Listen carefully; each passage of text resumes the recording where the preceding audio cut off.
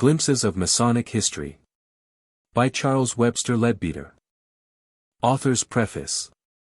When I wrote The Hidden Life in Freemasonry, it was at first my intention to devote my second chapter to a brief outline of Masonic history.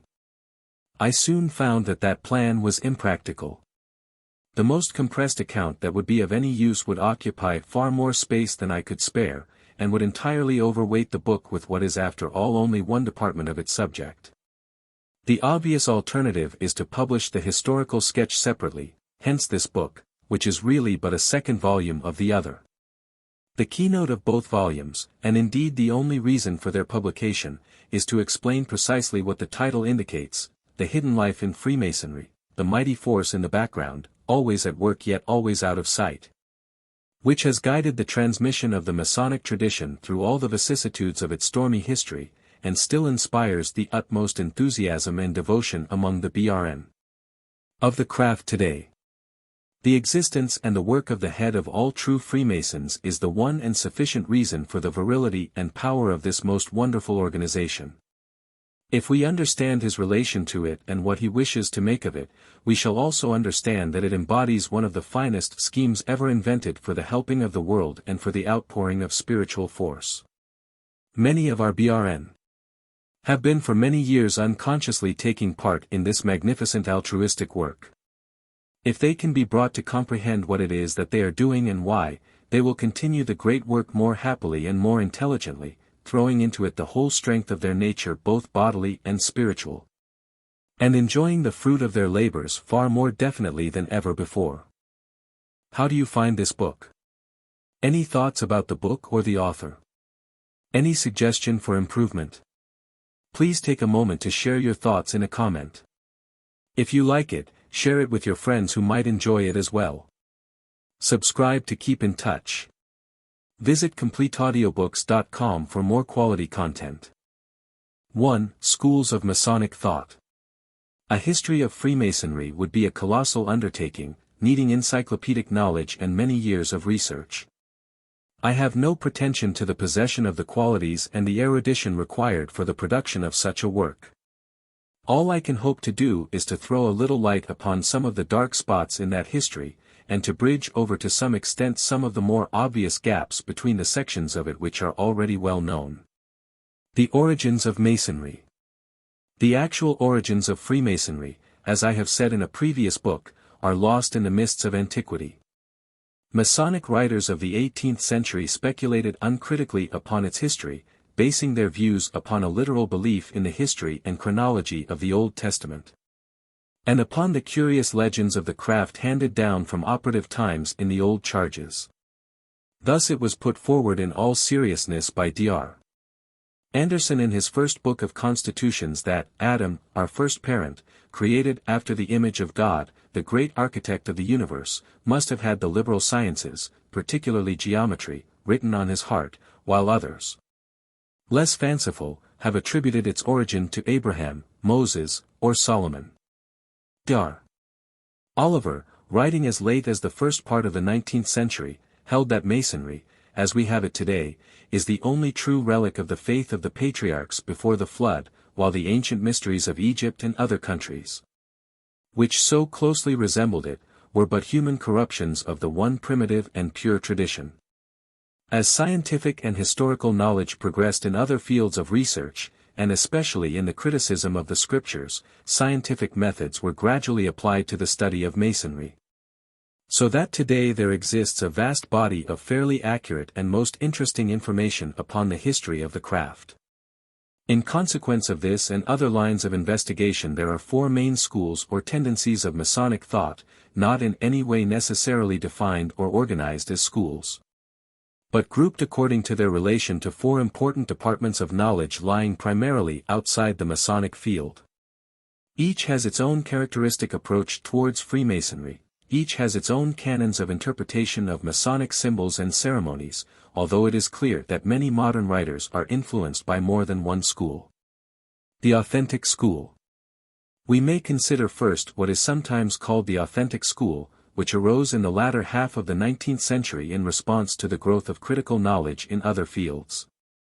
The old traditions of the craft were minutely examined in the light of authentic records within reach of the historian. An enormous amount of research was undertaken into lodge minutes, documents of all kinds bearing upon Masonry past and present, records of municipalities and boroughs, legal and judicial enactments. In fact, whatever written records were available were consulted and classified. In this field all Masons are greatly indebted to R. F. Gould, the great Masonic historian, W. J. Hughan, G. W. Speth. David Murray Lyon, the historian of Scottish Masonry, Dr. Chetwode Crawley, whose work upon the early Irish craft is in its way a classic, and others of the inner circle of the famous Lodge Quatuor Coronati, No. 2076, the fascinating transactions of which are a precious mine of historical and archaeological lore. Two great names in Germany are J. F. Findel, the historian, and Dr. Wilhelm Begemann, who made the most minute and painstaking researches into the old charges of the operative craft. A vast amount of material which will be of permanent value to students of our craft has become available through the labors of the scholars of the authentic school. This school, however, has limitations which are the outcome of its very method of approach. In a society as secret as Masonry there must be much that has never been written down, but only transmitted orally in the lodges, so that documents and records are but of partial value. The written records of speculative Masonry hardly antedate the revival in 1717, while the earliest extant minutes of any operative lodge belong to the year 1598. History of the Lodge of Edinburgh, by D. Murray Lyon, page 9. The tendency of this school, therefore, is quite naturally to derive Masonry from the operative lodges and guilds of the Middle Ages. And to suppose that speculative elements were later grafted upon the operative stock, this hypothesis being in no way contradicted by existing records. Bro. R. F. Gould affirms that if we can assume the symbolism, or ceremonial, of Masonry to be older than 1717, there is practically no limit whatever to the age that can be assigned to it. Concise History of Freemasonry, by R. R. Gould, page 55.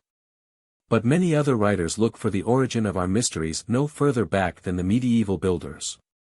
Amongst this school there is a tendency, also very natural when such a theory of origin is held, to deny the validity of the higher degrees, and to declare, in accordance with the solemn act of union between the two grand lodges of the Freemasons of England, in December, 1813, that pure antient Masonry consists of 3 degrees and no more, viz., those of the entered apprentice, the fellow craft, and the Master Mason, including the Supreme Order of the Holy Royal Arch.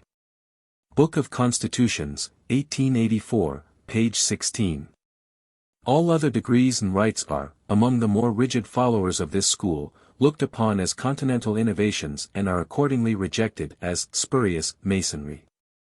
As far as interpretation goes, the authentics have ventured but little further than a moralization upon the symbols and ceremonies of Masonry as an adjunct to Anglican Christianity.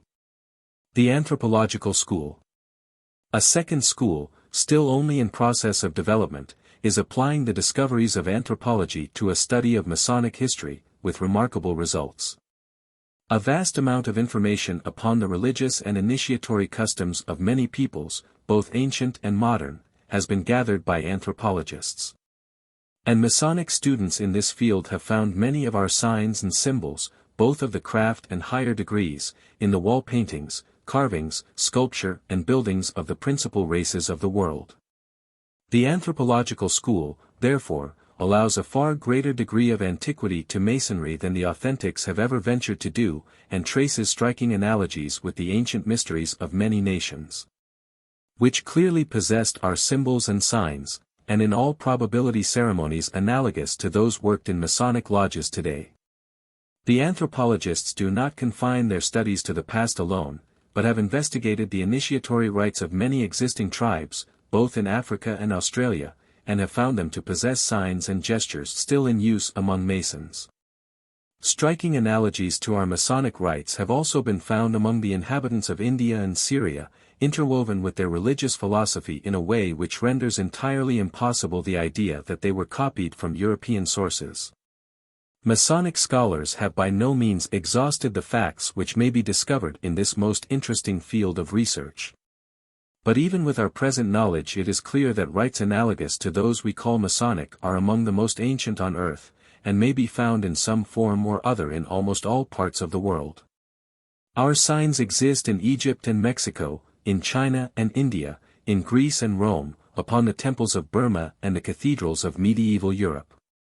And there are said to be shrines in southern India where the same secrets are taught under binding pledges as are communicated to us in the craft and high grades in modern Europe and America.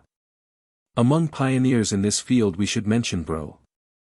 Albert Churchward, the author of several interesting books on the Egyptian origin of Masonry, although it may be that he is not always quite sufficiently critical. Bro. J. S. M. Ward, the author of Freemasonry in the Ancient Gods, who was Hiram Abiff. And a number of other works, who looks to Syria as the source of Masonry, though he has compiled a mass of valuable information from many other lands, and Mr. Bernard H. Springett, author of Secret Sects of Syria and Lebanon, who has collected much material bearing upon Masonic rites among the Arabs. To the work of the anthropological school is due a clear revelation of the immense antiquity and diffusion of what we now call Masonic symbolism. It tends, however, to find the origin of the ancient mysteries in the initiatory customs of savage tribes which, although admittedly of incalculable antiquity, are often neither dignified nor spiritual.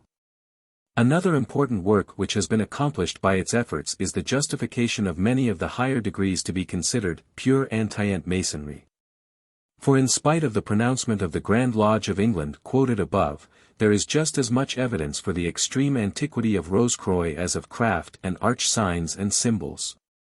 And the same may be said of the signs of many other degrees as well. It is quite clear from the researches of anthropologists that, whatever may be the precise links in the chain of descent, we in Masonry are the inheritors of a very ancient tradition, which has for countless ages been associated with the most sacred mysteries of religious worship. The mystical school. A third school of Masonic thought, which we may call the mystical, approaches the mysteries of the craft from another standpoint altogether, seeing in them a plan of man's spiritual awakening and inner development. Thinkers of this school, on the record of their own spiritual experiences, declare that the degrees of the order are symbolical of certain states of consciousness which must be awakened in the individual initiate if he aspires to win the treasures of the spirit. They give testimony of another and far higher nature upon the validity of our Masonic rites, a testimony that belongs to religion rather than to science. The goal of the mystic is conscious union with God, and to a Mason of this school the craft is intended to portray the path to that goal, to offer a map, as it were, to guide the feet of the seeker after God. Such students are often more interested in interpretation than in historical research. They are not primarily concerned in tracing an exact line of descent from the past, but rather in so living the life indicated by the symbols of the order that they may attain to the spiritual reality of which those symbols are the shadows. They hold, however, that Masonry is at least akin to the ancient mysteries, which were intended for precisely the same purpose, that of offering to man a path by which he might find God. And they deplore the fact that the majority of our modern BRN have so far forgotten the glory of their Masonic heritage that they have allowed the ancient rites to become little more than empty forms. One well-known representative of this school is Bro. A. Waite, one of the finest Masonic scholars of the day, and an authority upon the history of the higher degrees. Another is Bro. W. L. Wilmshurst, who has given some beautiful and deeply spiritual interpretations of Masonic symbolism. This school is doing much to spiritualize masculine Masonry, and the deeper reverence for our mysteries that is becoming more and more apparent is without doubt one of the marks of its influence. The occult school. The fourth school of thought is represented by an ever-growing body of students in the Co-Masonic Order, and is gradually attracting adherents in masculine Masonry also. Since one of its chief and distinctive tenets is the sacramental efficacy of Masonic ceremonial when duly and lawfully performed, we may perhaps not improperly term it the sacramental or occult school. The term occultism has been much misunderstood. It may be defined as the study and knowledge of the hidden side of nature by means of powers which exist in all men. but are still unawakened in the majority, powers which may be aroused and trained in the occult student by means of long and careful discipline and meditation. The goal of the occultist, no less than that of the mystic, is conscious union with God, but the methods of approach are different. The aim of the occultist is to attain that union by means of knowledge and of will, to train the whole nature, physical, emotional and mental, until it becomes a perfect expression of the divine spirit within, and can be employed as an efficient instrument in the great plan which God has made for the evolution of mankind, which is typified in Masonry by the building of the Holy Temple. The mystic, on the other hand, rather aspires to ecstatic union with that level of the divine consciousness which his stage of evolution permits him to touch. The way of the occultist lies through a graded series of steps, a pathway of initiations conferring successive expansions of consciousness and degrees of sacramental power. That of the mystic is often more individual in character, a flight of the alone to the alone, as Plotinus so beautifully expressed it. To the occultist the exact observance of a form is of great importance, and through the use of ceremonial magic he creates a vehicle through which the divine light may be drawn down and spread abroad for the helping of the world. Calling to his aid the assistance of angels, nature spirits and other inhabitants of the invisible worlds. The method of the mystic, on the other hand, is through prayer and orison. He cares nothing for forms and, though by his union therewith he too is a channel of the divine life, he seems to me to lose the enormous advantage of the collective effort made by the occultist, which is so greatly strengthened by the help of the higher beings whose presence he invokes. Both these paths lead to God. To some of us the first will appeal irresistibly, to others the second. It is largely a matter of the ray to which we belong. The one is more outward turned in service and sacrifice. The other more inward turned in contemplation and love. The knowledge of the occultist. The student of occultism, therefore, learns to awaken and train for scientific use the powers latent within him. And by their means he is able to see far more of the real meaning of life than the man whose vision is limited by the physical senses. He learns that each man is in essence divine, a veritable spark of God's fire, gradually evolving towards a future of glory and splendor culminating in union with God. That the method of his progress is by successive descents into earthly bodies for the sake of experience, and withdrawals into worlds or planes which are invisible to physical eyes. He finds that this progress is governed by a law of eternal justice, which renders to each man the fruit of that which he sows, joy for good and suffering for evil. He learns, too, that the world is ruled, under the will of TMH, by a brotherhood of adepts, who have themselves attained divine union, but remain on earth to guide humanity. That all the great religions of the world were founded by them, according to the needs of the races for which they were intended. And that within these religions there have been schools of the mysteries to offer to those who are ready a swifter path of unfoldment, with greater knowledge and opportunities for service. That this path is divided into steps and degrees, the probationary path, or the lower mysteries, wherein the candidates are prepared for discipleship, and the path proper, or the greater mysteries, in which are conferred within the Great White Lodge itself 5 great initiations, which lead the disciple from the life of earth to the life of adeptship in God, to become a living flame, as it is said, for the lighting of the world. He is taught that God, both in the universe and in man, shows himself as a trinity of wisdom, strength and beauty, and that these 3 aspects are represented in the Great White Lodge in the persons of its 3 chief officers, through whom the mighty power of God descends to men. The occult records. It will be seen that this occult knowledge depends no more upon the study of books and records than do the experiences of the mystics. Both belong to a higher order of consciousness, the existence of which cannot be satisfactorily demonstrated on the physical plane. Nevertheless, the study of the physical plane records of the past is of value in confirming the historical researches of the trained occultist, who is able to read what are sometimes called the Akashic records, and so to acquire an accurate knowledge of the past. This subject is so little understood that it may perhaps be useful if at this point I quote somewhat at length from a book entitled Clairvoyance which I wrote many years ago. On the mental plane, the records have 2 widely different aspects. When the visitor to that plane is not thinking specially of them in any way, these records simply form a background to whatever is going on. Just as the reflections in a pier glass at the end of a room might form a background to the life of the people in it. It must always be borne in mind that under these conditions they are really merely reflections from the ceaseless activity of a great consciousness upon a far higher plane. But if the trained investigator turns his attention especially to any one scene, or wishes to call it up before him, an extraordinary change at once takes place, for this is the plane of thought. And to think of anything is to bring it instantaneously before you. For example, if a man wills to see the record of the landing of Julius Caesar in England, he finds himself in a moment standing on the shore among the legionaries, with the whole scene being enacted around him. Precisely in every respect as he would have seen it if he had stood there in the flesh on that autumn morning in the year 55 B.C.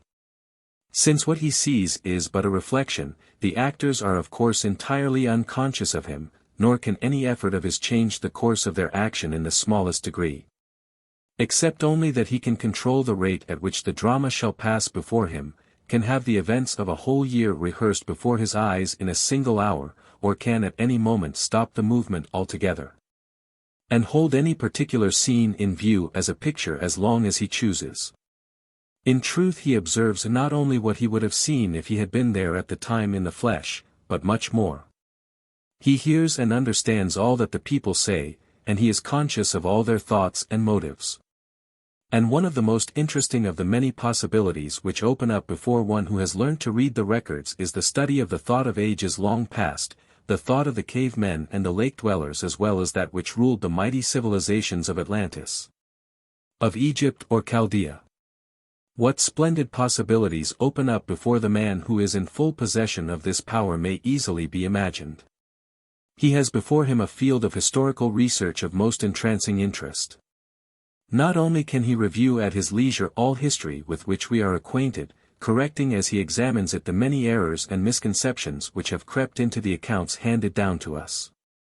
He can also range at will over the whole story of the world from its very beginning, watching the slow development of intellect in man, the descent of the lords of the flame, and the growth of the mighty civilizations which they founded.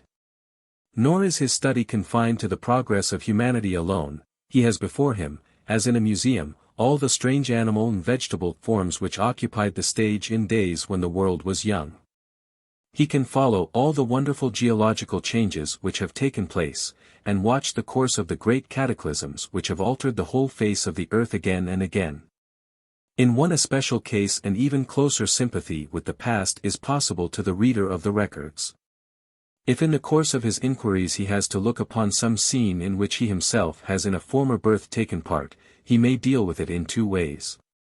He can either regard it in the usual manner as a spectator, though always, be it remembered, as a spectator whose insight and sympathy are perfect. Or he may once more identify himself with that long-dead personality of his, may throw himself back for the time into that life of long ago, and absolutely experience over again the thoughts and the emotions, the pleasures and the pains of a prehistoric past. In the light of this occult knowledge, which is within the reach of the inner sight, Masonry is seen to be far greater and holier than its initiates appear generally to realize. As tradition has always indicated, it is found to be a direct descendant of the mysteries of Egypt, once the heart of that splendid faith whose wisdom and power were the glory of the ancient world, those mysteries which were the parent and prototype of the secret schools of other neighboring lands. And its purpose is still to serve as a gateway to the true mysteries of the Great White Lodge. It offers to its initiates far more than a mere moralization upon building tools, and yet it is founded upon the purest principles of piety and virtue. For without the practice of morality and the living of the ethical life no true spiritual progress is possible.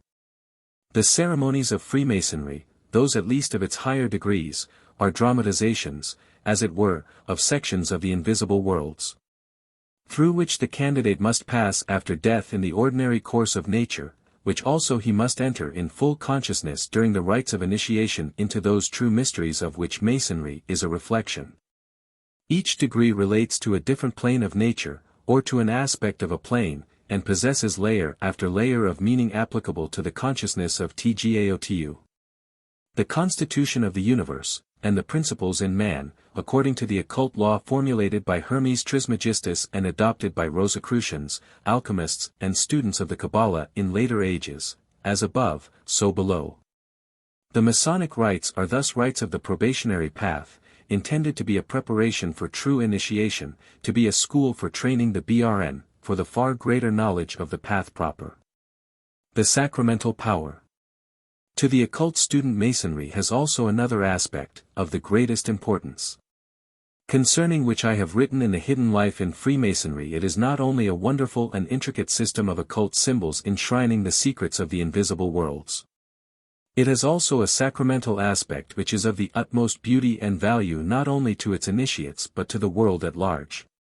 The performance of the ritual of each degree is intended to call down spiritual power, first to assist the bro, upon whom the degree is conferred, to awaken within himself that aspect of consciousness which corresponds to the symbolism of the degree, as far as it can be awakened, secondly to aid in the evolution of the members present, and thirdly and most important of all, to pour out a flood of spiritual power intended to uplift, strengthen and encourage all members of the craft.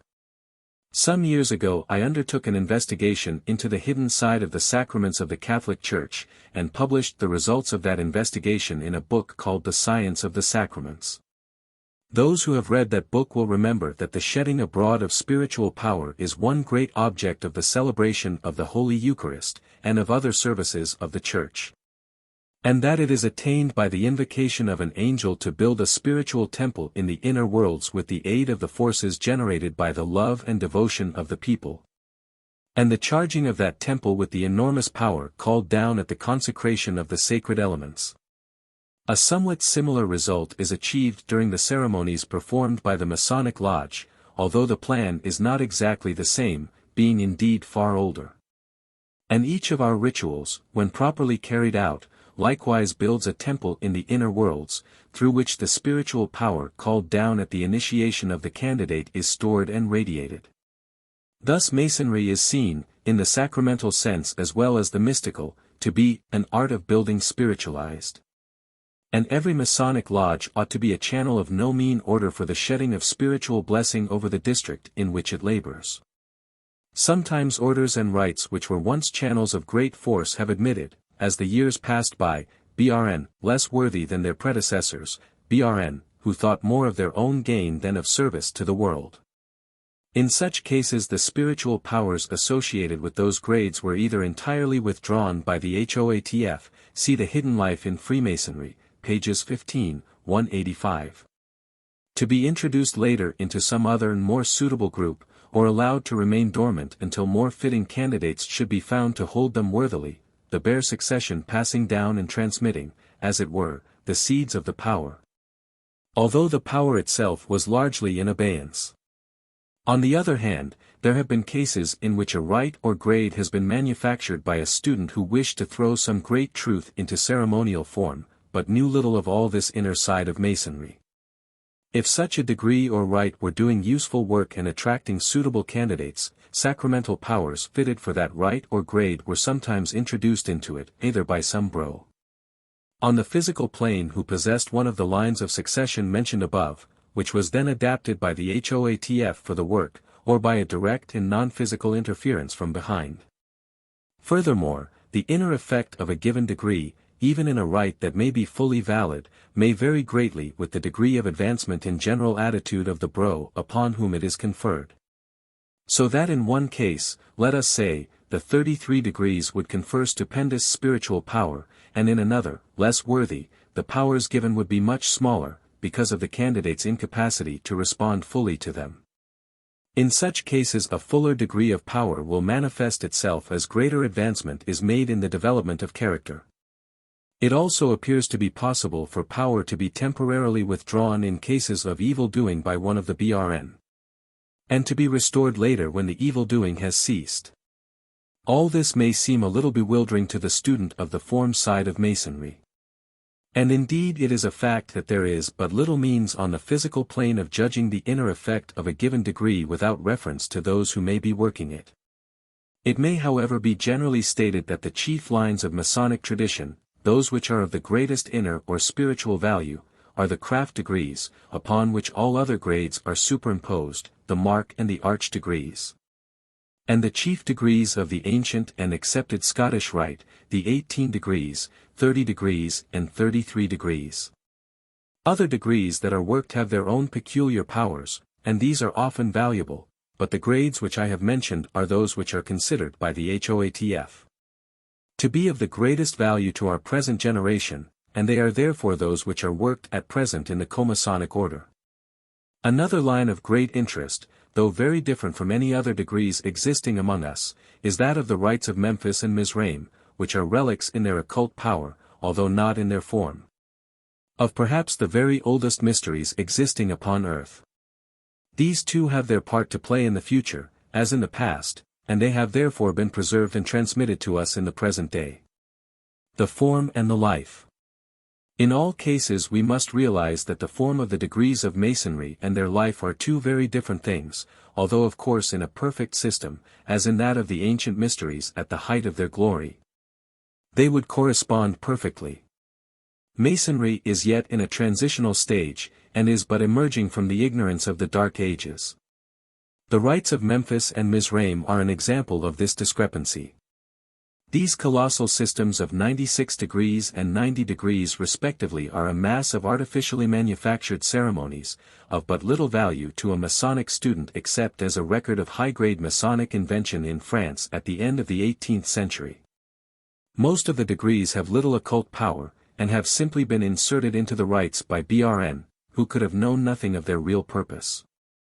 But behind the rites and quite independent of the form side of the tradition, a line of succession has been handed down from a past even more ancient than that of the Scottish Rite itself. Even in the Scottish Rite many of the intermediate degrees are of but little occult value. The whole position will be best understood if it can be realized that the plan of Masonry is in the hands of the HOATF, who rules his mighty order with perfect justice and the most marvelous skill, so that all that can be done is done for the greatest good of all. The powers that stand behind Freemasonry are great and holy, and it is but right that they should be conferred in their fullness only upon those who are likely to use them as they should be used and to treat them with the reverence they deserve. There is a great and glorious reality in the background all the time, ever pressing towards realization, and employing whatever channels are available for its manifestation. Whatever can be used is always used to the very fullest extent, and none need fear that he is overlooked. It is obvious, however, that where the BRN think more of gratifying their own vanity than of the hidden work, where they spend their time in banqueting and revelry and curtail the sacred ritual in order that they may adjourn as quickly as possible to the south, they are less worthy channels of the divine glory than those more spiritual BRN, who are willing to study and to understand. All the time the HOATF is watching, he sees the slightest endeavor of the craftsman to serve, and he will pour forth his wondrous power just in so far as the BRN become worthy of it. Orthodoxy and heresy. Another point which arises in connection with the transmission of Masonic degrees will be developed more fully as we proceed. We must realize that in Masonic ritual it is not a case of one orthodoxy, and a number of heresies and schisms, it is rather that there are as many lines of tradition in form as there are types of succession in inner power. The mysteries worked in the different countries of the ancient world varied considerably in the details of their form and legend, and vestiges of these differences remain in the various workings now in use among us. Many equally valid streams of tradition have crossed and recrossed one another throughout the ages, and have influenced each other to a greater or less degree. The seating of the principal officers in a craft lodge, for instance, differs in English and continental Masonry. English Masonry follows the old Egyptian method of arranging them, while continental Masonry follows the Chaldean plan and seats them in an isosceles triangle. The powers of the succession of IM's in these two systems are in essence the same, but since in the continental lodges the ceremony of installation is reduced to the merest vestige, only the minimum of power necessary for the actual transmission of the degrees is conferred, and very much less is done for the R.W.M. than under the English plan. But this is a question of imperfection of form rather than of absence of power. The spiritual powers behind Masonry work through the different forms according to the value of the form and the will of the HOATF. Behind, who is the only judge of the much-argued difference between genuine and spurious Masonry. In the light of this view of the Masonic succession, it will be seen that genuine rites are those which possess and transmit spiritual power. Whereas spurious Masonry is the working of a form from which for one reason or another the life has been withdrawn, or to which it has never been linked. In the following chapters one shall endeavor to trace the descent of the Masonic tradition from the Egyptian mysteries to the present day, not in any way attempting to delineate each separate link in the chain of succession. For that would be the work of a lifetime and would not be of any fuller value to the student, but touching rather upon important periods of Masonic history, as revealed by the inner sight, and confirmed in the writings of Masonic scholars. 2. The Egyptian Mysteries. The Message of the World Teacher. In the Hidden Life in Freemasonry I have described to some extent the form and meaning of Freemasonry as I knew it in Egypt about 6,000 years ago. That form was largely due to the birth of the World Teacher among the Egyptian people about 40,000 BC when he taught them the doctrine of the hidden light. It may be well to sketch briefly the history of the nation from that period up to 13,500 B.C., where I took it up in the previous book. The authentic history of Egypt, as determined by modern scholars, begins with the first dynasty, which was founded by Mena or Manu about 5000 BC, the dates are variously given. It is considered that the pyramids of Gizeh, which played so great a part in the hidden side of Egyptian worship, were built by the kings of the fourth dynasty, Khufu, Cheops, Khafre, Chephren, and Menkora, Mycerinus. During the 4th millennium B.C. But the inner history of Egypt and its pyramids extends back further than this, into ages upon which even tradition is almost silent, although some echoes of the reigns of the divine kings of the Atlantean dynasties, who ruled Egypt for many thousands of years, appear in the Egyptian and Greek myths of the gods and demigods who are said to have reigned before the coming of Manu. According to Manetho, the Egyptian historian of the Ptolemaic period, whose works are now lost, except for certain fragments preserved in quotations, the gods and demigods reigned for 12,843 years. After these came the Nikis or Manes, who are said to have reigned for 5,813 years, and some of these may perhaps be identified with the Shemsuharu, or followers of Horus, who are frequently mentioned in Egyptian texts. Sir E. Wallace Budge. The Nile, page 26. Diodorus Siculus, who visited Egypt about 57 BC, tells us that it was traditionally believed that the gods and heroes had reigned over Egypt for a little less than 18,000 years before the time of Mena. Diet. Sick. Hist, BK, I, 44. The book Man, Whence, How and Whither carries us much further into the past, and gives us the following facts. The Atlantean conquest of Egypt took place over 150,000 years ago, and the first great Egyptian empire lasted until the catastrophe of 75,025 BC. When the two great islands Ruta and Daitya were whelmed beneath the ocean, and only the island of Poseidonis remained. Op. Cit., pages 119 and 132, and The Story of Atlantis, by Scott Elliott. It was during the dominance of that empire that the three pyramids were built in accordance with the astronomical and mathematical lore of the Atlantean priests, see The Hidden Life in Freemasonry, page 229. And it is to this age also that we look for the origin of those mysteries which have been handed down to us in the ceremonies of Freemasonry. Even then the ceremonies were ancient, and we must search a still more remote past for their ultimate source. In the great catastrophe of 75,025 BC, the whole land of Egypt was flooded, and nothing remained of all its glory save the three pyramids rising above the waters. Man, Whence, How and Whither, pages 242 and 283. After this, when the swamps had become habitable, there came a Negroid domination. And then the land was again colonized by the Atlanteans, who restored the splendor of the Egyptian temples and established once more the hidden mysteries which had been celebrated in the Great Pyramid. This empire lasted up to the time of the Aryanization of Egypt in 13,500 BC. It was ruled by a great dynasty of divine kings, among whom were many of the heroes whom Greece later regarded as demigods, such as Heracles of the 12 Labors, whose tradition was handed on to classical times. It was to this people about 40,000 BC that the world teacher came forth from the White Lodge, bearing the name of Tehuti or Thoth, called later by the Greeks Hermes. He founded the outer cult of the Egyptian gods and restored the mysteries to the splendor of bygone days. He came to teach the great doctrine of the inner light to the priests of the temples, to the powerful sacerdotal hierarchy of Egypt, headed by its pharaoh. In the inner court of the chief temple he taught them of the light that lighteth every man that cometh into the world, phrase of his that was handed down through the ages, and was echoed in the fourth gospel in its early Egyptian colored words. He taught them that the light was universal, and that light, which was God, dwelt in the heart of every man. I am that light, he bade them repeat, that light am I. That light, he said, is the true man, although men may not recognize it, although they neglect it. Osiris is light, he came forth from the light, he dwells in the light, he is the light.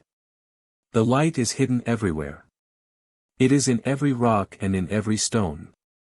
When a man becomes one with Osiris the light, then he becomes one with the whole of which he was part, and then he can see the light in everyone, however thickly veiled, pressed down, and shut away. All the rest is not, but the light is. The light is the life of men. To every man, though there are glorious ceremonies, though there are many duties for the priest to do, and many ways in which he should help men, that light is nearer than aught else, within his very heart.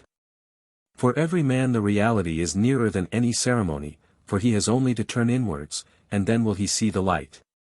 That is the object of every ceremony, and ceremonies should not be done away with, for I come not to destroy but to fulfill. When a man knows, he goes beyond the ceremony, he goes to Osiris, he goes to the light Amenare, from which all came forth, to which all shall return. Osiris is in the heavens, but Osiris is also in the very heart of men. When Osiris in the heart knows Osiris in the heavens, then man becomes God, and Osiris, once rent into fragments, again becomes one. But see! Osiris the divine spirit, Isis, the eternal mother, give life to Horus, who is man, man born of both, yet one with Osiris. Horus is merged in Osiris, and Isis, who had been matter, becomes through him the queen of life and wisdom. And Osiris, Isis, and Horus are all born of the light. Two are the births of Horus. He is born of Isis, the God born into humanity, taking flesh of the Mother Eternal, Matter, the Ever-Virgin. He is born again into Osiris, redeeming his mother from her long search for the fragments of her husband scattered over the earth. He is born into Osiris when Osiris in the heart sees Osiris in the heavens, and knows that the twain are one. So taught he, and the wise among the priests were glad. To Pharaoh, the monarch, he gave the motto, "Look for the light." He said that only as a king saw the light in the heart of each could he rule well. And to the people he gave as a motto, "Thou art the light. Let that light shine." And he set that motto round the pylon in a great temple, running up one pillar, and across the bar, and down the other pillar. And this was inscribed over the doors of houses, and little models were made of the pylon on which he had inscribed it, models in precious metals, and also in baked clay, so that the poorest could buy little blue clay models, with brown veins running through them, and glazed. Another favorite motto was, "Follow the light," and this became later, "Follow the king," and this spread westward and became the motto of the Round Table. And the people learned to say of their dead, "He has gone to the light." And the joyous civilization of Egypt grew yet more joyous, because he had dwelt among them, the embodied light. The priests whom he had taught handed on his teachings and his secret instructions, which they enshrined in their mysteries, and students came from all nations to learn the wisdom of the Egyptians. And the fame of the schools of Egypt went abroad to all lands. Man, whence, how and whither, pages 284-7. The gods of Egypt. It will be seen from the above that the deities, or rather forms of deity, Osiris, Isis and Horus were already familiar to the people. And the world teacher made it part of his work to draw their attention to the true meaning of the three persons. At what time knowledge of these three aspects of God was introduced into the land we do not know, but at the date of our experience they had their places in the symbology of the mysteries. Isis and Osiris. Isis, to whom the lesser mysteries were ascribed, was not only the universal feminine principle expressed in nature, but also a real and very lofty being, just as the Christ is the universal life, the second Logos. And also a high official of the occult hierarchy. She by virtue of her high development and office was able to represent the feminine aspect of the deity to man. Isis was the mother of all that lives, and wisdom and truth and power. Upon her temple at Sais the inscription was written, I am that which is, which hath been, and which shall be, and no man has ever lifted the veil that hides my divinity from mortal eyes. Plutarch. Moralia, de Icide et Osiride. The moon was her symbol. And the influence which she outpoured upon her worshippers to the music of the shaken sistrum was of brilliant blue light veined with delicate silver, as of shimmering moonbeams, the very touch of which brought upliftment and ecstasy. Osiris was the embodiment of God the Father in a mighty planetary spirit. His symbol was the sun, and the influence which he outpoured was a dazzling glory of light shot through with gold, like the rays of the sun caught upon the surface of a lake. The influence of Horus, who represented the divine child, was the glowing rose and gold of the eternal love which is perfect wisdom. Animal deities. The Egyptians also followed the ancient practice of regarding certain animals as mirroring various aspects of the divine, because of their outstanding qualities.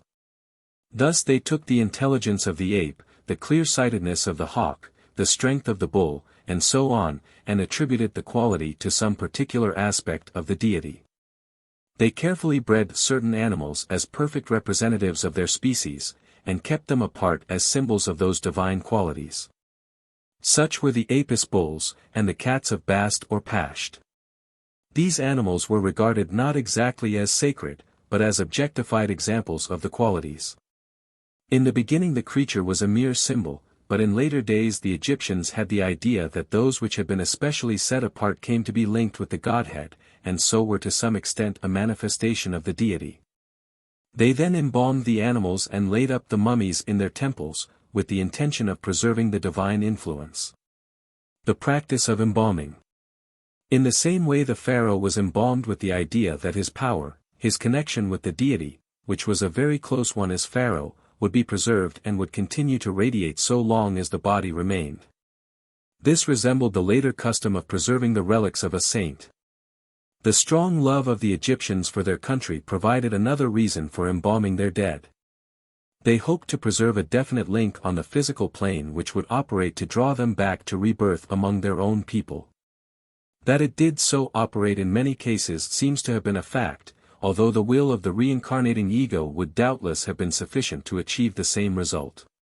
The custom was not altogether a good one, because if the body of a man of evil life is embalmed, a good deal of additional power is thereby left to him after death. He may more easily materialize and operate on the physical plane in undesirable ways. It is on the whole fortunate that the practice has not persisted. Other deities.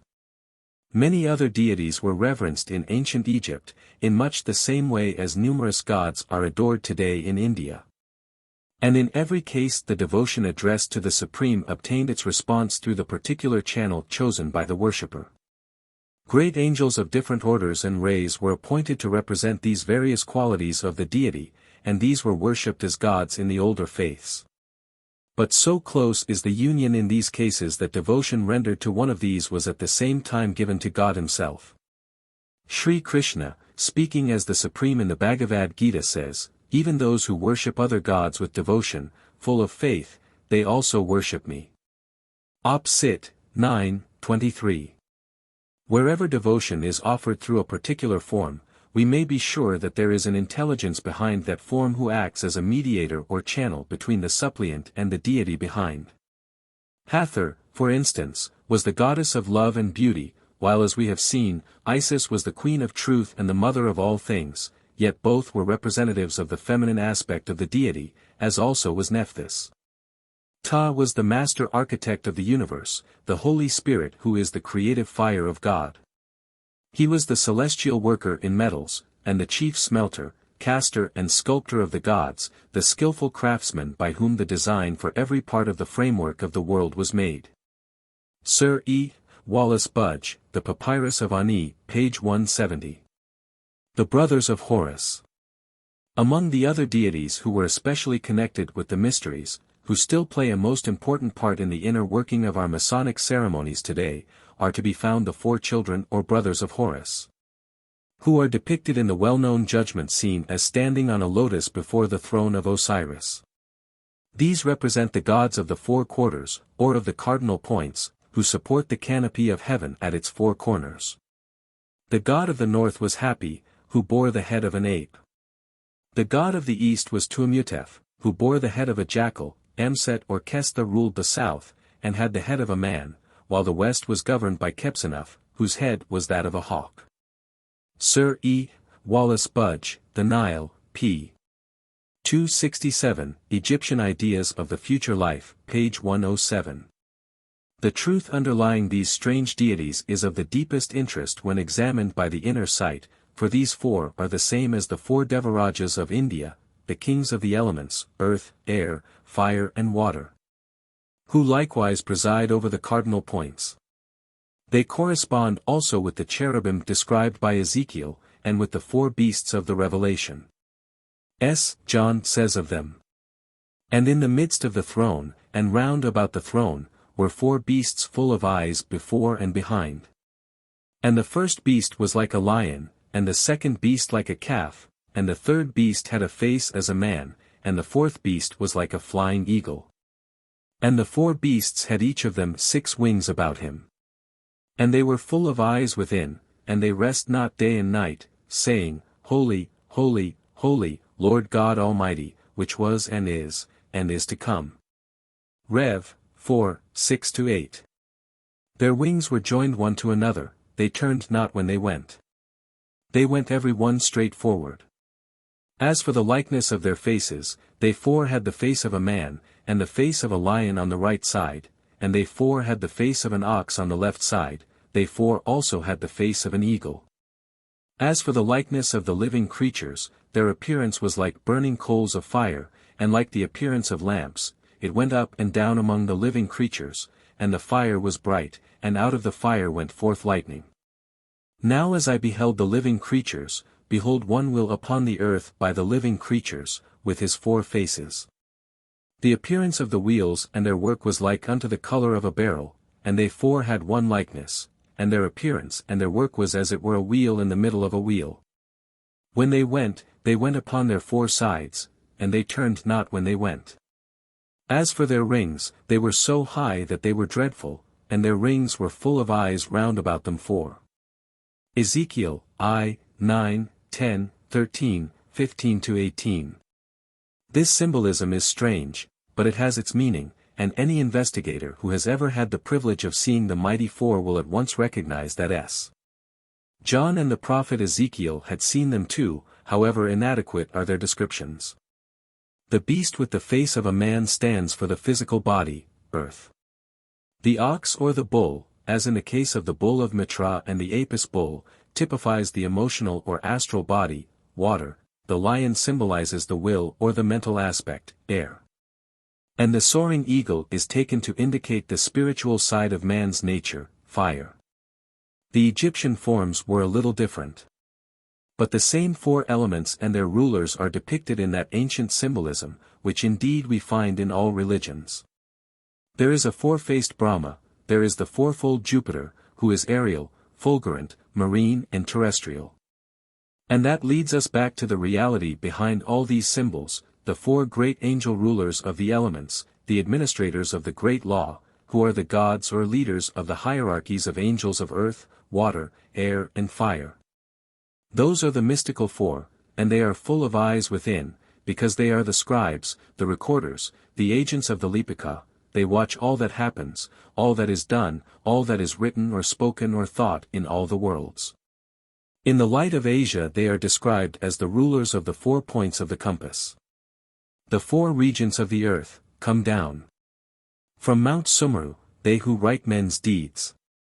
On brazen plates, the angel of the east. Whose hosts are clad in silver robes, and bear targets of pearl, the angel of the south. Whose horsemen, the Kumhandas, ride blue steeds. With sapphire shields, the angel of the west. By Nagas followed, riding steeds blood red. With coral shields, the angel of the north. Environed by his yakshas, all in gold. On yellow horses. Bearing shields of gold. This is a poetical oriental description, yet it has a definite foundation. The form in which it is cast is obviously merely traditional, but always there is a fact behind. Those great ones are surrounded by, and in constant communication with, vast hosts of angels and assistants, but these do not take the form of a guard of horsemen, yet the colors of the respective hosts are correctly given. These four most strange and wondrous beings are not exactly angels, in the ordinary sense of the word, though they are often called so. Under them are hierarchies of angels who carry out their will in accordance with the law, for they direct the whole tremendous machinery of divine justice, and in their hands is the working of the law of karma. They are sometimes spoken of as the overseers who guard the gates and test the material for the building of the holy temple. Consecration. These beings are very closely connected with the inner working of the mysteries, and therefore of Masonry which is derived therefrom. They represent the great building forces of the universe, the constructive powers of nature. And since in our lodges we are engaged in building a universe in miniature, it is these who are invoked to assist us in our work. This invocation is performed at the consecration of every lodge, however little the modern consecrating officer may know what he is really doing when he pours forth the traditional offerings of corn, wine, oil and salt. Symbols which they themselves have chosen from time immemorial to represent their especial powers. This ancient piece of ritual, when performed by an IM duly commissioned to consecrate a lodge, produces stupendous results in the inner worlds. For it amounts to a call made to the planetary spirits at the head of the four lines to recognize the new lodge and to dedicate it to the service of Tgaotu. The call is answered. As the corn is scattered in the north, a great golden angel of earth descends in majesty, followed by his angel train. Some of whom are left behind to be the channels of the power of his hierarchy whenever the lodge is opened in due and ancient form. The pouring of wine in the south invokes a great blue angel of water, also attended by other angels less great than he. Similarly, the offering of oil in the west calls upon a mighty crimson angel of fire, who pours down into the lodge the splendid rhythmic power of that most terrible and lovely of the elements. As the salt is strewn in the east, an angel of the air flashes down from on high, he and his attendants being of a wonderful silver hue shot through with mother of pearl. These four great ones, representing the four gods of the elements, the four children or brothers of Horus, solemnly consecrate the lodge, binding the BRN into a close unity in the inner worlds and linking with them angels of their orders, who will act as their representatives at each lodge meeting. The tradition of these four passed down to the medieval operative craftsmen and became mingled with that of the four crowned martyrs who are the patron saints of the craft. Let me warn my BRN, who may be called upon to act as consecrating officers, to see that it is corn which is supplied to them for the ceremony, wheat, and not maize. Once, through an oversight, maize, which in America is called Indian corn, was given to me on such an occasion, and as there was no time to send for wheat I used what was offered. The result was unanticipated, for there came a cloud of nature spirits of a totally different type, who knew nothing whatever of the work expected of them, and were entirely unsuited for it. I had to repeat that part of the consecration afterwards with the proper material. The purpose of the mysteries. In the Hidden Life in Freemasonry I have already written briefly of the purpose of the mysteries. Op. Cit., page 34. I said there, the mysteries were great public institutions, supported by the state, centers of national and religious life to which people of the better classes flocked in thousands. And they did their work exceedingly well, for one who had passed through their degrees, a process of many years, thereby became what we should now call a highly educated and cultured man or woman, with, in addition to his knowledge of this world.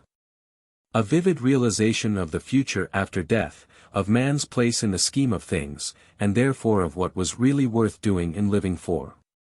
It should not be thought therefore that the mysteries were secret societies, with all their affairs deliberately concealed from the ordinary public. It will be seen presently that thousands of people entered the ordinary degrees of Isis. The teaching and the training of the inner and higher degrees, as we may call them, certainly were concealed from those whom they did not concern, that is to say from those who were not sufficiently evolved to be fit to take part in them. But only as in a modern university the classes in which, let us say, conic sections are taught are closed to children who are as yet learning simple arithmetic. Everyone in Egypt knew that there were mysteries, and practically everyone knew that they were largely concerned with the life after death and the preparation for it. This teaching was, however, given to the initiates of the mysteries under solemn and binding pledges of secrecy, and the results of certain lines of action in the world after death were shown in elaborate detail. The essential outline of this secret instruction was embodied in the rituals of initiation, passing, and raising, and it is these rituals which have in part descended to us in the ceremonies of Freemasonry, which are still protected by oaths of secrecy as in the old days. Every great nation has had its mysteries, through which the great teachers of mankind sought to instruct the people in matters of importance, inspired by the great White Lodge which stands behind all religions alike. Among these the Egyptian mysteries were preeminent among the Western peoples of the ancient world, not only because of their immemorial age, but because of the fact that Egypt was one of the auxiliary centers of the White Lodge. The Great White Brotherhood has its headquarters in Central Asia, but it has at various times and for various purposes maintained subsidiary lodges in different parts of the world. The presence of this secret center belonging to the White Brotherhood had much to do with Egypt's greatness throughout the ages. Although the fact of its existence was not known to the outer world, that lodge of the true mysteries supervised the whole scheme of Egyptian initiation, and made it the prototype of the mysteries of all the nations around. Egypt was thus the center of spiritual illumination for the entire Western world, and all those who sought the great initiations were attracted to it. And it is this fact which explains the reverence paid to the Egyptian mysteries by learned Greeks in later times. The principal center for the public work of these mysteries was the Great Pyramid, called in ancient Egypt Kut, the Light. It was built on the most exact astronomical and mathematical calculations, and provided a veritable key in stone to the enigmas of the universe. See The Hidden Life in Freemasonry, pages 228-30. The initiates of the Egyptian mysteries were symbolically engaged in the building of the pyramid, just as in our modern masonry we are engaged in erecting the Temple of King Solomon. Both structures being intended to be emblematical of the building processes of nature. In the halls below the pyramid, those underground chambers which were mentioned by Herodotus as being contained in an island, fed by a channel from the Nile, are Book 2, 124. Certain of the ceremonies of the mysteries were held. These and other halls in and near the Great Pyramid are still unknown to the explorer, though they may yet be opened, by the proper steps, the secret doors turning upon pivots according to an elaborate system of counterpoises, and being set in motion by treading upon certain spots in the floor in a certain order.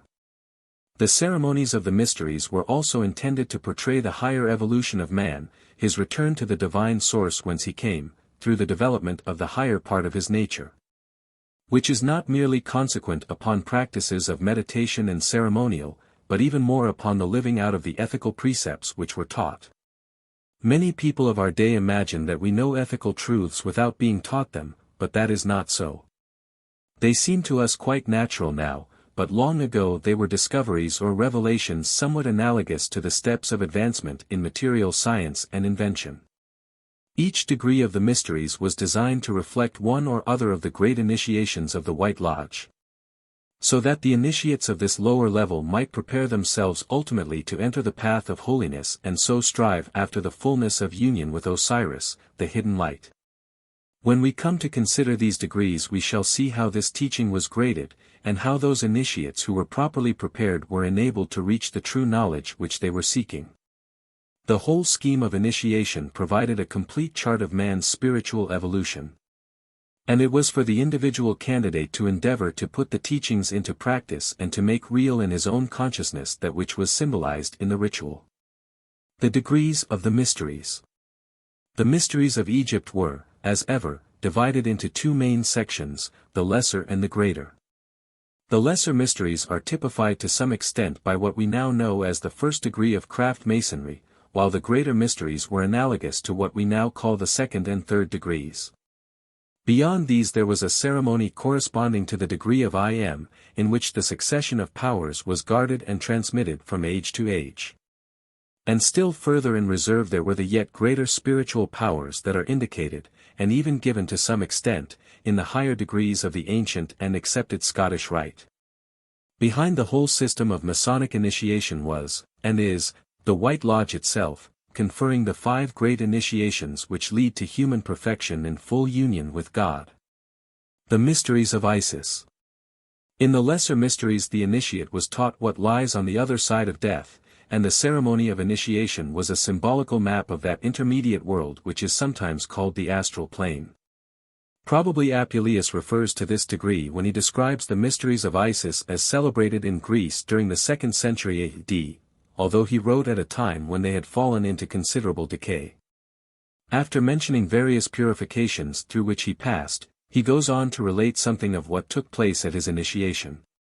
Then, behold, the day approached when as the sacrifice of dedication should be done. And when the sun declined and evening came, there arrived on every coast a great multitude of priests, who according to their ancient order offered me many presents and gifts. Then was all the laity and profane people commanded to depart, and when they had put on my back a new linen robe, the priest took my hand and brought me to the most secret and sacred place of the temple. Thou wouldest peradventure demand, thou studious reader, what was said and done there, verily I would tell thee if it were lawful for me to tell, thou wouldst know if it were convenient for thee to hear. But both thy ears and my tongue should incur the like pain of rash curiosity. Howbeit I will not long torment thy mind, which peradventure is somewhat religious and given to some devotion, listen therefore, and believe it to be true. Thou shalt understand that I approached near unto hell, even to the gates of Proserpine, and after that I was ravished throughout all the elements, I returned to my proper place. About midnight I saw the sun brightly shine. I saw likewise the gods celestial and the gods infernal, before whom I presented myself and worshipped them. Behold, now have I told thee, which although thou hast heard, yet it is necessary that thou conceal it, wherefore this only will I tell, which may be declared without offense for the understanding of the profane. When morning came and that the solemnities were finished, I came forth sanctified with 12 stoles and in a religious habit, whereof I am not forbidden to speak, considering that many persons saw me at that time. There I was commanded to stand upon a pulpit of wood which stood in the middle of the temple, before the figure in remembrance of the goddess. My vestment was of fine linen, covered and embroidered with flowers. I had a precious cope upon my shoulders, hanging down behind me to the ground, whereon were beasts wrought of divers colors, as Indian dragons, and Hyperborean griffins. Whom in form of birds the other part of the world doth engender, the priests commonly call such a habit an Olympian stole. In my right hand I carried a lighted torch, and a garland of flowers was upon my head, with white palm leaves sprouting out on every side like rays. Thus I was adorned like unto the sun, and made in fashion of an image, when the curtains were drawn aside and all the people compassed about to behold me. Then they began to solemnize the feast, the nativity of my holy order, with sumptuous banquets and pleasant meats. The 3rd day was likewise celebrate with like ceremonies, with a religious dinner, and with all the consummation of the adept order. April. Met, 11, 23, 24, Tr. William Adlington AD 1566. It is also reported that during the ceremony Isis said, I am nature, the parent of all things, the sovereign of the elements, the primary progeny of time. The preliminary trials. The secrets communicated in the mysteries have been well and loyally kept, and no details about them are available, though we occasionally find guarded hints which give us a slight idea of their character. There is a picturesque account of the preparation for them given in Mackey's Lexicon of Freemasonry which, although it does not appear to be substantiated by the records preserved in Greek and Latin authors, nevertheless contains some fragments of truth. I take the liberty to epitomize it as follows. For some days before his initiation the candidate was expected to preserve perfect chastity, to confine himself to a light diet from which all animal food was excluded, and to purify himself by repeated ceremonial ablutions. When the time came he was conducted at midnight to the mouth of a low gallery along which he had to crawl on his hands and knees. Presently he came to the opening of a well which the guide directed him to descend. If he showed the slightest hesitation he was reconducted to the outer world, never again to become a candidate for initiation. If however he attempted to descend, the conductor pointed out to him a concealed ladder which enabled him to climb down safely. They then entered a narrow and winding gallery at the entrance of which was this inscription: "The mortal who shall travel over this road without hesitating or looking behind shall be purified by fire, by water, and by air. And if he can surmount the fear of death he shall emerge from the bosom of the earth. He shall revisit the light and claim the right of preparing his soul for the reception of the mysteries of the great goddess Isis." The conductor now left the aspirant, warning him that many dangers surrounded and awaited him, and exhorting him to continue unshaken. Heavy doors closed behind him, rendering his return impossible. Presently he entered a spacious hall filled with flames through which he had to rush with the greatest speed. Even when he had passed through this fiery furnace he came to another hall the floor of which was covered with a huge network of red-hot iron bars with very narrow interspaces between them. Having surmounted this difficulty he reached a wide and rapid channel across which he had to swim. On the other side he found a narrow landing place bounded by two high walls of brass, in each of which was an immense wheel of the same metal, and beyond them was an ivory door. He found no means of opening this door, but presently discovered two large rings, which he seized. But the only result was to set the brazen wheels revolving with a stunning noise and to cause the platform upon which he stood to sink from beneath him, so that he remained suspended by the rings over an apparently fathomless abyss, from which issued a cold wind which blew out the tiny flame of his lamp and left him in profound darkness. He was left hanging there for a short time, but soon the noise ceased, the platform returned to its former position and the ivory door opened itself.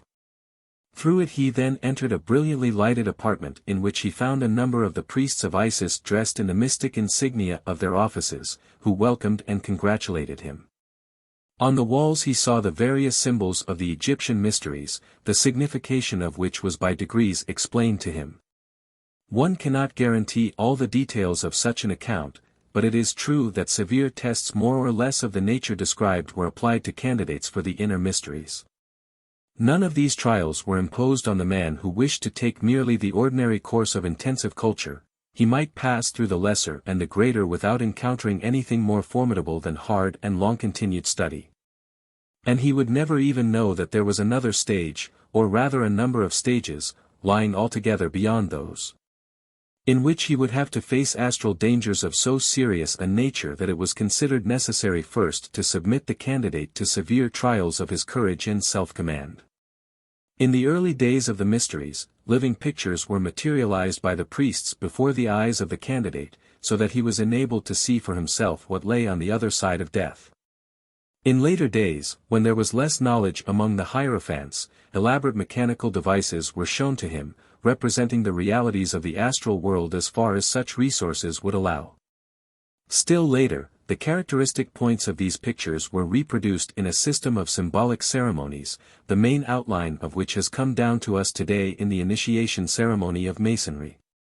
Although in some obediences only a mere vestige of the original procedure remains.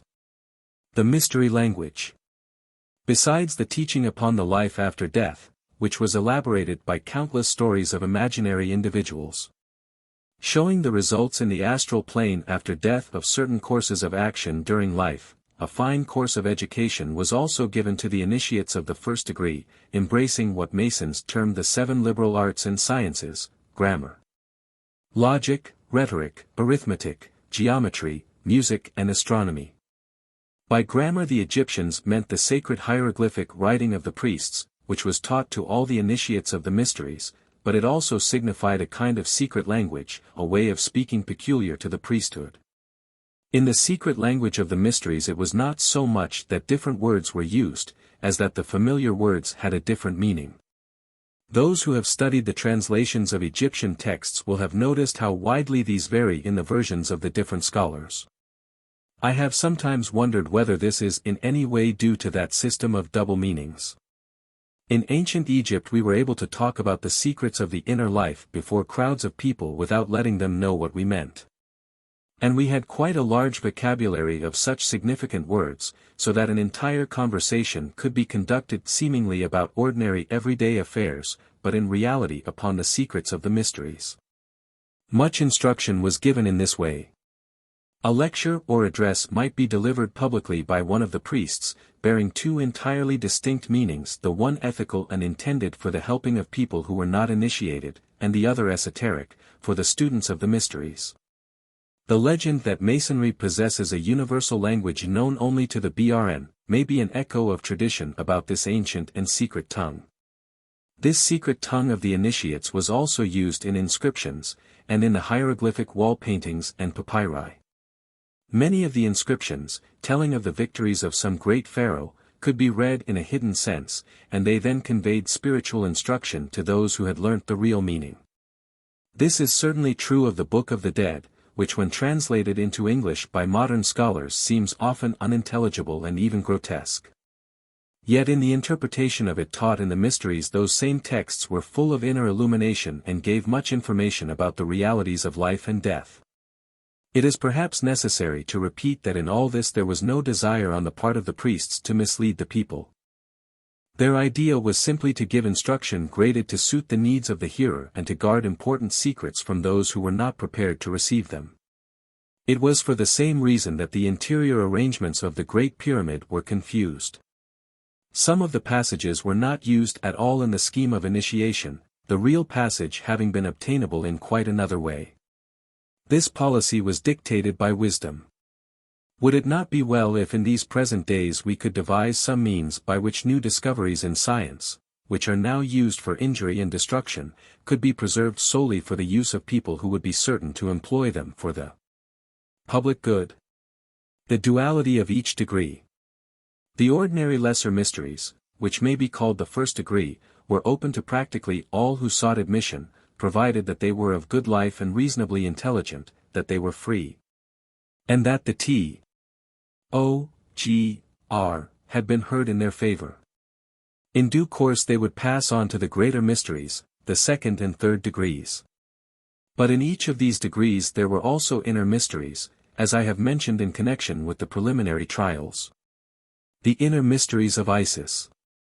Within and behind the outer mysteries of Isis there were inner circles of students carefully chosen by the priests, the very existence of which was kept utterly secret, even from most of the initiates themselves. In these circles the practical occult teaching was given that enabled the student to awaken and train his inner faculties, so that he could study at first hand the conditions of the astral plane, and thus know for himself what was but theoretical for the majority of the BRN. It was in these circles only that the severe tests which have been partially described were imposed upon the candidate. And he was definitely prepared by individual and personal instruction for the greater and holier mysteries which lay behind the whole scheme of Egyptian initiation. The candidate for these inner tests was required, after a preliminary bath, from which was derived the idea of Christian baptism, to attire himself in a white robe, emblematic of the purity which was expected of him. Before being brought before a conclave of priest initiates in a kind of vault or cavern, he was first formally tested as to his development of the clairvoyant faculty which he had been previously instructed how to awaken. For this purpose he had to read an inscription upon a brazen shield, of which the blank side was presented to his physical vision. Later he was left alone to keep a kind of vigil. Certain mantras, or words of power, had been taught to him, which were supposed to be appropriate to control certain classes of entities. And during his vigil various appearances were projected before him, some of them of a terrifying and some of a seductive nature, so that it might be seen whether his courage and coolness remained perfect. He drove away all these appearances in turn, each by its own special sign and word. But at the end, all these combined bore down upon him at once, and in this final effort he was instructed to use the mightiest word of power, by which all possible evil could be vanquished. A course of instruction along these lines was given to those candidates whom the priests deemed suitable, so that at the end of their training they were thoroughly versed in the knowledge of the astral world, and able to wield its powers freely in waking consciousness. The Mysteries of Serapis.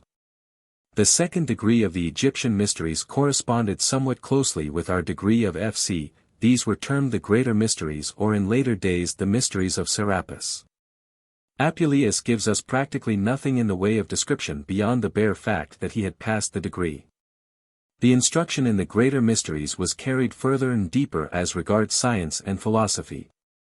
A more advanced course of intellectual training was set before the students, which one might well call a research into the more hidden paths of nature and science. At the same time, the study of the life after death was extended to include the heaven world, the MC, into which all must go to receive their wages for the good deeds done on earth.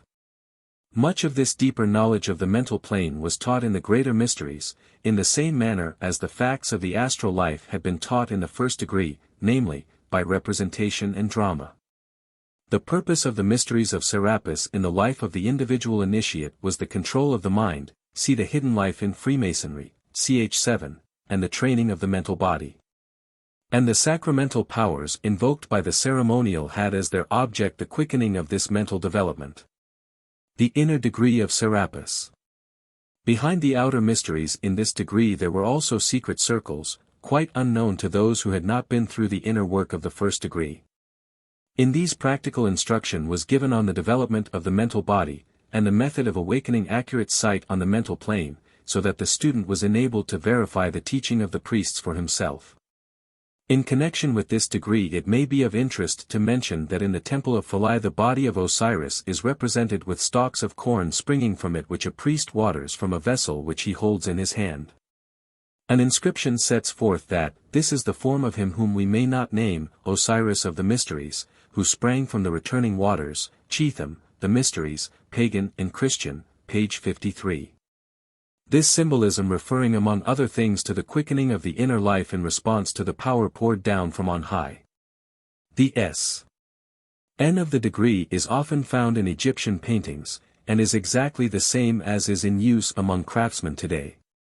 As in the first degree, an average of 7 years was also spent in the Mysteries of Serapis, at the end of which candidates who had passed a far more searching examination, and had satisfied the hierophants that they were ready for further teaching, were eligible for the third degree.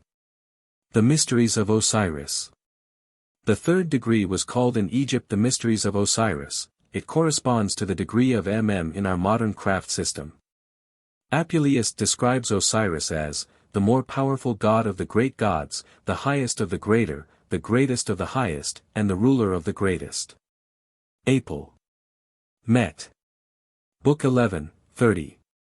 In the Egyptian ritual, which was much more complete and impressive than the traditional history preserved in modern Masonry, the candidate had to pass through a symbolical representation of the suffering, death and rising again of Osiris, which included his experiences between death and resurrection, when he entered the world of Amenta, and became the judge of the dead, who should decide for each soul what measure of felicity was due to him, and turn back to earthly incarnation those who needed further human development.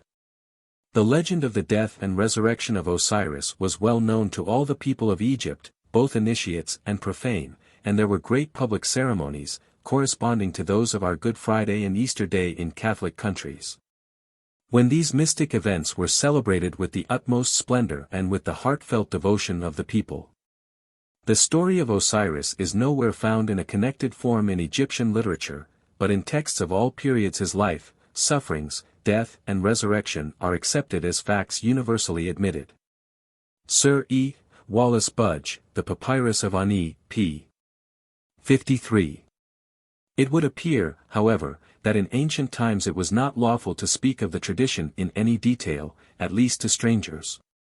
For Herodotus says, also at Sais there is the burial place of him whom I account it not pious to name in connection with such a matter, which is in the temple of Athene, Isis, behind the house of the goddess, stretching along the whole wall of it. And in the sacred enclosure stand great obelisks of stone, and near them is a lake adorned with an edging of stone, and fairly made in a circle, being in size, as it seemed to me, equal to that which is called the Round Pool, in Delos. On this lake they perform by night the show of his sufferings, and this the Egyptians call mysteries. Of these things I know more fully in detail how they take place, but I shall leave this unspoken. Her. Book 2, 170, 171. Diodorus writes to the same effect. In olden days, according to received tradition, the priests kept the manner of the death of Osiris as a secret. But in after times it came about through the indiscretion of some that that which had been hidden in silence among the few, was noised abroad among the many. Diod, Sic History BK I, 21. The Legend of Osiris. The best exoteric account of the legend is preserved for us by Plutarch in his treatise De Icide et Osiride, written in Greek about the middle of the 1st century of our era. A large portion of which is substantiated by the Egyptian hieroglyphic texts which have been deciphered by scholars. It may be briefly summarized as follows. Osiris was a wise king in Egypt who set himself to civilize the people and redeem them from their former states of barbarism. He taught them the cultivation of the earth, gave them a body of laws, and instructed them in the worship of the gods. Having made his own land prosperous, he set out in like manner to teach the other nations of the world. During his absence the land of Egypt was so well ruled by his wife, Isis, that his jealous brother Typhon, Set, the personification of evil, as Osiris was the personification of good, could do no harm to his kingdom. But on the return of Osiris to Egypt, Typhon made a conspiracy against him, persuading 72 other persons to join him, together with a certain queen of Ethiopia named Aso, who chanced to be in Egypt at that time. He secretly measured the body of Osiris, and caused a beautiful chest to be made of exactly the same size. This he brought into his banqueting hall when Osiris was present as a guest, and promised, as it were in pleasantry, to give it to anyone whose body it might be found to fit. All those present at the feast tried it, but since the box fitted none of them, Osiris at the last laid himself down in it, whereupon the conspirators at once fastened down the lid, securely sealing it with lead, and cast it into the Nile. The murder of Osiris is said to have taken place on the 17th day of the month Hathor, when the sun was in Scorpio, Osiris being in the 28th year either of his reign or his age. It will be noted that this date marks the beginning of winter, when the sun is mystically slain by the forces of darkness.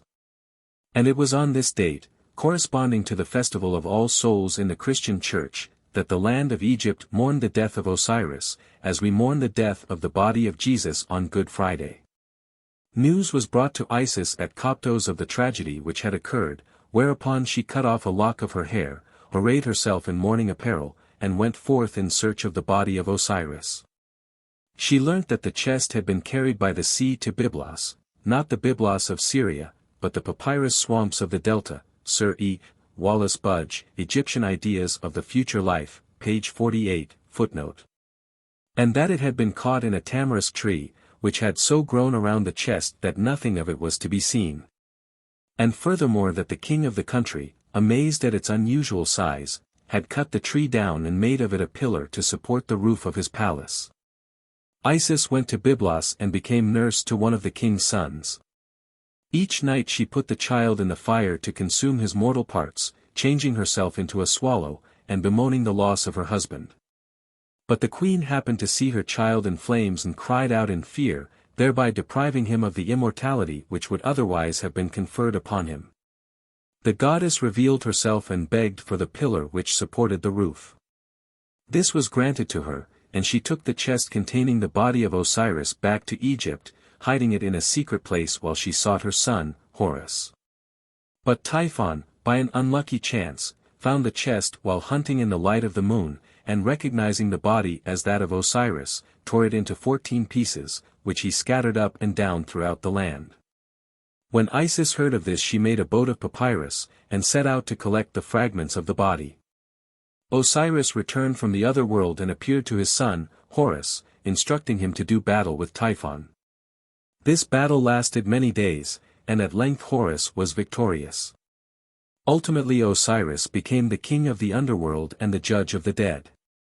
This story, like our own traditional history, has suffered from the materializing tendencies of those who did not understand, for there is no clear mention of a resurrection in the account given by Plutarch, but merely a vague return from the dead. This represents, however, a very late version of the tradition, one which is materialized and distorted almost beyond recognition, and in the mysteries of Osiris the legend was much more in accordance with the real facts of the spiritual world. Even in the Egyptian inscriptions which have been deciphered there are clear indications of a resurrection. The main outline of the true legend was the death of Osiris at the hands of Set. The division of his body into twice 7 parts, representing the coming forth of the 7 rays, or types of manifestation, consequent upon the descent of the Logos into matter. The search of Isis and the finding of the various portions of the body, their reunion and the final raising of Osiris by the third of 3 successive attempts to triumphant immortality and eternal resurrection. It was at this stage also that the function of Osiris as the judge of the dead was studied. And the vignette in the papyrus of Ani of the judgment of Osiris and the weighing of the heart of Ani against the feather of truth represents the judgment of the soul by the lords of karma. If the soul was utterly pure it was allowed to pass onwards into immortality. If it was not true of voice, it was delivered over to the monster Amumet, the devourer, and was swallowed up again in the cycle of generation, to be reborn on earth in another body. Although these symbols and legends were known in the outer world, their true inner meaning was explained only to initiates of the 3rd degree. The meaning of the story. It is often thought that the story of Osiris, like that of Mitra and the other sun gods, among whom some writers include even Christ himself, is simply an apotheosis of the processes of nature familiar to an agricultural people. Thus Plutarch says that Osiris was also regarded as Nilus, the river Nile, and Isis as the land of Egypt, periodically fertilized by his overflow. Plutarch. Moralia, de Iside et Osiride. Astronomically, Osiris was the sun, Isis the moon, and Typhon darkness and winter, who in his triumph destroyed the fertilizing powers of the sun, preventing him from giving his life to the world. It is the universal story of the sun god who, after a struggle for existence and the development of his power in the early part of the year, at last rises in triumph into the mid-heaven of his glory, and bestows his life upon all creatures, ripening the corn and the grape, only to yield once more to the advance of winter. The sun in the heavens, as the great life of the world, pursues this cycle of death and resurrection. And the smaller life in the seed follows a similar process, it sprouts and comes to fruit, which is garnered and sacrificed for the nourishment of man and other creatures. But just as Typhon did not utterly destroy Osiris, but left the fragments of his body through which his life was afterwards renewed, so does man not eat all the corn, but keep some portion to be sown in the ground so that the processes of life may recur. Man in his turn grows through the same cycle of changes, through childhood, manhood and old age, and for him also there is no escape from the sacrifice that characterizes all life, but he is reborn again and again in his cycle of reincarnations. The story of the seed is thus that of the ordinary man, but the story of the sun is that of the man who is becoming divine. In the Egyptian mysteries they called him the Osirified, and the Christian mystics spoke of him as becoming one with Christ, as when Paul spoke to his followers as, "My little children, of whom I travail in birth again until Christ be formed in you." Gal. 4:19. It is the voluntary nature of the divine sacrifice that distinguishes it from the earthly sacrifices. Therefore the method of man's reaching divinity was always proclaimed to be unselfishness and self-sacrifice for the sake of others. And the entire story of Christ and of Osiris is but an epitome and example of how that sacrifice may be expressed on earth in human life, as it is in the heavens. The researches of the initiate in the mysteries of Osiris were still further extended to include man's true home, that higher section of the mental or heaven world in which the ego functions in his causal body. And at the same time the great ceremony of raising was explained in many layers of interpretation as the descent of the Logos into matter, his mystic death and burial, and his rising again to a kingdom without end. And also as the personal descent of the soul into bodies, his resurrection from the death in life of the lower worlds of form, and his reincarnation upon earth once more. The S of the mysteries of Osiris were much the same as we have today, though the S of G and D was that used in Scottish and American workings, but the words were different, being much more positive in character. The F, P, O, F were identical with those we use now, and the G, or T, is likewise unchanged. The inner mysteries of Osiris. Within this degree there was also an inner circle. The practical instruction was therein carried into the higher part of the mental plane, so that the fully trained initiate in the mysteries of Osiris acquired full consciousness as an ego beyond the limitations of the one personal life, which is all that most people know. The office of master. Beyond the third degree there opened out several lines of progress in the mysteries. There was the work of holding office in the lodges, that extended over many years, and gave splendid training to those who undertook it. Each officer in a lodge has his own special work to do, his own aspect of the deity to manifest, his own sacramental power to transmit to the lodge of which he is a part. The course of training through successive offices was and is therefore of inestimable value in acquiring an all-round development of character. At the apex of the ancient craft system, the degree of I.M. existed, which gave a far fuller power than had been conferred even in the mysteries of Osiris, and enabled the master to become a hierophant of the mysteries in his turn, able to instruct and advance his BRN in the secret wisdom of Egypt. In ordinary cases this splendid position was gained only late in life, and by the time the master had ruled his lodge he had had a most valuable training, that well might advance the course of his evolution more than several ordinary lives. The same succession has been transmitted to us in Masonry today, and every IM is in possession of the power of the Egyptian priests of old. Though it is certainly true that if he possessed also the knowledge of the Egyptian priests he could make far better use of the power. The higher grades of the mysteries. Beyond the teaching and training which were given in the mysteries, classified in the 3 degrees which we have considered. The hierophants also made it their work to instruct and guide aspirants who had proved themselves fit for still further progress. We cannot say that there were in Egypt any organized degrees beyond the 3rd, that of Osiris, but there was individual teaching, which led to the acquisition of still greater powers, and to the formation of links with beings at still higher levels. The higher degrees of the ancient and accepted Scottish Rite of our modern days, which were established perhaps as late as the 18th century, when the Rite of Perfection or of Heirdom was formed, reflect to some extent these more advanced lines of progress which existed in Egypt. We may therefore in the following brief account of them classify them as they are expressed in our red, black and white Freemasonry. Red Masonry in the Mysteries. For such MM. as were thought promising by the priests in charge, who were for the most part members of the 3 grand lodges, what we now call Red Masonry existed, as well as the teaching which is now included in our Royal Arch and kindred degrees. Culminating in the splendid quest of the Knights of the Rose-Croix for the lost word, man's true divinity.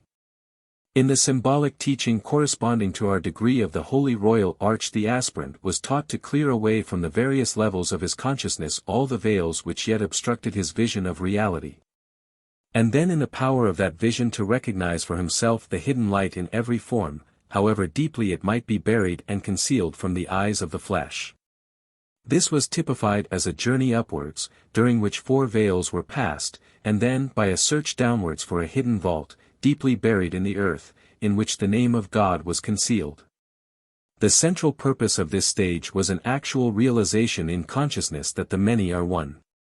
It was known to some extent among the uninitiated of the outer world that all the strange deities of Egypt were in reality only manifestations of one, but they did not in all probability realize the fact of unity with any degree of clearness. In what corresponded to the Royal Arch in Egypt we found for ourselves that God was immanent in all things and had descended into the very lowest that the lowest might come into being. The powers conferred at this stage enabled the candidate to realize this great truth to some extent. And a certain expansion of consciousness was given to him which quickened the growth of the intuitional principle within him, and so helped him to recognize the divinity in others. There was a considerable interval between this stage and the next, during which the candidate was receiving instruction from the priests, and practicing meditation upon what he had learnt.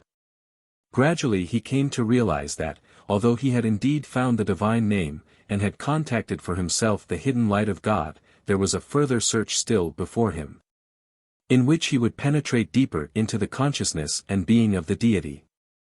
It was then that he began his second great quest, which led up through a number of stages, during which different attributes of the deity were studied and to some extent realized, until it culminated in the magnificent illumination given in what we now call the 18th degree, that of the sovereign prince of the Rose-Croix of Hirdam.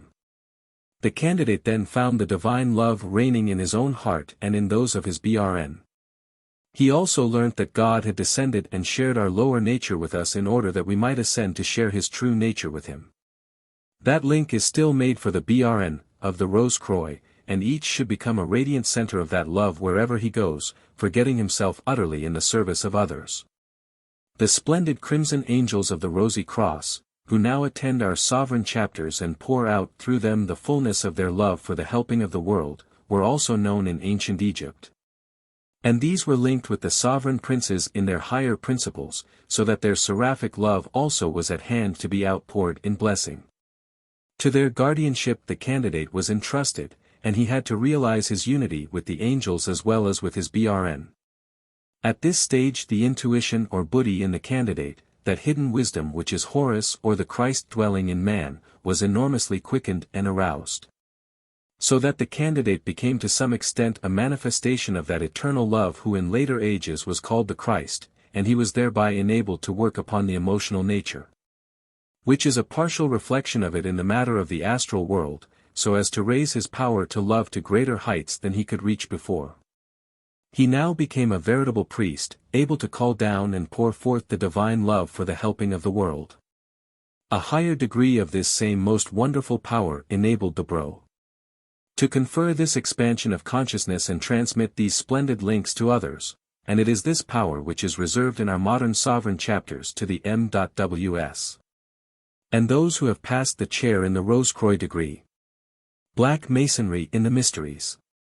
Few indeed of our Egyptian BRN appear to have passed beyond the Rose-Croix, for only the few needed anything further than the splendid revelation of the indwelling love of God which they received in what we call the 18th degree. But for those few who felt that there was yet more to learn of the nature of God, and who eagerly wished to understand the meaning of evil and suffering and its relation to the divine plan, the prototype of our Black Masonry existed. The teaching and progress comprised in our degrees from the 19th to the 30th. This section of the Mysteries was especially concerned with the working out of karma in its different aspects, studied as a law of retribution, from one point of view dark and terrible. This is the inner kernel of truth lying behind the vengeance elements in the degree of Knight KH. The darker aspects of karma are largely connected with man's ignorance of the nature of God and confusion with regard to the many forms in which he reveals himself, and thus the S of the 30 degrees contain the heart of its philosophy. That degree would not be fully and validly conferred unless these S were duly communicated, since they express its inner meaning and purpose. In the ancient instruction corresponding to this group of degrees it was taught that whatsoever a man sowed, that also must he reap, and that if he sowed evil the result would be suffering to himself. The karma of nations and races was also studied, and the inner working of the law upon the different planes was investigated by the inner sight, and shown to the student. The whole of what we now call Black Masonry led up to an explanation of karma as divine justice, this having been preserved for us in shadow in what is now the 31 degrees, that of the Grand Inspector Inquisitor Commander, whose symbol is a pair of scales. In Egypt this pair of scales was taken as an emblem of the perfect balance of divine justice. The aspirant learnt that all the evil and horror associated with the working out of karma was indeed based on perfect justice, although it had appeared as evil to the lesser vision of the profane. Thus the first stage of the higher instruction, that of the Rose-Croix or Red Masonry, was devoted to the knowledge of good, while the second stage, that of KH or Black Masonry, was devoted to the knowledge of evil. Next, in the first steps of what we call White Masonry, the crown of the whole glorious structure, the candidate learnt to see the underlying justice of that eternal God, Amenra, who stands behind good and evil alike. In older days, before the Kali Yuga, in which evil predominates over good, the Knights wore regalia of yellow instead of black. Our 30 degrees links the Knight to the ruling rather than the teaching branch of the great hierarchy. He should become a radiant center of perennial energy, which is intended to give him strength to overcome evil and to make him a real power on the side of good. The prevailing color of the influence is an electric blue, that of the first ray, quite different from the blue of the symbolic or blue lodges, edged with gold, including and yet not drowning the rose of the 18 degrees. Associated with the degree there are also great blue angels of the first ray who lend their strength to the Knight, somewhat as the crimson angels assist the excellent and perfect BRN of the Rose-Croix. A higher level of the same energy is transmitted in what today we should call the chair of the sovereign commander, who has the ability to pass on the sacramental grace of the degree to others. White Masonry in the Mysteries. The highest and last of the great sacramental powers of the mysteries which have been transmitted to us is that which is now conferred in the 33 degrees, that of the Sovereign Grand Inspector General. In ancient Egypt, at the time when I knew it, there were only 3 who held the equivalent of that supreme degree, the pharaoh and 2 others, who formed with him an inner triangle which was the heart of the whole system of the mysteries. And the channel to them of the hidden light from the White Lodge behind. These 3 were all high initiates of the Great White Brotherhood, and the pharaoh possessed an even higher level of power than is usually given in the 33 degrees, it being that of a crowned and anointed sovereign. The BRN of this high order may be said to have passed on from a conception of the divine justice to the certainty of knowledge and the fullness of the divine glory in the hidden light. The 33 degrees links the sovereign Grand Inspector General with the spiritual king of the world himself, that mighty adept who stands at the head of the Great White Lodge, and in whose strong hands lie the destinies of earth and awakens the powers of the triple spirit as far as these can as yet be awakened.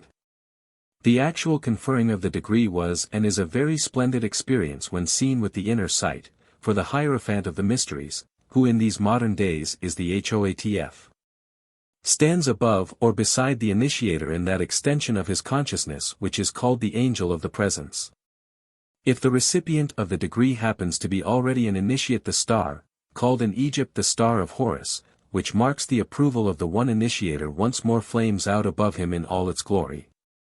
While in any case the 2 great white angels of the Rite flash down in splendor from the heavenly places, showing themselves as low as the etheric level that they may give their blessing to the candidate. The Hierophant makes the actual links both with himself and with the reservoir of power set apart for the work of the Masonic Brotherhood, and through himself with that mighty king whose representative he is.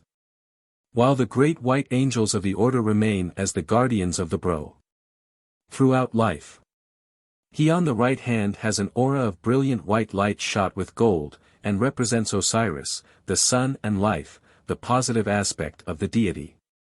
She on the left has an aura of similar light, veined with silver, and represents Isis, the moon and truth, the negative or feminine aspect of the divine glory. Their power is stern and splendid. And they give strength to act with decision, accuracy, courage and perseverance on the physical plane. They belong to the cosmic orders of angels, those who are common to other solar systems besides our own, and their permanent centers of consciousness are on the intuitional plane. Although their forms may always be seen hovering over the head of the initiate of this degree at the higher mental level.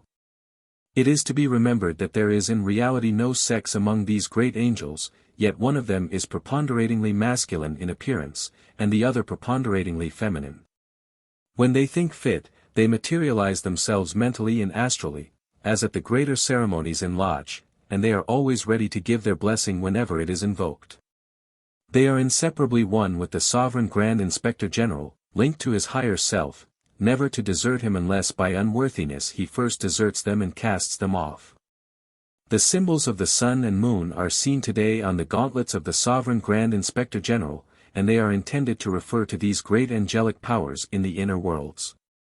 The powers associated with the 33 degrees appear to have been slightly modified since those ancient Egyptian times.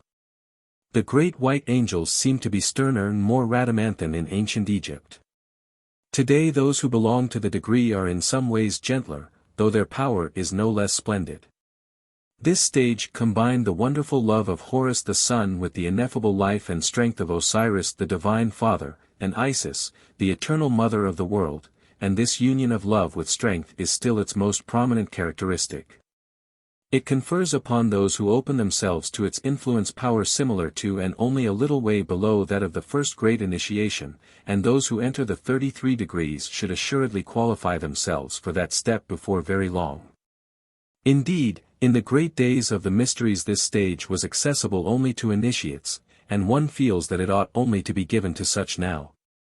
Just as it would seem appropriate that the marvelous gift of the episcopate should be conferred only upon members of the great white brotherhood. The power of the degree when in operation shows itself in an aura of dazzling white and gold, enfolding within it the rose and blue of Rose-Croix and Kh. And in it also is manifested that peculiar shade of electric blue which is the especial sign of the presence of the king. The Sovereign Grand Inspector General is the Bishop of Masonry, and if the life of the degree is really lived he should be an ever-radiating center of power, a veritable sun of light and life and glory wherever he goes. Such was the highest and holiest of the sacramental powers conferred in the mysteries of ancient Egypt, such the highest degree known to us in Masonry today, bestowed in its fullness upon but very few. The opportunity to draw down its sublime glory is offered to all who receive the degree. How far it is taken and what use is made of the power is in the hands of the bro. Alone, for to use the power as it should be used needs high spiritual development and a life of constant humility, watchfulness, and service. If he calls upon it for the service of others, it will flow through him mightily and sweetly for the helping of the world. If he neglects the power, it will remain dormant and the links unused, and those behind will turn their glance away from him to others more worthy. The power of the 33 degrees is a veritable ocean of glory and strength and sweetness, for it is the power of the King himself, the Lord who reigns on earth as vice-regent of the Logos from eternity unto eternity. The stages of the occult path. Behind the whole splendid scheme of the Egyptian mysteries the lodge of the great white brotherhood in that country ever stood in silence and secrecy. Guarding them and using them as a channel of the hidden light, its very existence being unknown to all who remained outside the inner circles. The brotherhood selected for initiation into its ranks only those who had fulfilled the ancient conditions imposed upon all candidates for that high degree. The qualifications for which were laid down in Part 1 of the Manual of Occult Instruction now called Light on the Path, which represents the teaching of the Egyptian Lodge.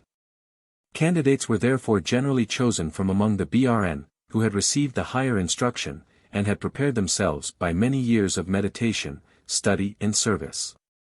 Still, it sometimes happened that one might be chosen for initiation who had not passed through the outer steps of the mysteries, but in previous lives had prepared himself for it is the ego who is initiated. Not the mere personality of the lower planes. There have always been 5 great initiations, which in Christian teaching have been illustrated by stages in the life of the Christ as related in the Gospels, which contain elements derived from the teachings of the Egyptian mysteries. The disciple Jesus was an initiate of the Egyptian lodge, and therefore much of the Egyptian symbolism was adopted by his followers, and was later woven into the Gospel story. In the Masters and the Path I have given an account of certain of the ceremonies of initiation used in the Great White Brotherhood at the present day. The Egyptian rituals were in some respects slightly different from these in form, although their essence was identically the same. For the Egyptian lodge possessed the tradition handed down from the initiates of Atlantis, which was somewhat modified in later days, to suit the needs of the slowly evolving humanity of the Aryan race. The first 3 initiations. The first of the true inner initiations was called the birth of Horus, and corresponded in that great religion to the birth of Christ in Bethlehem in the Christian presentation. Horus was born of Isis, the Virgin Mother. At his birth the star shone forth, and the angelic hosts sang their song of triumph. He was adored by shepherds and wise men, and saved from danger which threatened him from without. In the Book of the Dead it is said, "I know the power of the East, Horus of the solar mount, the star of dawn. The story of the initiate is the story of the sun god, the universal Christ who is born into the heart of man, and his mystic birth is the purpose of the first great initiation. If the candidate had not already passed through them, as most students in the mysteries would have done, he had at this stage to undergo the trials by earth, water, air and fire. Learning with absolute certainty that none of these elements could in any way harm him in the astral body. All this was preparatory to the taking up of service on the astral plane, for the initiate had to fit himself to become a trained and useful servant of humanity both in this and in the other world. The second great initiation corresponds to that stage of the Christ life which is typified by the baptism, in which an expansion of the intellectual faculties takes place. Just as a wonderful opening out of the emotional nature is the result of the first initiation. It is at this stage that the inner trial typified by the temptation in the wilderness takes place in the life of the candidate. Then comes the splendor of the transfiguration, when the monad descends and transforms the ego into the likeness of his own glory. The fourth initiation. The fourth great initiation corresponds to the passion and resurrection of the Christ. The candidate must pass through the valley of the shadow of death, enduring the utmost suffering and loneliness that he may rise forever to the fullness of immortality. This awful and wonderful experience is the reality which is reflected at an almost infinite distance in the degree of through the portal of death he is raised to the everlasting glory of the resurrection. Certain portions of the ritual of this fourth initiation according to the Egyptian rite were curiously entangled with the Christian teachings, and became utterly materialized and distorted in somewhat the same way as the legend of Osiris became distorted in Egypt itself. The rubric of this part of the initiation was as follows. Then shall the candidate be bound upon the wooden cross, he shall die, he shall be buried, and shall descend into the underworld. After the third day he shall be brought back from the dead, and shall be carried up into heaven to be the right hand of him from whom he came, having learnt to guide, or rule, the living and the dead. The Christian Creed, by the RT Reverend C. W. Leadbeater, page 98. During the ceremony the candidate laid himself down upon a wooden cross, made hollow to receive and support his body. His arms were lightly bound with cords, the ends of which were left loose to typify the voluntary nature of the sacrifice. The candidate then passed into trance, left the physical body and passed in full consciousness on to the astral plane. His body was carried down into a vault below the temple and was placed in an immense sarcophagus, where it lay for 3 days and 3 nights in the heart of the earth. During the mystical death of the body the candidate passed through many strange experiences in the astral world, and preached to the spirits in prison. To those who had recently left the body in death and were still fettered by their passions and desires. On the morning of the 4th day of his burial, the body of the candidate was raised from its sepulchre, and borne into the outer air at the eastern side of the Great Pyramid, so that the first rays of the rising sun might awaken him from his long sleep. It was at this initiation that the candidate was carried up into heaven, to receive an expansion of consciousness on the spiritual plane, often called the Atmic or Nirvanic. That is the plane of absolute union, and that consciousness knows all from within, is one with all and in all. The initiate thus was made the right hand of him from whom he came, being now pledged forever to the service of God and man, and it was to be his work henceforward to guide the living and the dead towards the hidden light in which alone is peace. The great truth that all power which is gained is but held in trust, to be used as a means of helping others, has rarely been more clearly or more grandly set forth. In the hidden light in Freemasonry I have drawn certain correspondences between the 3 degrees in Blue Masonry and the great initiations, showing that the E.A. initiation reflects the great step of entry on the probationary path, that the passing may be compared to the first great initiation, and that the raising resembles the fourth. Op. Cit., pages 75 and 185. We may now add the mysteries of Egypt, and make the following table of correspondences, always remembering, of course, that there are vast differences of level between these orders and the stages on the path. Mysteries. The path. Masonic degrees. E. A. Isis. Probationer. FC. Serapis. Initiate. Osiris. Arhat. The fifth initiation and beyond. Only one more stage remains before human perfection is reached, that which is typified by the ascension into heaven.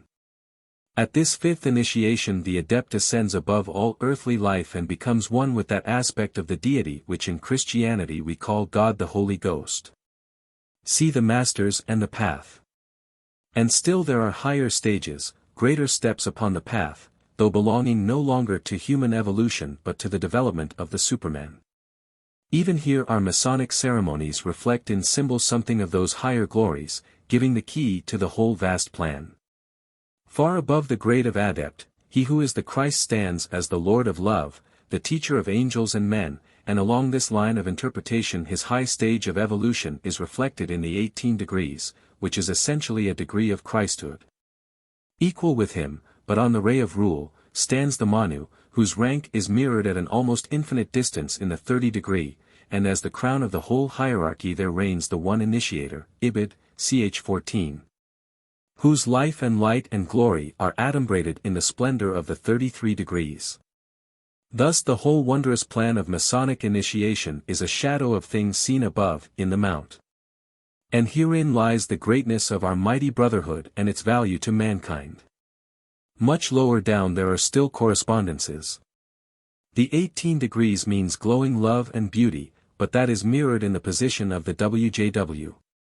The 30 degrees gives a wonderful outpouring of strength, which is typified by the column of the WSW, while the wisdom and all-embracing sympathy of the 33 degrees should be reflected in the attitude of the RWM of the Lodge. 3. The Cretan Mysteries. The unity of the mysteries. The group of beliefs and practices to which we give the name of the mysteries has existed in many countries and in different forms, most of which have influenced Freemasonry to a greater or a lesser extent. Widely spread as they were, their unity of origin is to be seen in the fact that they had a certain framework which was always the same, although they showed divergences in minor matters. In those days, just as at the present time, a bro from a foreign jurisdiction who wished to visit had to prove himself at the door of the lodge, for whatever differences there may have been in the outer forms of the ritual, the S were always the same, for these are the keys to the sacramental powers lying behind all the systems of the mysteries alike. Life in ancient Crete. One of the most striking instances of this unity is to be found in Crete, where the comparatively recent discoveries of Sir Arthur Evans have disclosed many Masonic symbols and forms, resembling very closely those of Egypt. Like Gaul in the days of Caesar, ancient Crete was divided into 3 parts or states, Knossos, Goulas and Polyrene. The king of Knossos was overlord of the whole island, for the rulers of the other states acknowledged him as their leader, although they were perfectly free to manage their own internal affairs. There was also, in the south of the island, an independent city with a few miles of territory attached to it. All these kings were also ex officio high priests, as in Egypt, and the king's palace was always the principal temple of his state. The people worshipped a dual deity, Father-Mother, and these two were regarded as one, though some men offered their devotion more to the father aspect, and some to the mother. The father, when spoken of separately, was called Brito, and the mother Dictina. No statues were made of these deities, but great reverence was paid to their symbol, which was a double-head axe. See Plate I-1, following page 50. This was carved in stone and made in metal, and set up in the temples where one would naturally expect a statue, and a conventional drawing of it represented the deity in the writing of the period. This double axe was called Labres, and it was for it originally that the celebrated labyrinth was built, to symbolize to the people the difficulty of finding the path to God. Much of their religious service and worship was carried on out of doors. Various remarkable isolated peaks of rock were regarded as sacred to the Great Mother, and the king and his people went out to one or other of these on certain days in each month, and chanted prayers and praises. A fire was lit, and each person wove a sort of crown of leaves for himself, wore it for a while, and then threw it into the fire as an offering to the Mother God. Each of these peaks had also a special yearly festival, much like a pardon in Brittany, a kind of semi-religious village fair, to which people came from all parts of the island to picnic in the open air for 2 or 3 days. And enjoyed themselves hugely. In one case a great old tree of enormous size and unusually perfect shape was regarded as sacred to Dictina, and offerings were made under its branches. A vast amount of incense was burnt under it, and it was supposed that the leaves somehow absorbed and retained the scent, so when they fell in autumn they were carefully collected and distributed to the people, who regarded them as talismans which protected them from evil. That these dried leaves had a strong fragrance is undeniable, but how far it was due to the incense seems problematical. The people were a fine-looking race, obviously Greek in type. Their dress was simple, for the men in ordinary life usually wore nothing but a loincloth, except when they put on gorgeous official costumes for religious or other festivals. The women wore a cloth which covered the whole body, but was arranged something like an Indian dhoti in the lower part, giving rather the effect of a divided skirt. The interior of the island was mountainous, not unlike Sicily, and there was much beautiful scenery. The architecture was massive, but the houses were curiously arranged. On entering, one came directly into a large hall like a church, in which the entire family and the servants lived all day, the cooking being done in one corner. At the back was a covered passage, as in the houses in Java at the present day, leading to what was in effect a separate building, in which were the sleeping rooms. These were quite small and dark, mere cubicles, but open all round for about 2 feet under the roof, so that there was ample ventilation. Round the wall of this hall under the roof usually ran a frieze of painted bas-relief, generally a procession, executed in the most spirited style. The buildings were of granite, and there were many statues of granite, though also some made of a softer stone, and some of copper and wood. Iron was used by this race, but not much, the principal metal was copper. The pottery was distinctly peculiar, all the commonest articles were made of bright yellow earthenware, painted with all sorts of figures. These figures were generally on a broad white band round the middle of the pot, and the colors used were nearly always red, brown or yellow, very rarely blue or green. These were the common household pots. But for the table they had porcelain and glass, both very well made. Most of the glass was of a bluish-green tint, like some of the old Venetian glass, not colorless like ours. The richer people used many vessels of gold, wonderfully chased and sometimes set with jewels. These people were especially clever at jewelers' work of all sorts, and made elaborate ornaments. One sees among them no diamonds or rubies, chiefly amethysts, jasper and agate. But many ornaments were evidently imported, for they had statuettes and models in carved ivory. These people had 2 kinds of writing, evidently corresponding to the hieroglyphic and the demotic in Egypt, but they were quite different from the Egyptian. A decimal system was used in calculating, and arithmetic generally seems to have been well understood. These Cretans were good sailors, and had a powerful fleet of galleys, some with as many as 60 oars. They used sails also, sails which were wonderfully painted, but apparently they employed them only when the wind was almost directly astern. The Cretan race. These people were an arm or family of the 4th or Celtic subrace of the 5th or Aryan race. In Chapter 19 of Man, Whence, How, and Whither a brief history of that subrace is given. It includes the following remarks on the subject of the origin of the Cretans. The first section, of the 4th subrace, to cross into Europe from Asia Minor were the ancient Greeks, not the Greeks of our ancient history, but their faraway ancestors, those who are sometimes called Pelasgians. It will be remembered that the Egyptian priests are mentioned in Plato's Timaeus and Critias as having spoken to a later Greek of the splendid race which had preceded his own people in his land. How they had turned back an invasion from the mighty nation from the west, the conquering nation that had subdued all before it, until it shivered itself against the heroic valor of these Greeks.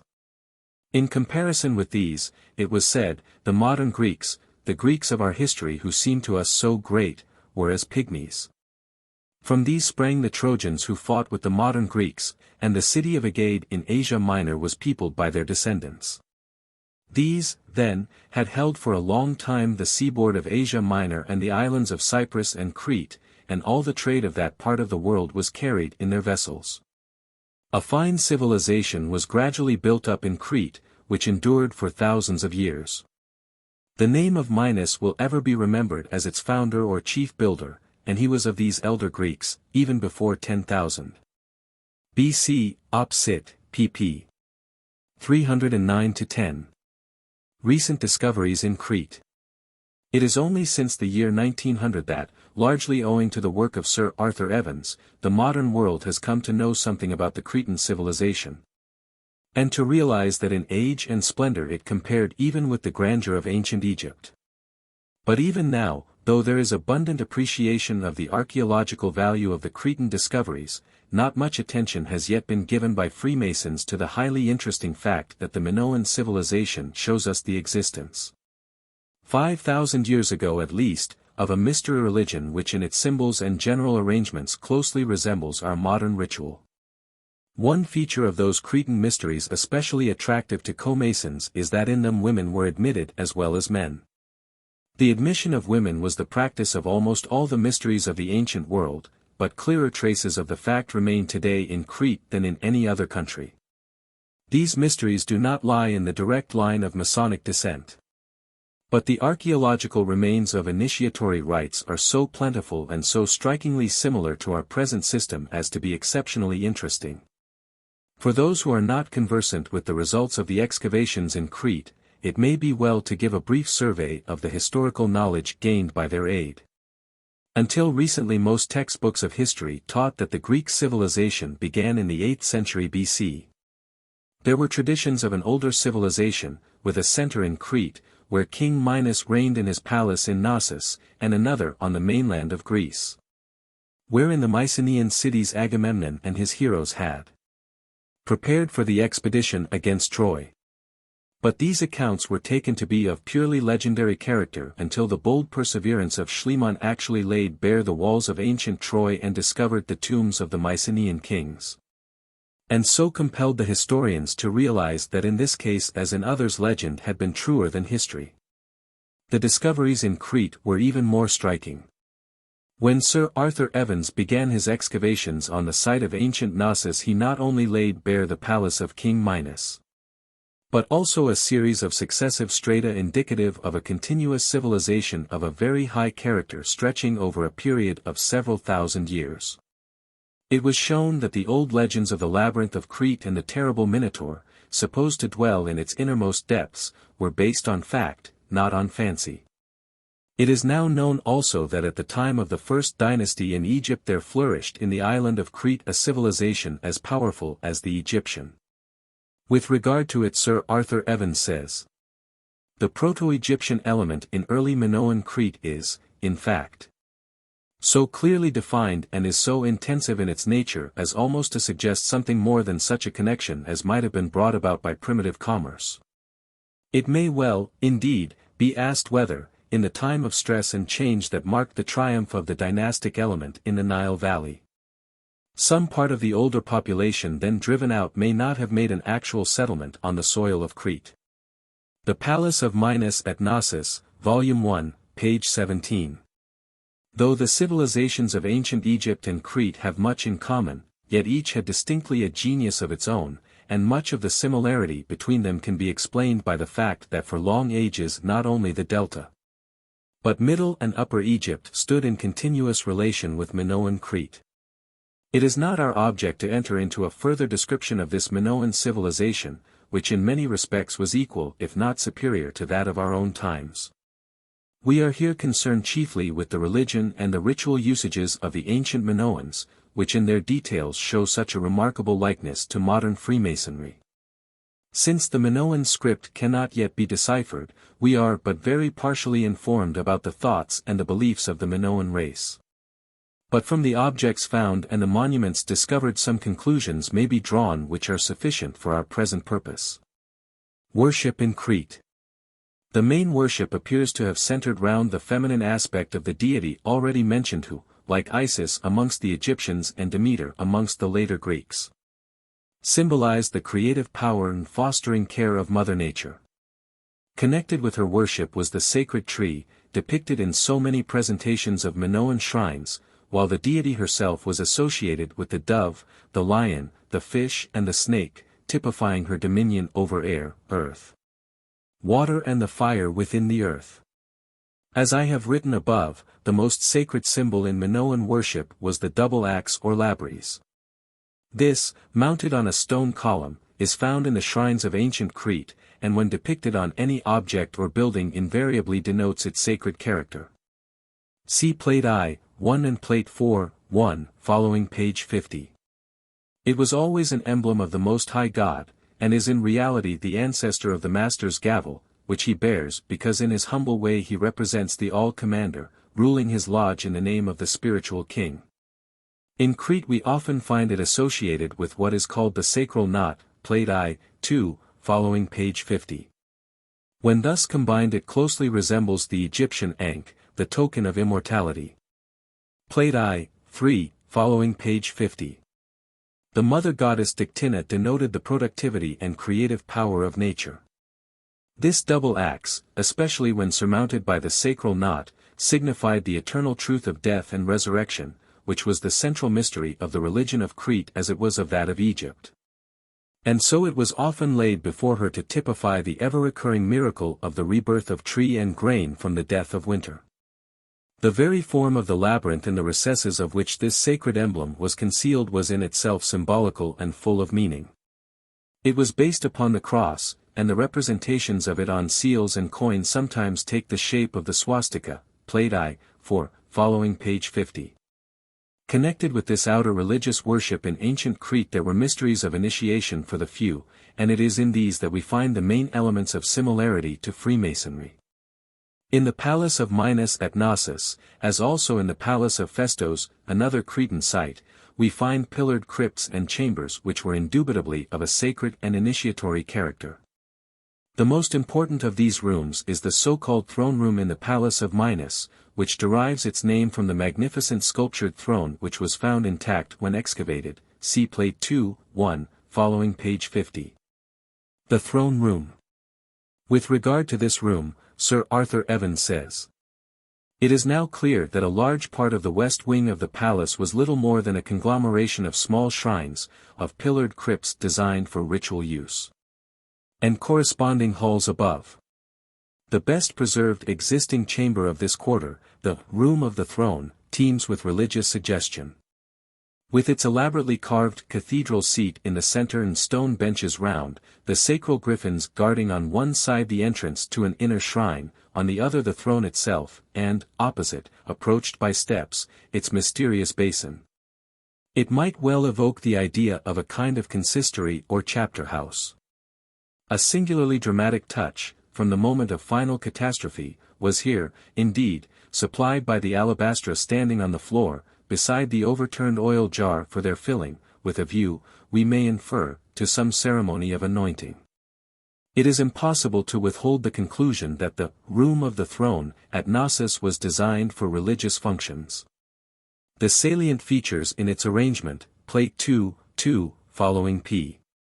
50, in fact, suggest an interesting comparison with a ritual chamber recently discovered in one of the kindred Anatolian sanctuaries. This is the Hall of Initiation excavated by the British explorers in the sanctuary of Meneskinos and a mother goddess, described as Demeter, near the Pisidian Antioch. The throne itself, the stone benches round, and the tank on the opposite side to the throne, find all their close analogies, and are arranged in the same relative positions. In the Galatian sanctuary we see, on a larger scale it is true, a chamber with a throne, in this case near, not actually against the back wall, to the right of the entrance. While opposite it on the left side on entering the chamber is an oblong tank. Here, too, along the back wall runs a rock-cut bench or divan, and the chamber was approached by an anteroom or pronaos.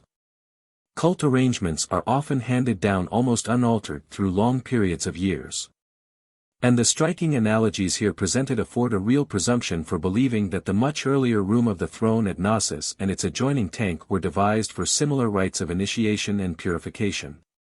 Like him who presided over these Anatolian rites, a Minoan priest-king may have sat upon the throne at Knossos, the adopted son on earth of the great mother of its island mysteries. Such a personage, indeed, we may actually recognize in the palace relief of a figure wearing a plumed lily crown and leading, we may believe, the sacral griffin. It is probable, indeed, that in Crete the kingly aspect was more to the fore than in the religious centers of Asia Minor. But both the actual evidence from the palace site and the divine associations attributed to Minos lead to the conclusion that here, too, each successive dynast was a priest forever after the order of Melchizedek and made like unto the Son of God. There is little doubt that in the room thus described we find one of the Minoan temples of the mysteries.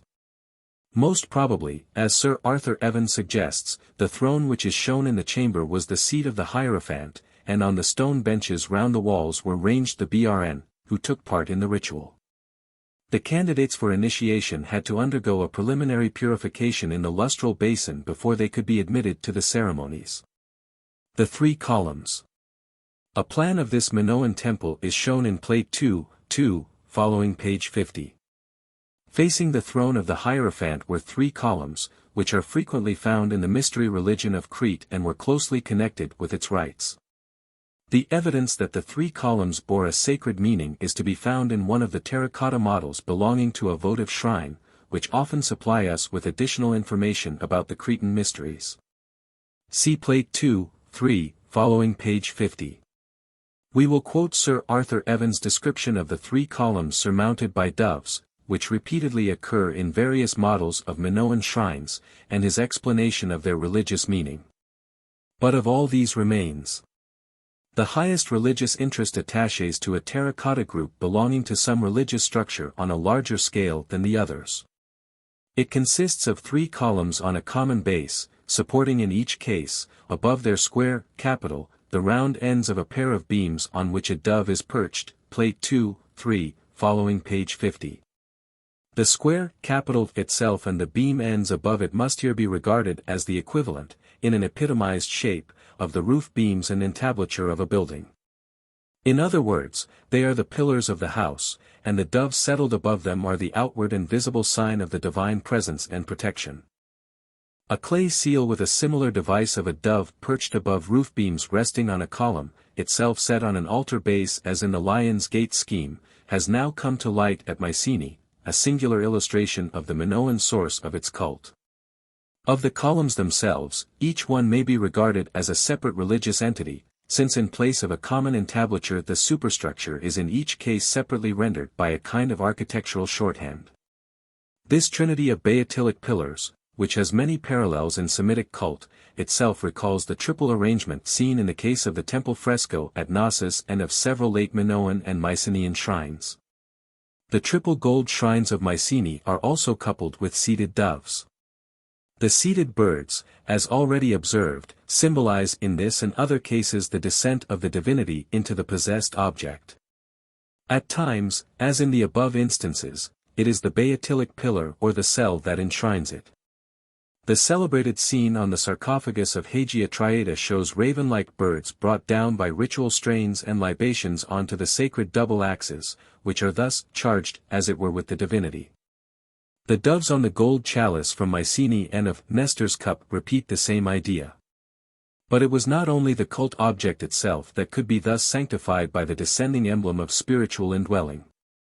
In the case of the gold plates from the 3rd shaft grave at Mycenae, the doves are seen not only perched on the shrine but on the head and fluttering from the shoulders of a nude female personage, Plate 3, following page 50.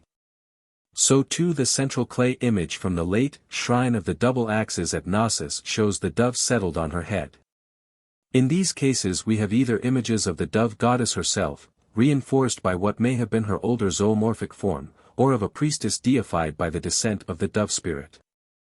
The extent to which primitive Minoan religious conceptions were familiar to the Semitic mind is here again illustrated by the striking parallel of the baptism in Jordan and the picture drawn by the evangelists of the Holy Spirit descending in bodily shape like a dove and lighting on Jesus. What has to be borne in mind in all these connections is that it is not only the inanimate or aniconic object, such as the pillar or the sacred weapon, that may become, through due ritual, the temporary dwelling place of the divinity.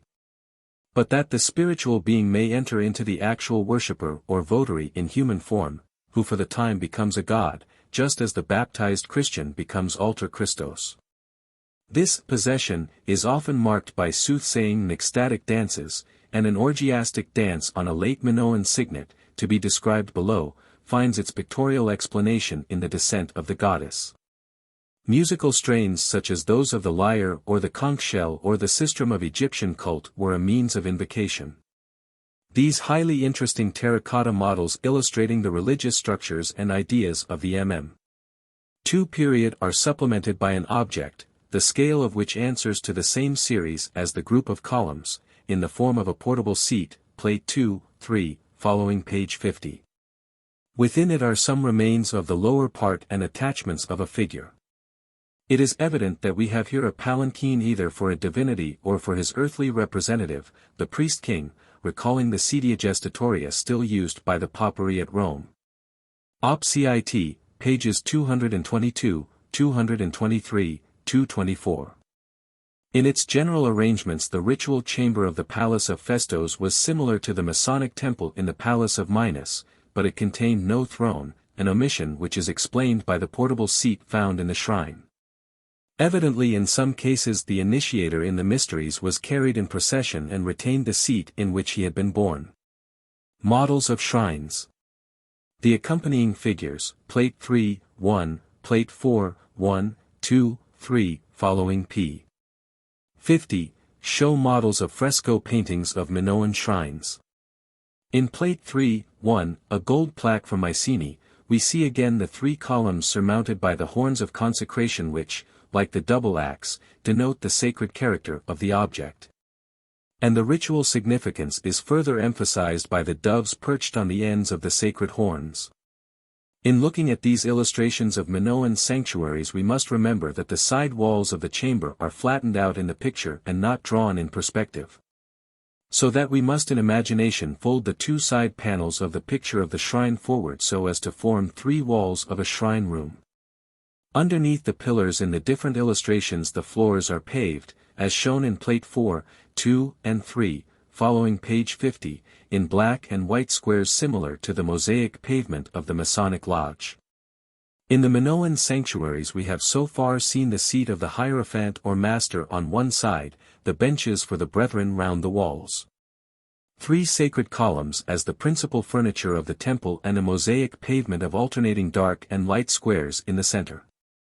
In addition, in some of the model shrines we find on one side of the room two pillars side by side.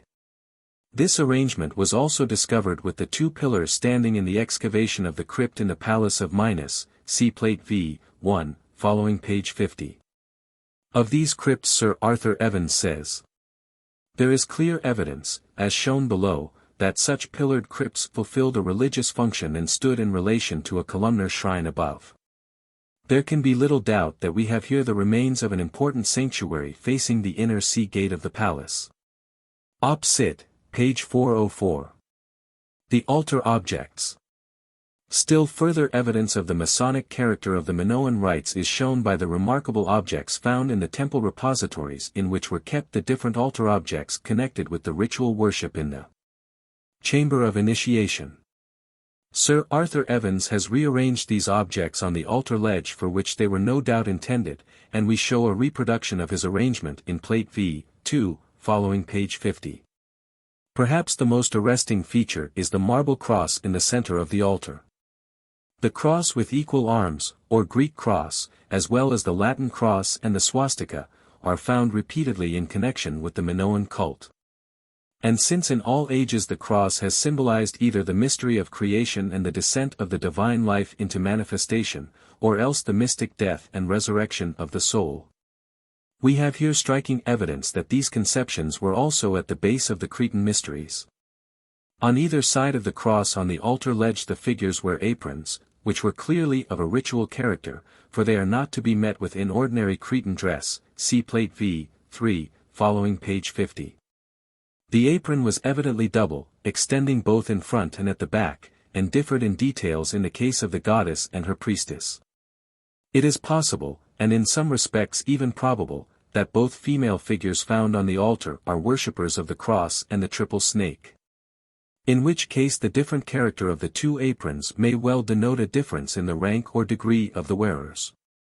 Evans expresses his opinion that the double aprons are of a ritual character. Op. Cit., page 503. Various symbols. There were also some lesser religious symbols and objects which are of such decidedly Masonic character that they are worth mentioning. In Plate 6, 1, following p. 50, we see a relic of bone found in the temple repository which, as Evans says, is in the shape alternately of flowers and buds, suggested by those of a pomegranate. Further symbols familiar to Freemasons are the frequently recurring sun and moon, shown in our illustration, Plate 6, 2 and 3, following page 50, on a bronze votive tablet from the Sycro cave, and a gold ring from Mycenae. With regard to the former, Evans says, the tree, dove and fish, which here appear as the vehicles of divine possession, aptly symbolize her dominion of earth, air and sea. The triple group of sacral horns further emphasize the threefold aspect of the cult, which also explains the triple basin of the libation table. So, too, we see the pillar shrines of the goddess, like that of the Gnossian wall painting, regularly divided into 3 compartments. Both the votive tablet and the ring are full of religious meaning and Masonic symbolism, and well repay close study. They incidentally show how far the Minoan worship spread from Crete to the mainland. Similarly, the introduction of the Masonic square as a decorative pattern on a vase found in a fidna on the mainland of Greece is of interest as showing that with the spread of Minoan culture to the Mycenaean settlements the symbols of the Minoan mystery religion too were carried abroad. See Plate 7, 1, following page 50. The statuettes. But these evidences of Masonic symbolism, decisive as they are surpassed by the testimony presented by a number of statuettes and votive figures found in Crete or in the outposts of Minoan civilization, which are represented in such indubitably Masonic attitudes, some of which now belong to the higher degrees, that even the most skeptical student must acknowledge that no chance can explain this similarity. See Plates 7 and 8 following page 50. It would not be in accordance with Masonic secrecy to mention the degrees to which the different attitudes belong, but all Masons will readily recognize them. Ridiculous as these statuettes are, if they were the only evidence found in Crete they would be sufficient to indicate the existence of mysteries of a Masonic character in that ancient civilization.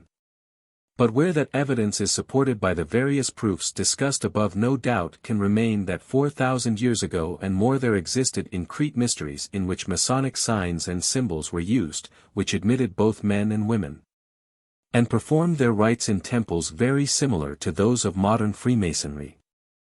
4. The Jewish Mysteries. The Jewish line of descent.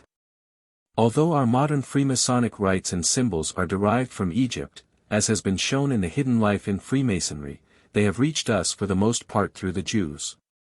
The tradition which has most influenced our modern Masonry is that of the Jewish Mysteries, so the greater part of our ceremonies and s.s. are now cast in a Jewish form. In the Hidden Life in Freemasonry it has been explained that many of the traditions preserved in the Old Testament have a basis in fact. Although the actual events of Jewish history were magnified and distorted through the lens of an almost fanatical patriotism by the later compilers of the records. The Jewish scriptures as we have them today were almost entirely rewritten after the return from the captivity, and the priestly writers who did this work transfigured in a glow of enthusiastic romance the poetic traditions of their nation. The Jewish migrations.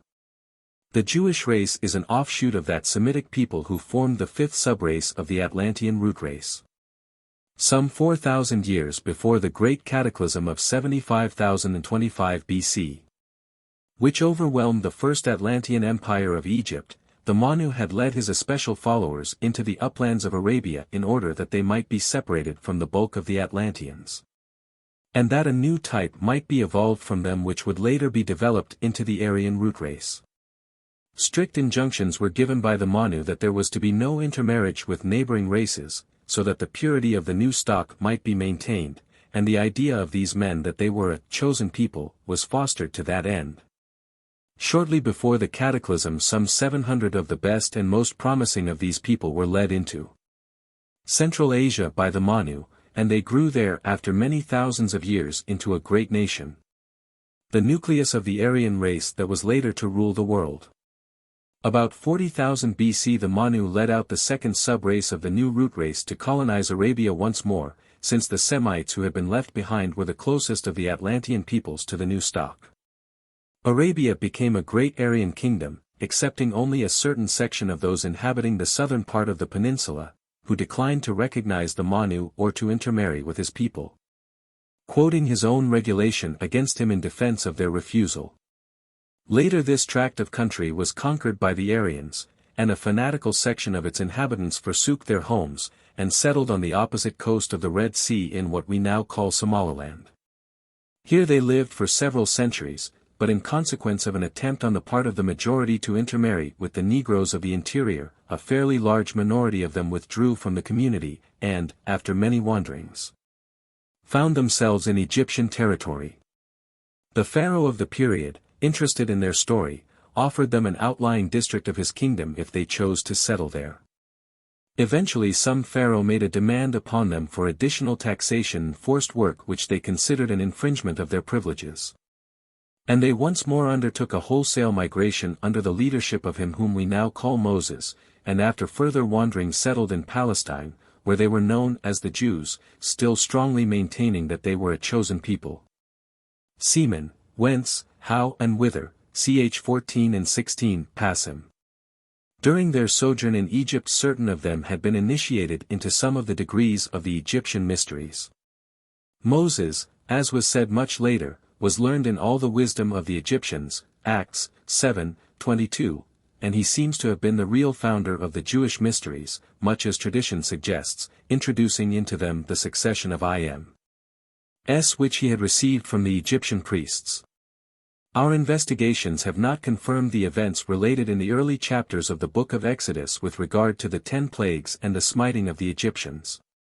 The Jews departed without much opposition, and after many years of wandering in the wilderness conquered various tribes and took possession of Palestine. Indeed their migration seems to have been inspired to some extent by the Manu. During their wanderings they used a tent for the celebration of their mysteries, preserved in Hebrew tradition as the tabernacle. In this they worked in essence the Egyptian rituals, though the whole celebration was under such conditions on a much smaller and less splendid scale. These are the facts lying behind the Masonic tradition of the First or Holy Lodge. The Prophets. It appears that Moses was also acquainted with the great ritual of Amen as worked in the mysteries of Egypt, and some portion at least of this tradition was transmitted to his successors. There arose in later times a school in connection with the mysteries, the members of which had the idea of personifying the children of Israel as one being who might shed blessing over all nations. And they attempted to arouse among them the sense of unity necessary for this purpose partly by means of ritual. There were also the schools of the prophets, who were trained in the mysteries and studied the deeper teaching enshrined in the ancient rites. One such school is mentioned in the Old Testament as existing at Naioth under the direction of the prophet Samuel, Sam 19:20, and there were others later at Bethel and Jericho. 2 Kings 2:2-5. These schools were not so much concerned with prophecy in our modern sense of foretelling the future, as with endeavoring to instruct the people by preaching. They seem to have resembled in many ways the preaching friars sent out by the Roman Church during the Middle Ages, the Franciscans and other orders. These preachers were chosen from among the Levites, and were sent forth to proclaim the deeper teaching in a popular form. It is probable that many of the greater Jewish prophets belonged to a later development of these schools, Isaiah, Jeremiah, Ezekiel and others, but they were always somewhat pessimistic in their outlook. Even though several of them unquestionably touched high levels of consciousness in their visions. Their method was apparently to throw themselves into a state of tremendous exaltation, and then to look up into a higher plane through a kind of shaft which they had opened. It was in this way that Ezekiel saw the vision of the 4 kings of the elements. These great ones can be seen clearly only with the sight of the spiritual or nirvanic plane. It does not appear that Ezekiel had touched that exalted level directly, but he became aware of it in his ecstasy as though looking up to it from below. The builders of K.S.T. Something both of the inner powers and of the Egyptian rituals had been faithfully handed down from generation to generation from the days of Moses until King Solomon came to the throne of his father David. There is some truth in the tradition preserved in the Bible, although there are exaggerations and mistakes in the accounts which have come down to us, and much of the inner meaning of the symbols had been forgotten. King Solomon seems to have been a man of considerable force of character and some occult knowledge, and the great ambition of his life was to weld his people into a strong and respected kingdom, able to take an influential place among the nations around. To that end he built the temple in Jerusalem to be the center of the religious worship of his people and a symbol of their national unity. It was perhaps not quite so magnificent as tradition relates, but the king was nevertheless extremely proud of it and considered it to be one of the great achievements of the age. In this work he was assisted by his ally, Hiram king of Tyre, who supplied a quantity of material for the building, and lent many clever craftsmen to aid in the work. For the Phoenicians were more skilled in building than the Jews, who were chiefly a pastoral people.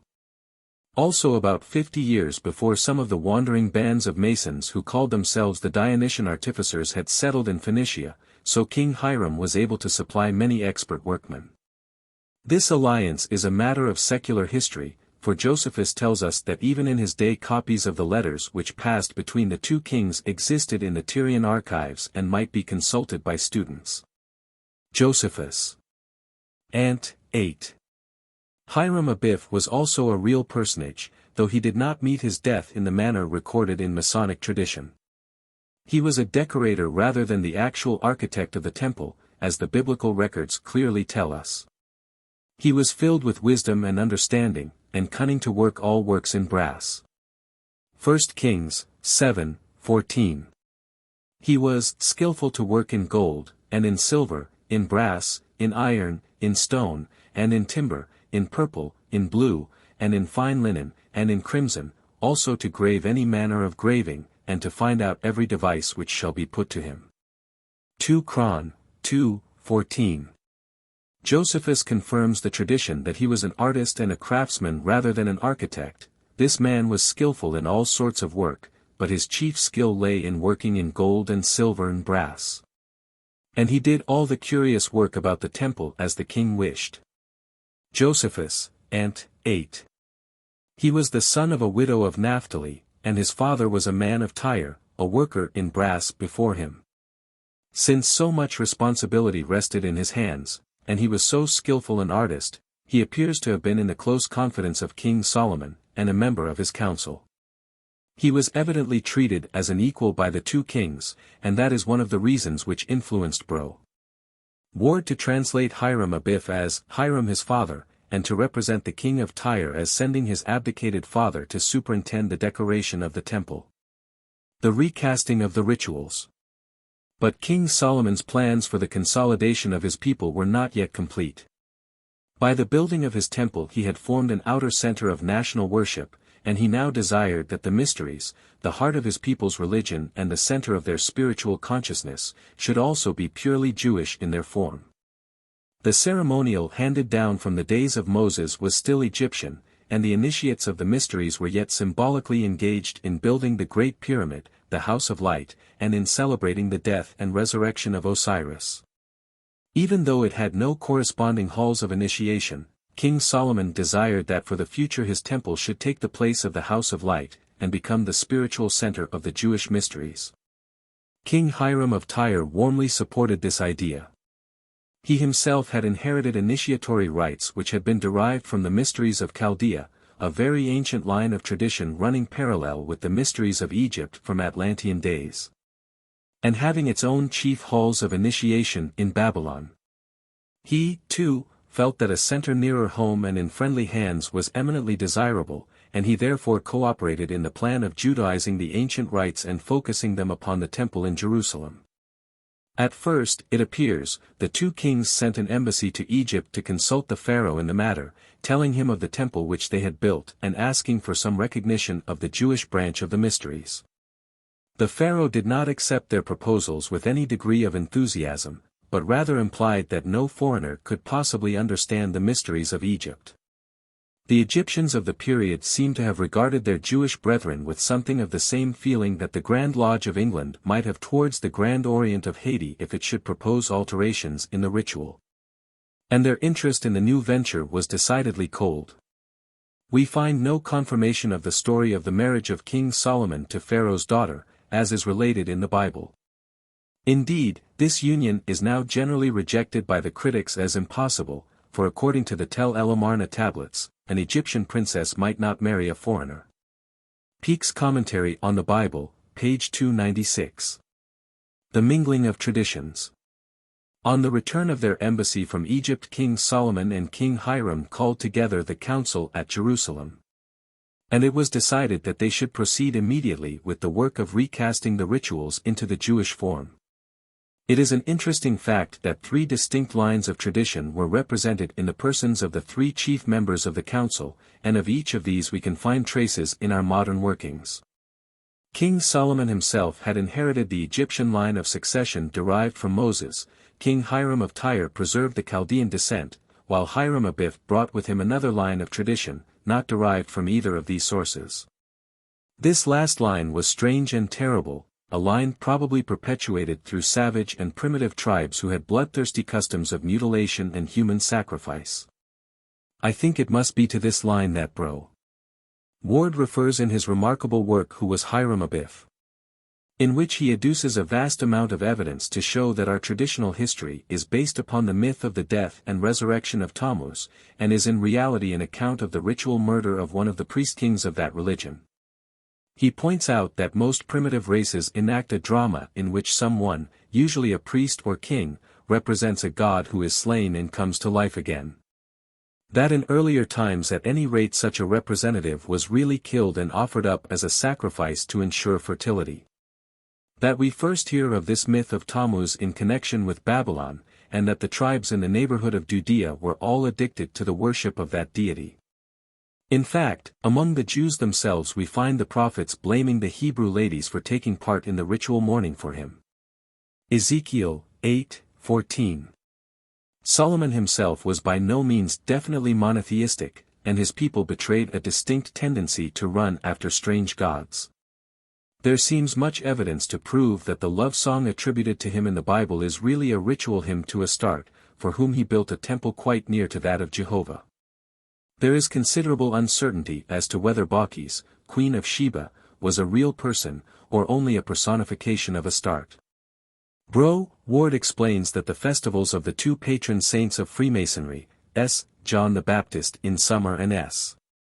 John the Evangelist in winter, are only a perpetuation of the feasts of the old fertility cult at the summer and winter solstices. That similar cultural rites are found in other lands, Teutonic, Celtic and Greek, that they also survived among the Essenes, and that the Knights Templars brought back from Syria a story very similar to that of the 3 degrees. The tale of Jonah, he remarks, has always been understood as a myth of death and resurrection, and he also was sacrificed to appease a deity, and obtain salvation for others, just as was the priest-king of old. He quotes many instances of foundation and consecration sacrifices. And, holding as he does that Hiram Abith was the father of that other Hiram who was king of Tyre. He writes, the Phoenician and Jewish followers of the old Tammuz cult no doubt felt that the great goddess had been cheated of her just dues when Hiram Abith was not slain, according to ancient custom, on the accession of his son. And were confident that if he were not sacrificed when the temple was completed, its future and stability would be endangered. So I consider that the Phoenician workmen, with or without the consent of Solomon, killed the old king of Tyre, Abibaal or Hiram Abith, as a consecration sacrifice. Who was Hiram Abith? By J.S.M. Ward, page 191. While we can hardly accept the suggestion that the ancestry of our modern rite is wholly Syrian, we cannot doubt that the influence of the third line of tradition especially contributed by Hiram Abith was very considerable. We note also that it seems to have been especially concerned with the working of metals. All that is found in our modern rituals about Lamech and his sons, about Jubal, the founder of the art of music, and Tubal-Cain, the first artificer in metals, appears to belong to the line of tradition which Hiram Abiff introduced. This council was the originator of the greater part of our modern Masonic working. The main outline of the Egyptian ritual was carefully preserved, although King Solomon on more than one occasion referred to his brother of Tyre on points of detail, together with the S, and although the W, S were given in Hebrew, for the most part their meaning remained the same. King Solomon himself seems to have been largely responsible for our ceremony of raising. He it was who, at the instance of Hiram Abiff, changed the legend of Osiris into that of the master builder who attempted to escape by the S, N, and E, G, S and was S, N because he would not divulge the S of a MM. The name of the original master builder was not of course given as now, for he himself assisted in the construction of the legend, neither was there any fatality connected with the actual building of the Holy Temple. The insertion of the present name was the work of Rehoboam, when he succeeded to the throne of Solomon his father, as I have said in the Hidden Life in Freemasonry, so the story came to be applied to the person of Hiram, the widow's son. A very curious tradition still exists in the 3 degrees of the Rite of Mizraim. In that rite the central figure of the legend is not Ha, who is said to have returned to his family after the completion of the temple. But the story is carried back to the days of Lamech, whose son Jubal, under the name of Jubilabi, is reported to have been slain by 3 traitors, Hagava, Hakina, and Haremda. Mackey's Encyclopedia, Art. Mizraim. The Rite of Mizraim, as we shall see later, is extremely old, and may well have incorporated another tradition than that handed down in Europe, for it appears to have been introduced from the East towards the end of the 18th century. It may be that we have here another echo of that line of tradition which Hiram Abiff represented on the council of King Solomon. Such was the important work undertaken by the Second or Sacred Lodge. The succession of I.M.S. was handed down into the new dispensation, and thenceforward masters of lodges deriving their succession from the mysteries of the Hebrews have always sat in the chair of King Solomon, while the 2 wardens occupy those of Hiram king of Tyre and Hiram Abiff. Thus there is a very real truth behind our Masonic tradition. The original traditional history as adapted by King Solomon contained much more of the legend of Osiris, and was altogether more coherent and reasonable than it is today. For there was a resurrection of the master builder as well as a death, and the search of Isis for the body of Osiris was reflected in the search of certain craftsmen for the body of the master. But this was rather in the nature of a verbal charge than a piece of ritual working, and it was therefore more likely to become distorted in the course of ages. This is exactly what took place. The ceremonies were handed down from age to age with very few changes, but they were at several epochs clothed in a new set of words, which reflected the spirit of the times. While the legend associated with the ritual of the 3 degrees became sadly marred in its passage throughout the centuries, until in its present form it is a mere shadow of the glorious teaching of the mysteries of Egypt from which it was derived. The transmission of the new rites. The mysteries were transmitted from generation to generation for the next 350 years, during the survival of the Kingdom of Judah. In 586 BC, the city of Jerusalem was destroyed by Nebuchadnezzar, and the people were led captive into Babylon. During the captivity the mysteries were interrupted, and it does not seem probable that they were seriously worked during the 50 years of exile. Nevertheless, the succession of I.M.S. remained unbroken, and when the people returned from Babylon to rebuild the temple, they also tried to reconstruct their rites of initiation.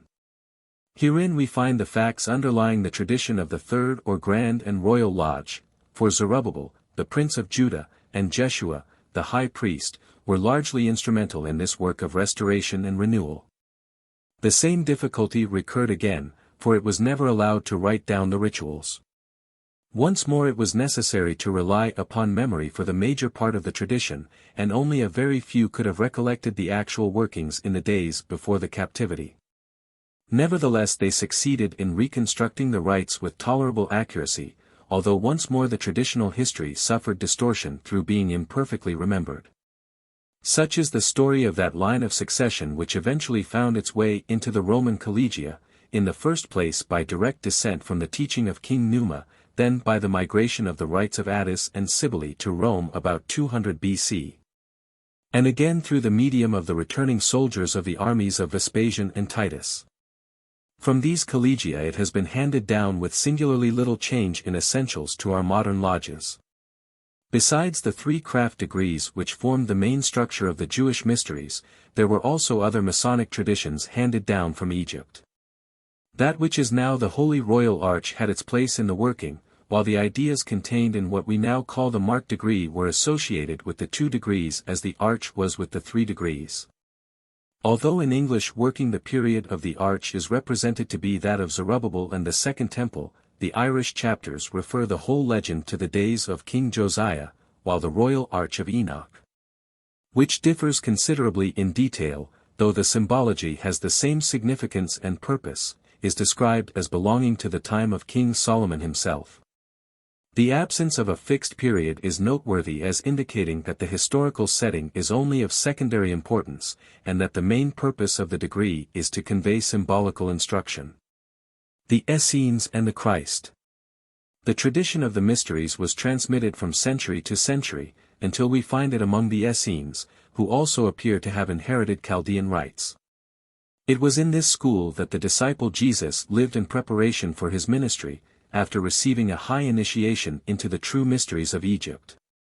The Essenes had among other Chaldean rites inherited what was afterwards known as the Mithraic Eucharist, the ceremony of bread and wine and salt, which, as we shall see later, was transmitted through the ages until it was incorporated in the modern degree of the Rose Croix of Hirdam.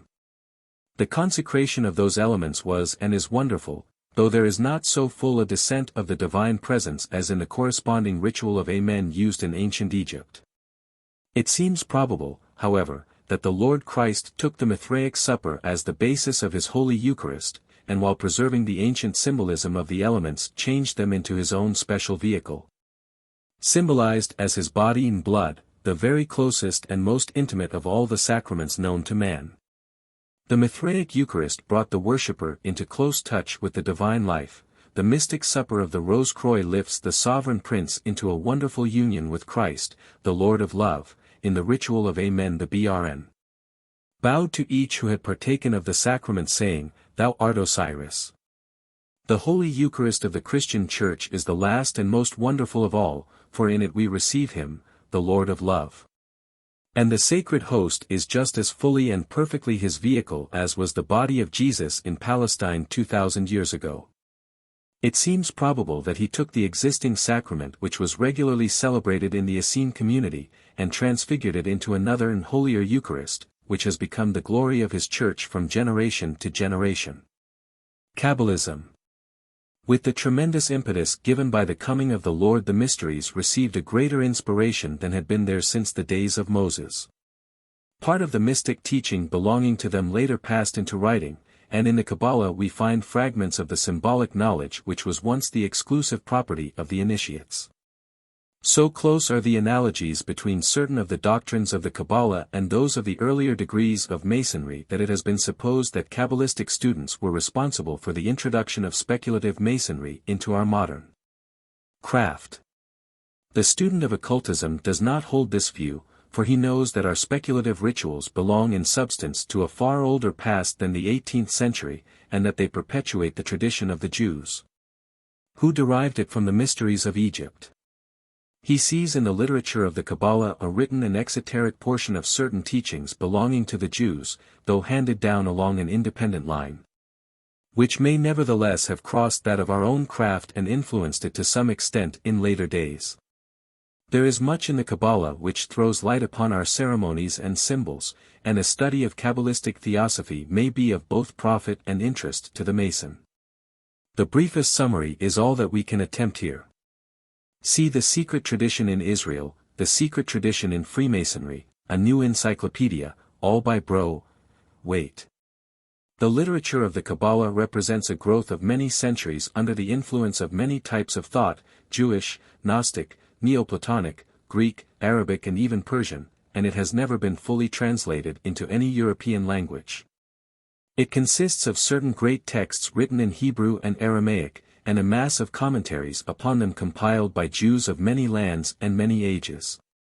The most important texts are the Sefer Yetzirah, which explains the mystic meanings underlying the Hebrew alphabet, and erects a vast system of mystical and occult speculation upon the combinations and permutations of the various letters. And the Sefer HaZohar, or Book of Splendor, which is a medley of history and legend, of fable and of fact, of mysticism and fantastic speculation which, like all such literature, contains priceless gems of occult wisdom hidden in a mass of rubbish. Both these texts claim to date from the 2nd century AD, but in reality they were not written down until a later period, the former being completed about the 10th century, and the latter before the 13th. They became known to the educated people of Europe about the time when speculative Masonry was beginning to emerge into the light of day, that is during the 17th century, through various Latin works. The chief of which are Baron Nor von Rosenrotha's Kabbalah Denudata, the Oedipus Aegyptiacus of Athanasius Kircher, the De Arte Kabbalistica of Reuchlin and a Latin translation of the Yetzirah.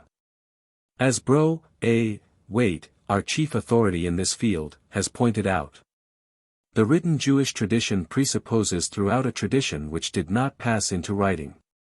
The Zohar, for example, which is its chief memorial, refers everywhere to a great body of doctrine as something perfectly well known by the circle of initiation for which the work was alone intended. Secret Tradition in Freemasonry, I. 64.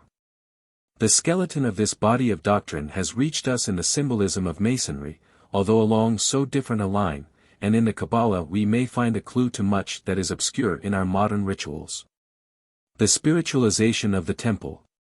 Two mystical concepts found in the Zohar relate directly to our subject, the spiritualization of the Temple of King Solomon, and the doctrine of the lost word. Both of which have their roots in the Egyptian mysteries, as we have already seen. King Solomon's temple formed the physical basis for a vast structure of mystical speculation and inquiry. For its measurements and proportions were held to have a relation to those of the universe, and all the sacred objects which it contained had their macrocosmic and microcosmic interpretations.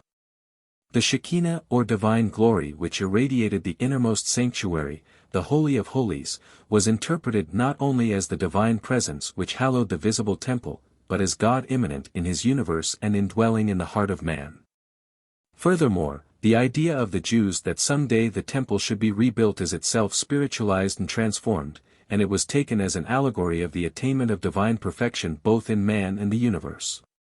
The Jews, whose rich Oriental minds delighted in exuberant and complex allegory, conceived a veritable city of temples, of which King Solomon's was but the symbol, temples and palaces each relating to a different aspect or plane of nature and forming an intricate system of reflections and correspondences. The prototype of all this wealth of symbolism is found in the Mysteries of Egypt, wherein the measurements of the Great Pyramid were studied as emblematical of the proportions of the universe, and contained vast stores of occult and astronomical lore. The Jews applied what they knew of the Egyptian system to the Temple of King Solomon, reflecting the wisdom of Egypt through the lens of their own fiery and poetical temperament. Whence some portion of it gradually passed on the one hand into written and exoteric literature, and on the other was handed down in the secret lodges of Masonry. The loss of the divine name. The second great doctrine of Kabbalism which concerns us here is the loss of the divine name, or rather of the correct method of pronouncing that name. The Jews thought of this name as a word of 4 letters, JHVH, which we generally read as Jehovah. The tradition relates that the omnific word which, being the name of God, commanded all the creative forces of nature, was pronounced by the high priest once a year on the Day of Atonement, but that after the exile the true pronunciation was lost.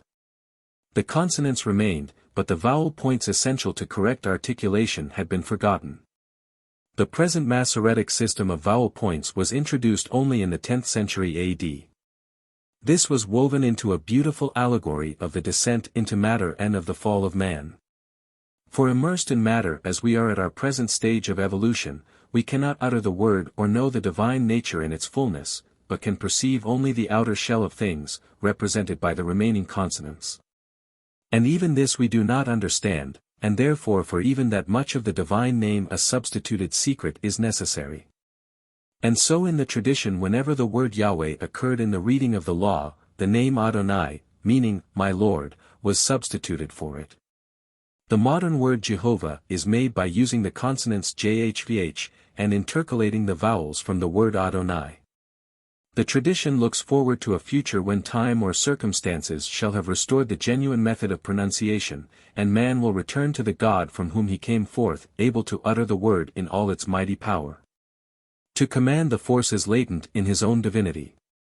All this was interwoven with the doctrine of the Logos, the Word of God, expounded so admirably by Philo, and known to all Christians from the opening words of the Gospel of St. John. For the whole tradition of the divine word is derived from the mysteries of Egypt. The true Tetragrammaton was not the name of God in Hebrew, but another and far more ancient word, which has ever been known to initiates of high degree. A Christian development of this symbolism forms the device of a jewel worn by a certain high official in the Scottish Rite. Under the Old Covenant the word was lost, and even when restored through the discovery of a certain secret vault, its true pronunciation was unknown. The end of the quest was not yet reached, though it was in sight. The New Covenant added in the center yet one letter more, the mystic Shin, emblematical of fire and of the Spirit, and so the word Jehovah became Jeheshua, the name of the Christ.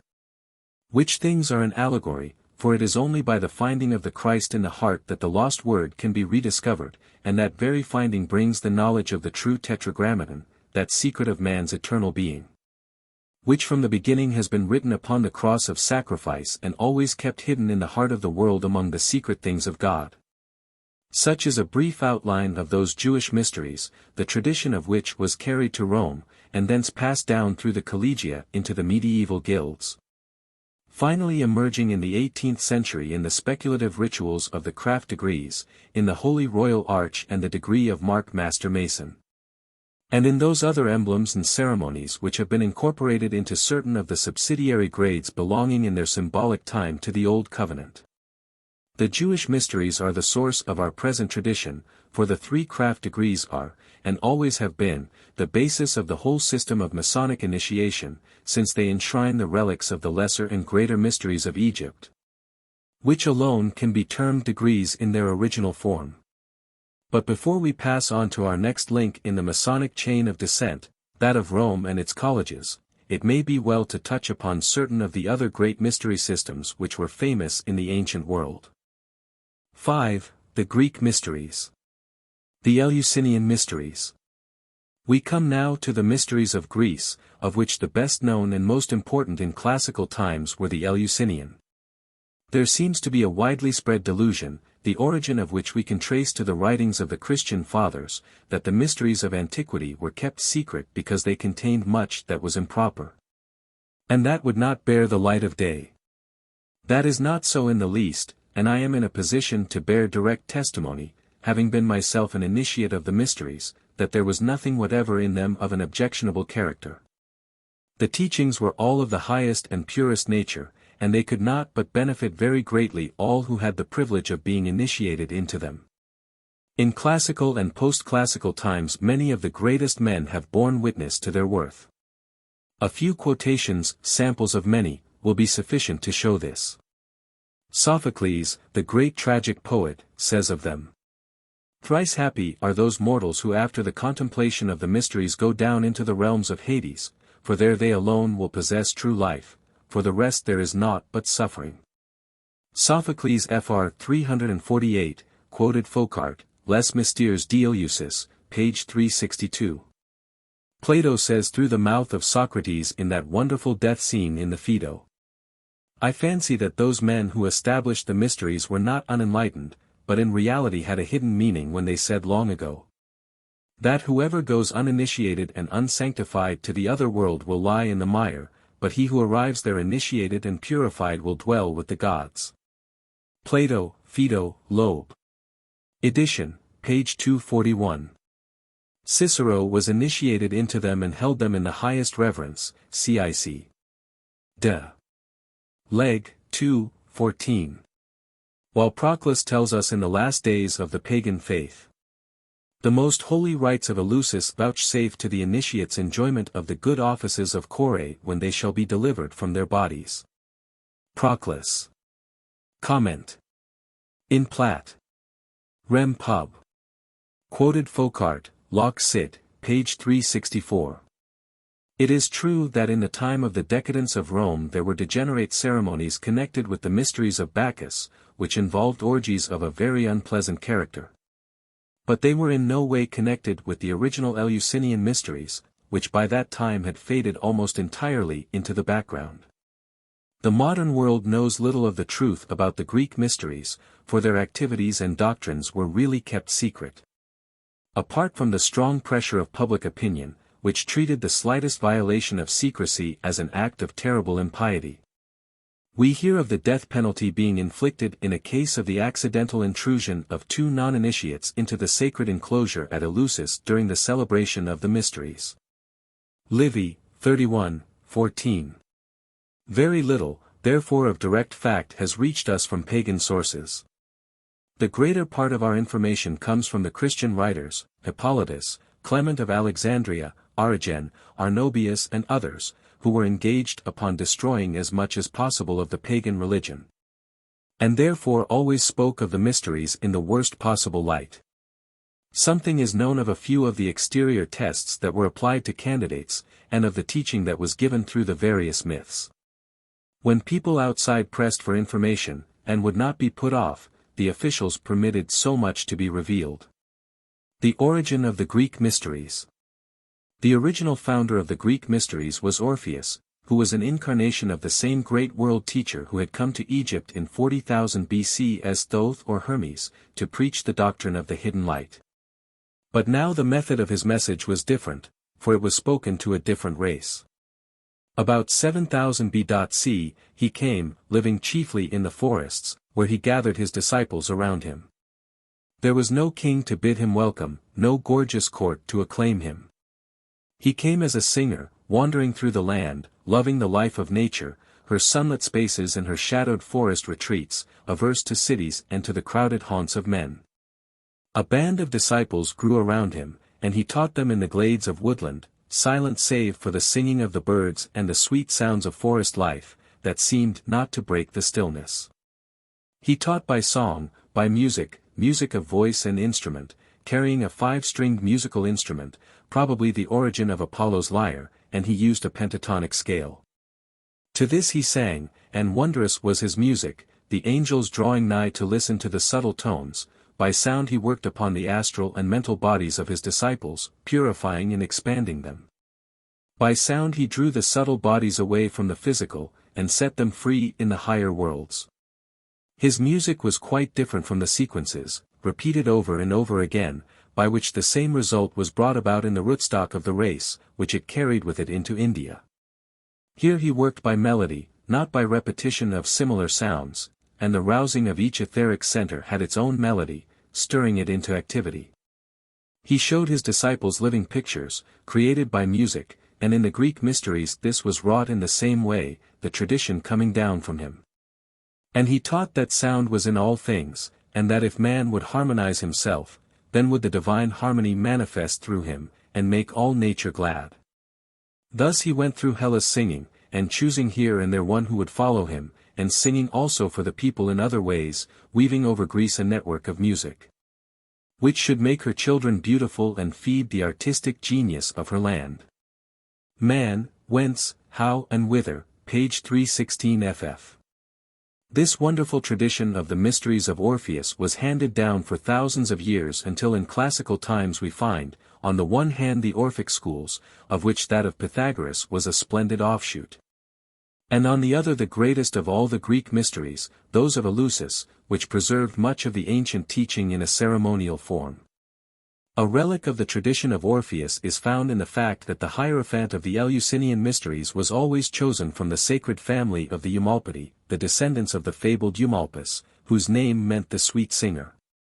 And one of the most important qualifications for the office was the possession of a beautiful and resonant voice, with which the sacred chants might be correctly intoned. Les Mystères d'Eleusis. Paul Foucault. Paris, 1914, page 170. The Gods of Greece. The Greek idea of worship was very different from our modern conceptions. It must not be supposed that any of the educated Greeks believed in the mythology of their religion as literal fact. Men sometimes wonder how it was possible for great nations like Rome or Greece to remain satisfied with what we commonly call their religion, a chaos of unseemly myths, many of them not even decent. Describing gods and goddesses who were distinctly human in their actions and passions, and were constantly quarreling amongst themselves. The truth is that nobody was satisfied with it, and it never was at all what we mean by a religion, though it was no doubt taken literally by some ignorant people. All cultured and thinking men took up the study of one or other of the systems of philosophy, and in many cases they were also initiates of the school of the mysteries. It was this higher teaching that really molded their lives, and took for them the place of what we call religion, unless, indeed, they were frankly agnostic, as are so many cultured men now. Some of these weird myths, however, were explained in the mysteries and were seen to enshrine a hidden teaching relating to the life of the soul. Nevertheless, many of the gods of Greece were real personages, who played their parts in the lives of the people, and were channels to them of the divine blessing. The chief aspect of the outer religion of Greece was the cult of the beautiful. It was known in Greece that every true work of art radiated an atmosphere of joy and beauty, therefore the Greeks surrounded themselves and their worship with every kind of lovely thing. They knew that the gods manifested themselves through beauty, were aspects of and channels for the one beauty, and thus they gathered streams of the divine influence around them and so outpoured blessing upon the world. The gods of Greece were not the same as those reverenced in Egypt. They represented somewhat different aspects of the one eternal God in forms suited to the development of the Celtic subrace, which was essentially an artistic, as the Egyptians had been a scientific people. As students of the occult side of religion are aware, each subrace has its own especial presentation of truth, its own divine forms through whom worship is offered to the Supreme. And the type of religion is formulated by the world teacher himself in accordance with the development and culture which are to be the distinguishing characteristic of that race and its contribution to the world plan of evolution. In Greece, as in Egypt, there was a multiplicity of these divine forms, some of them represented and ensouled by great angels, who may be compared to some extent to those adored in Christian lands, S. Michael, S. Gabriel, S. Raphael and others. The gods of Greece were no less real than these great ones, although they belonged to an entirely different type, resembling rather the presiding angels of the various countries than the rulers of the 9 orders of the angelic hosts. Pallas Athene, the grey-eyed goddess of wisdom, was a magnificent and splendid being, who practically governed Athens in the old days through her devotees. Her influence was enormously stimulating, but she was not so much an embodiment of compassion or of love, as is the Blessed Virgin Mary, but rather of efficiency and of that perfect accuracy of form that is the essence of all true art. Much of the wonderful art of Greece was inspired directly by her, and to satisfy her it had to be the very highest and truest and most accurate. She could not tolerate a single line misplaced, even in the smallest thing. There was something of polished steel about Athene. She was cold and keen like a rapier, tremendously powerful, keeping the people up to the highest, the noblest, the purest, the most beautiful. And yet less for the sake of an abstract love of beauty than because it would have been a disgrace to be otherwise than beautiful. There was practically no emotion connected with Pallas Athene. We had an intellectual appreciation of her greatness, an intense devotion along mental lines, a splendid enthusiasm in following her, but we should not have ventured upon anything like personal affection. She kept Athens in perfect order, directing it, governing it, brooding over its people with her wonderful inspiration. And she watched the development of her city with the closest interest, determined that it should be ahead of Sparta and Corinth and the other cities of Greece. Hera was a real personage likewise, but very different from Pallas Athene. She was one of the many incarnations or forms of the feminine aspect of the first ray, and was thought of as the Queen of Heaven.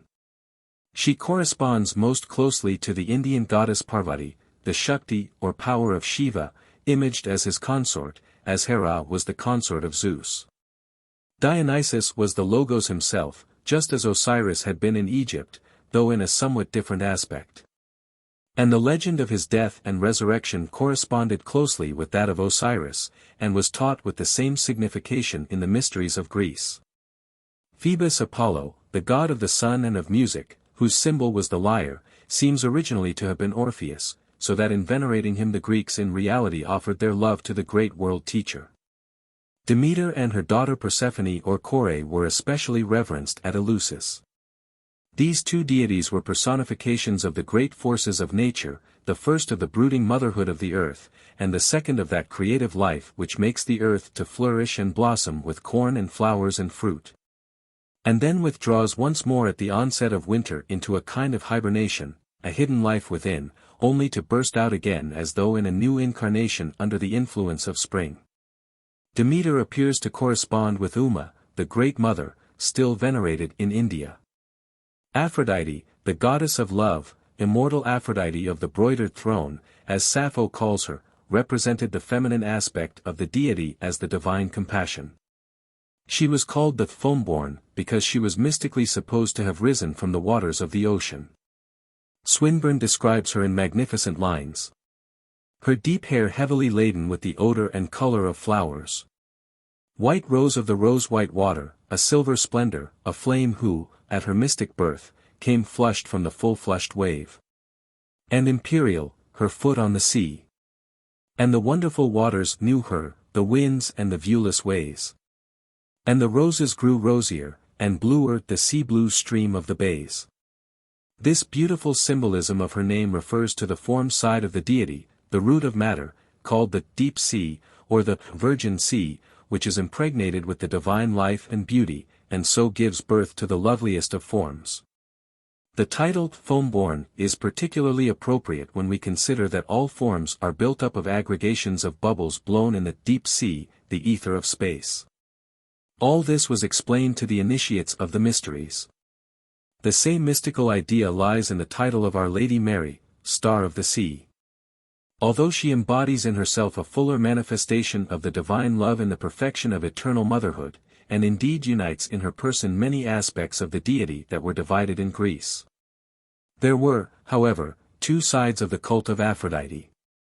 The higher side was embodied in Aphrodite Uranios, the heavenly Aphrodite, who was indeed the mother of fair love.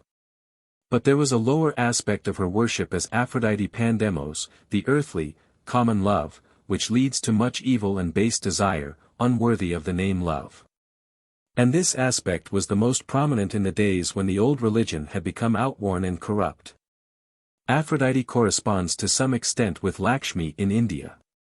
The gods were connected with the mysteries, and worked with and through their faithful followers, but even in the mysteries there was less of devotion and more of intellectual appreciation than in our religion today. In studying different branches of the mysteries as worked in different lands we can but give certain analogies, we cannot hope to make exact comparisons. And the difficulty is still greater when we try to compare the ancient with the modern faiths, their whole outlook was so different from ours. The officials. The control of the Eleusinian mysteries in classical times lay in the hands of two families, the Eumolpidi and the Carices or heralds, who were also connected with the worship of the Pythian Apollo at Delphi. Most of the officers were chosen from these two families, although there were also important civil representatives of the Athenian state who were responsible for the public ceremonial of the mysteries as well as for the control of finance. The chief officer was the Hierophant, chosen for life by lot from the Eumolpidi. He alone had the guardianship of the Halos, Hiera, those sacred treasures which were so carefully preserved at Eleusis and played so great a part in the ceremonial magic of the mysteries. He was invariably a man of advanced age and distinguished position, and in his hands lay the supreme control over the secret ceremonial. Next to him in rank stood the Deduchos, the bearer of the double torch, chosen for life from the family of the Carices. Both these officials had houses in the sacred enclosure at Eleusis, into which only initiates might enter. But while the Hierophant remained in almost entire seclusion, the Deduchos often took a prominent part in public affairs.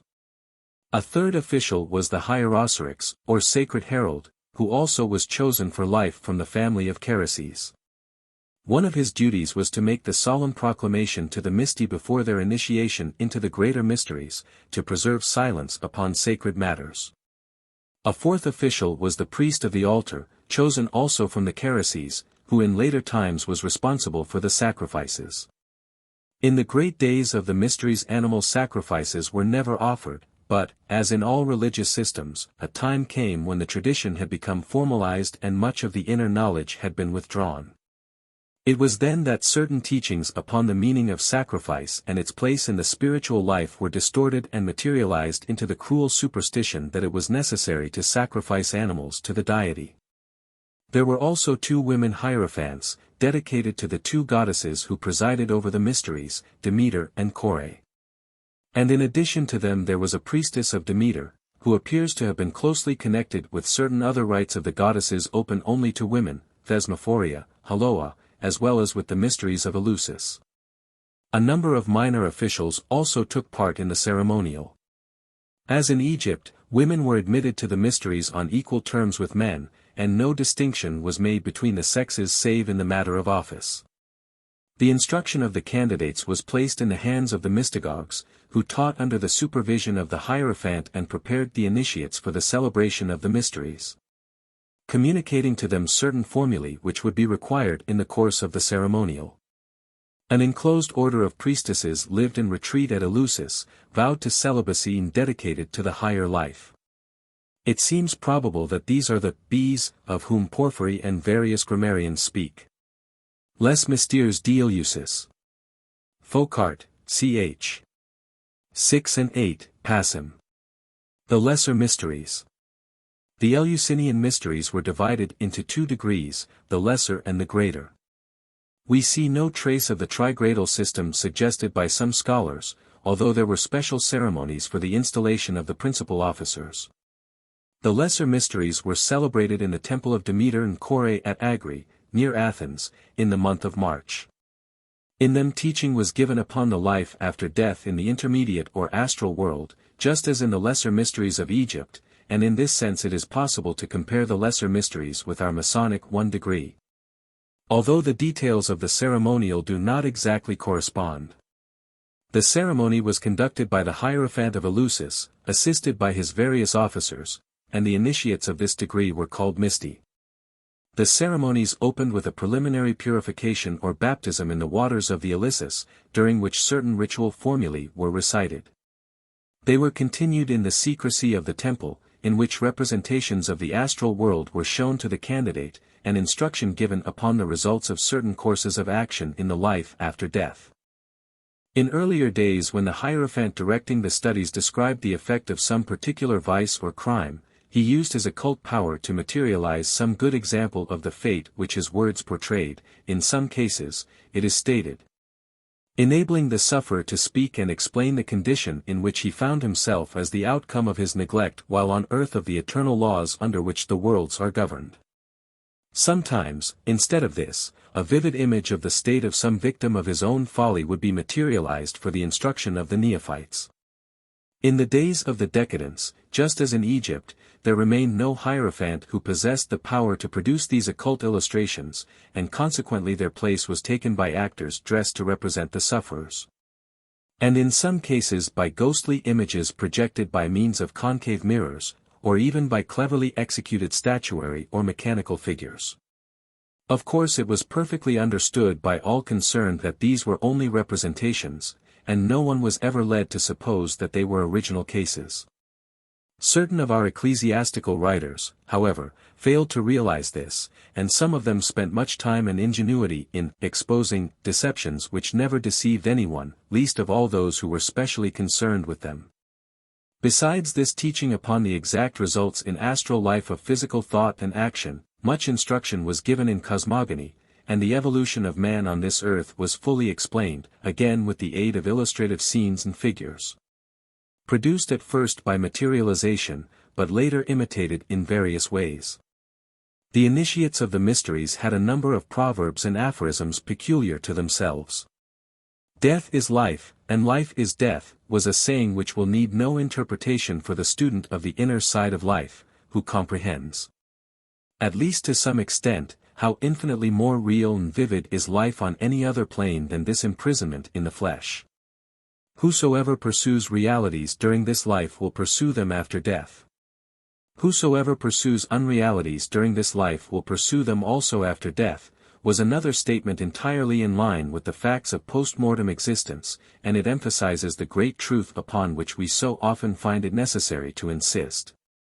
That death in no way changes the real man, but that his disposition and his mode of thought remain exactly what they were before. The myths of the exoteric religion of the country were taken up and studied in the Eleusinian Mysteries, as in the Mysteries of Egypt. Among those relating to the life after death was that of Tantalus, who was condemned to suffer perpetual thirst in Hades. Water surrounded him on all sides, but receded from him whenever he attempted to drink. Over his head hung branches of fruit which receded in like manner when he stretched out his hand to touch them. This was interpreted to mean that everyone who dies full of sensual desire of any kind finds himself after death still full of desire, but unable to gratify it.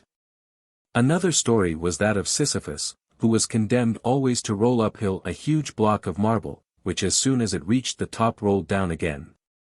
That represents the condition after death of a man full of personal ambition, who has spent his life in making plans for selfish ends. In the other world he goes on making plans and working them out, but always finds at the point of completion that they are nothing but a dream.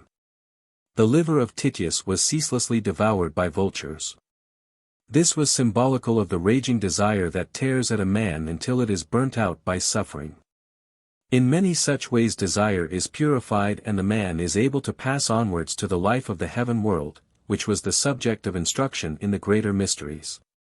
Within the lesser mysteries, just as in the mysteries of Egypt, there existed an inner school for the training of specially selected candidates.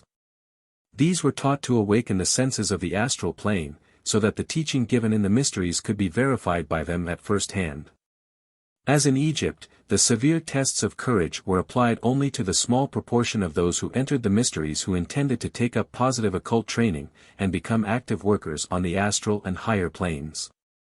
Tens of thousands of people were initiated without them.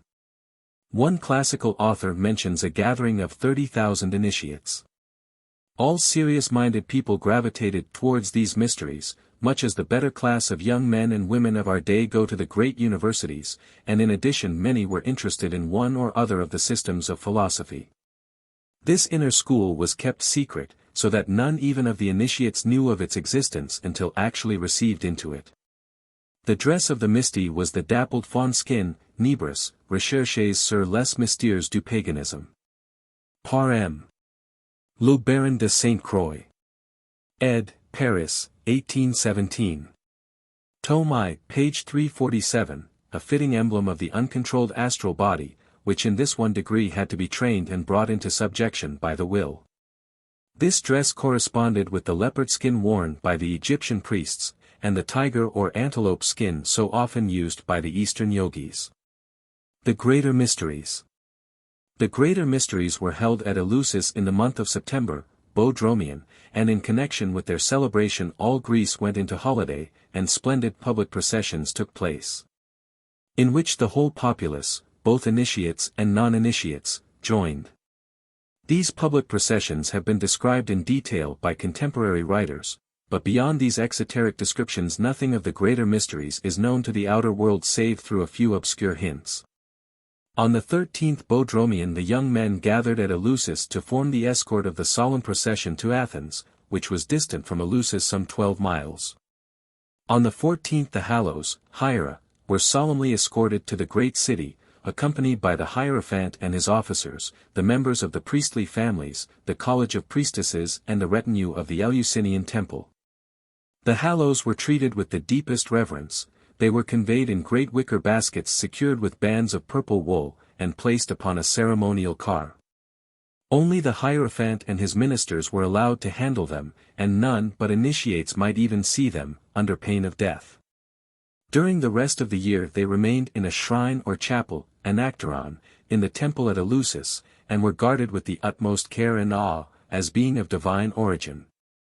When the procession reached the outskirts of the city of Athens, the Hallows were met by the magistrates and people, and were escorted with all magnificence and pomp to the Eleusinian at the foot of the Acropolis. Like the mother temple at Eleusis, this was surrounded by high walls, and no one but the initiates was ever allowed to enter. On the 15th day of the month, the day of the full moon, the Misty who were to be advanced to the greater mysteries assembled, and the solemn proclamation was made, enumerating those to whom access to the mysteries was forbidden. Whoso hath unclean hands, whoso hath an unintelligible voice. Libanius, quoted Foucault. Op. Cit., page 311. This latter qualification has been taken to mean that only Greek-speaking people could be admitted to the mysteries, but M. Foucault suggests the more probable explanation that the voice must be free from impediment in order that the sacred formulae might be pronounced correctly. And he compares this qualification to the Egyptian title Matharu, which meant not only true of voice, but one who is able to wield the occult powers of sound without mistake. Ibid, page 149. When we remember the tradition of Orpheus and realize how great a part sound played in the Greek mysteries, we may understand that this conjecture is not without foundation. On the 16th day of the month the Misty took a ceremonial bath of purification in the sea. On the 17th and 18th various public processions took place in Athens. While the Misty remained secluded in the temple, receiving instruction and preparing themselves by meditation for their initiation into the greater mysteries. On the 19th the great procession of the initiates to Eleusis was formed, the Hallows were carried back to their ancient resting place with the fullest possible pomp and splendor, and the candidates and Brn. marched in triumph to the temple of initiation accompanied by vast crowds of people. First came the car of Iachos, bearing the statue of the fair young god, who was one of the forms of Dionysus, the blazing star of nocturnal initiation, as Aristophanes calls him, Aristophanes. Frogs, 346. Next marched the young men, myrtle-crowned, with shields and lances glittering in the sunlight, whose duty and privilege it was to escort the sacred Hallows, borne aloft upon the ceremonial car in the great wicker baskets, still bound with purple wool. After them came the Hierophant and his officers, dressed in their purple robes and wearing myrtle crowns, followed by the Misty in charge of the mystagogues. After them marched the vast company of initiates and people, arranged according to their tribes and demes, and preceded by the civil magistrates and the council of the 500. And the whole splendid throng was followed by a train of baggage animals carrying bedding and provisions for the few days' sojourn at Eleusis. The procession arrived at the sacred village after nightfall, and glowed like a river of fire in the blazing light of the torches carried by all the people. And after a tremendous ovation the Hallows were carried into the sacred enclosure by the Hierophant, who placed them once more in the secret shrine within the hall of initiation, Telesterion. The next 2 days, during which the actual ceremonial instruction took place, were spent by the initiates within the enclosing walls of the temple, and the whole glorious celebration concluded with a festal assembly held outside the temple walls, in which all the citizens took part, afterwards returning quietly to their homes. Les Mystères d'Eleusis. Ch. 11 and 12, Passim. In the greater mysteries the teaching upon the life after death was extended to the heaven world, they thus corresponded to some extent to our 2 degrees. The initiates were named Apopte, and their ceremonial garment was no longer a fawn skin, but a golden fleece, whence, naturally, the whole myth of Jason and his companions. This symbolized the mental body, and the power definitely to function in it.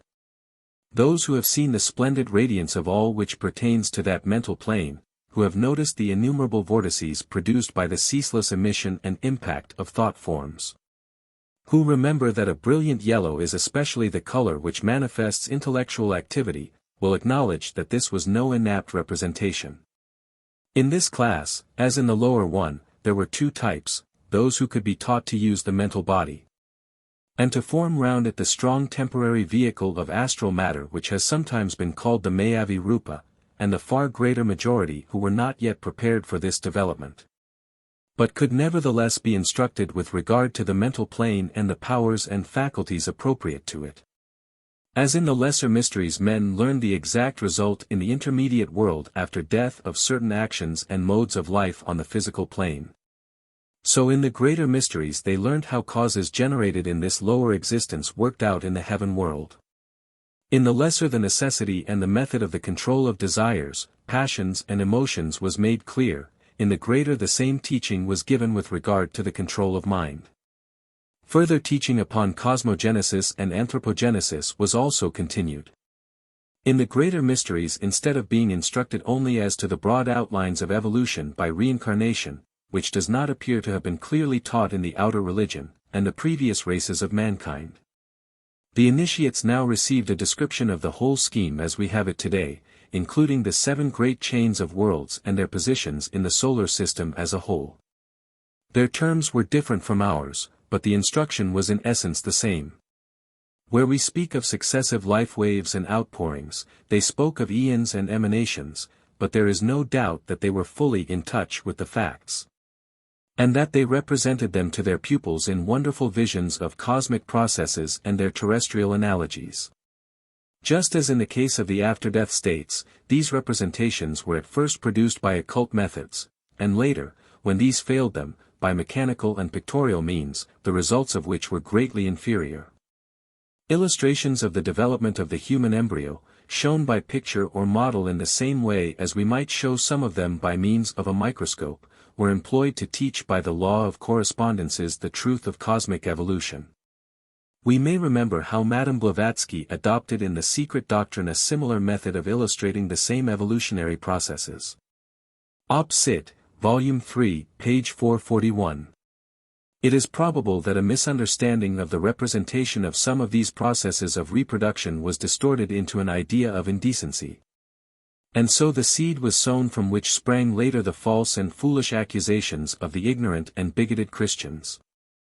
The culmination of the ceremonial of the greater mysteries was the exposition of an ear of corn. Of this Hippolytus speaks.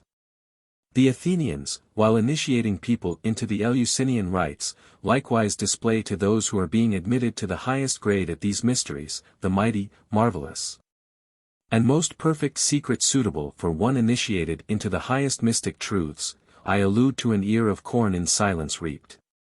This ear of corn is also considered among the Athenians to constitute the perfect and enormous illumination that has descended from the unportrayable One, just as the Hierophant himself declares.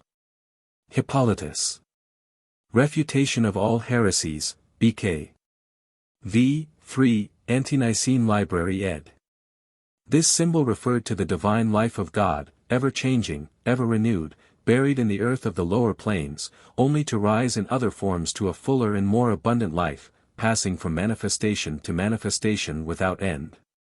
This was explained by the Hierophant to the initiates, and the simplicity of the symbol and the beauty and profundity of the meaning underlying it formed a fitting climax to a wonderful ceremony. The myths of the greater mysteries. The meaning of various myths was explained in detail in the instruction given to the initiates. The legend of Persephone or Proserpine, Kore, is clearly an occult parable of the descent of the soul into matter. If we remember how the story tells us that Proserpine was carried away while she was plucking the flower of the narcissus, at once we have a suggestion of connection with that other myth of the soul's life. Narcissus is represented to have been a young man of extraordinary beauty who fell in love with his own reflection in a pool of water, and was so much attracted by it that he fell into the pool and was drowned, and was afterwards changed by the gods into a beautiful flower. It was taught that the soul was not originally immersed in matter, and need not have been so, but for the fact that she was attracted by the image of herself in the lower conditions of matter, symbolized by water. Beguiled by this reflection, she identifies herself with the lower personality, and is for the time sunk altogether in matter, yet nevertheless the divine seed remains, and presently she springs up again as a flower. It was while Proserpine was stooping to Narcissus that she was seized and carried off by Desire, who is the king of the lower world. And although she was rescued from complete captivity by the effort of her mother, yet after that she had to spend her life half in the lower world, and half in that above, that is to say, partly in incarnation and partly out of it. The Minotaur, which was slain by Theseus, was the personality in man, half animal and half man. Theseus typifies the higher self, who has been gradually developing and gathering strength until at last he can wield the sword of his divine father, the Spirit. Guided through the labyrinth of illusion which constitutes these lower planes by the thread of occult knowledge given him by Ariadne, who represents intuition, the higher self is enabled to slay the lower and escape safely from the web of illusion. Yet there still remains for him the danger that, developing intellectual pride, he may neglect intuition, even as Theseus neglected Ariadne, and so failed for the time to reach his highest possibilities. The legend of the slaying of Bacchus by the Titans, the tearing of his body into fragments and his resurrection from the dead, was also taught. With the same interpretation as that given to the legend of Osiris in the Mysteries of Egypt, the descent of the one to become the many, and the reunion of the many in the one through suffering and sacrifice. The magic of the greater mysteries. In the Eleusinian mysteries the initiates were brought into close communion with the deity through specially consecrated food and drink. Cups of highly magnetized water were given to them, and consecrated cakes were eaten during the ceremonies of initiation. Clement of Alexandria gives us the formula or password of the Eleusinian mysteries, which some have taken to refer to this sacrament: I fasted, I drank the draught, I took from the chest. Having tasted, I placed in the basket, and from the basket into the chest. Clem, Alex. Exhortation to the Greeks. Loeb. Ed., page 43, Lobeck. In many religions we find a similar method of conveying the divine blessing to the people. The halos, hiera, already mentioned were physical objects extremely highly magnetized, through which much of the magical side of the mysteries was performed. They were the personal property of the priestly family of the Eumolpidi, being handed down from generation to generation. And their solemn exposition and the explanation of the symbolical teaching connected with them was one of the features of the Eleusinian ritual. Foucault. Op. Cit., page 150. One of these was the caduceus, the rod of power, surrounded by the twisting serpents and surmounted by the pine cone. It was the same as the thyrsus, and was said to be hollow and to be filled with fire. In India it is a stick of bamboo with 7 knots in it, which represents the spinal column with its 7 centers or chakras. When a candidate had been initiated, he was often described as one who had been touched with the thyrsus, showing that it was not a mere emblem, but had also a practical use. It also indicated the spinal cord, ending in the medulla, while the serpents were symbolical of the 2 channels called in Eastern terminology Ida and Pingla. And the fire enclosed within it was the serpent fire, which in Sanskrit is called Kundalini. It was laid by the Hierophant against the back of the candidate, and thus used as a strong magnetic instrument in order to awaken the forces latent within him, and to free the astral body from the physical, so that the candidate might pass in full consciousness to the higher planes. To help him in the efforts that lay before him, the priest in this way gave the aspirant some of his own magnetism. This rod of power was of the greatest importance, and we can understand why it was regarded with so much awe when we realize something of its occult potency. There was also the crater or cup, always associated with Dionysus, and emblematical of the causal body of man, which has ever been symbolized by a cup filled with the wine of the divine life and love. The tradition of this passed down through the ages and became mingled with that of the Holy Grail, which played so great a part in early medieval romance and legend. Among the holy symbols there were also highly magnetized and richly jeweled statues, which had been handed down from a remote past, and were the physical basis of certain great forces invoked in the mysteries. And a lyre, reputed to be the lyre of Orpheus, on which certain melodies were played and to which the sacred chants were sung. There were also the toys of Bacchus, with which he was playing when he was seized by the Titans and torn to pieces, very remarkable toys, full of significance. The dice with which he plays are the 5 Platonic solids, the only regular polygons possible in geometry. They are given in a fixed series, and this series agrees with the different planes of the solar system. Each of them indicates, not the form of the atoms of the different planes, but the lines along which the power works which surrounds those atoms. Those polygons are the tetrahedron, the cube, the octahedron, the dodecahedron and the icosahedron. If we put the point at one end and the sphere at the other, we have a set of 7 figures, corresponding to the number of planes in our solar system. In some of the older schools of philosophy it was said, no one can enter who does not know mathematics. That meant not what we now call mathematics, but that science which embraces the knowledge of the higher planes, of their mutual relations, and the way in which the whole is built by the will of God. When Plato said, God geometrizes, he stated a profound truth which throws much light upon the methods and mysteries of evolution. Those forms are not conceptions of the human brain, they are truths of the higher planes. We have formed the habit of studying the books of Euclid, but we study them now for themselves, and not as a guide to something higher. The old philosophers pondered upon them because they led to the understanding of the true science of life. Another toy with which Bacchus played was a top, the symbol of the whirling atom pictured in occult chemistry. Yet another was a ball which represented the Earth, that particular part of the planetary chain to which the thought of the Logos is specially directed at the moment. Also he played with a mirror. The mirror has always been a symbol of the astral light, in which the archetypal ideas are reflected and then materialized. Thus each of those toys indicates an essential part in the evolution of a solar system. The hidden mysteries. The two divisions of the lesser and greater mysteries above mentioned were generally known, but it was not known that there was always, behind and above those, the greater mystery of the path of holiness. The steps of which are the 5 great initiations already mentioned. The very existence of the possibility of that future advancement was not certainly known even by the initiates of the greater mysteries until they were actually fit to receive the mystic summons from within. If one thinks of the conditions of that time, one can readily understand the reason for that secrecy. The Roman emperors, for example, knew of the existence of the lesser and the greater mysteries, and insisted upon being initiated into them. We know from history that many of the emperors were hardly of a character to be allowed to play a leading role in a religious body, but it would have been very difficult for the hierophants of the mysteries to refuse entrance to an emperor of Rome. As was once said, one cannot argue with the master of 30 legions. Many of the emperors would certainly have killed anyone who stood in the way of anything they wished, so the existence of the true mysteries was not made public.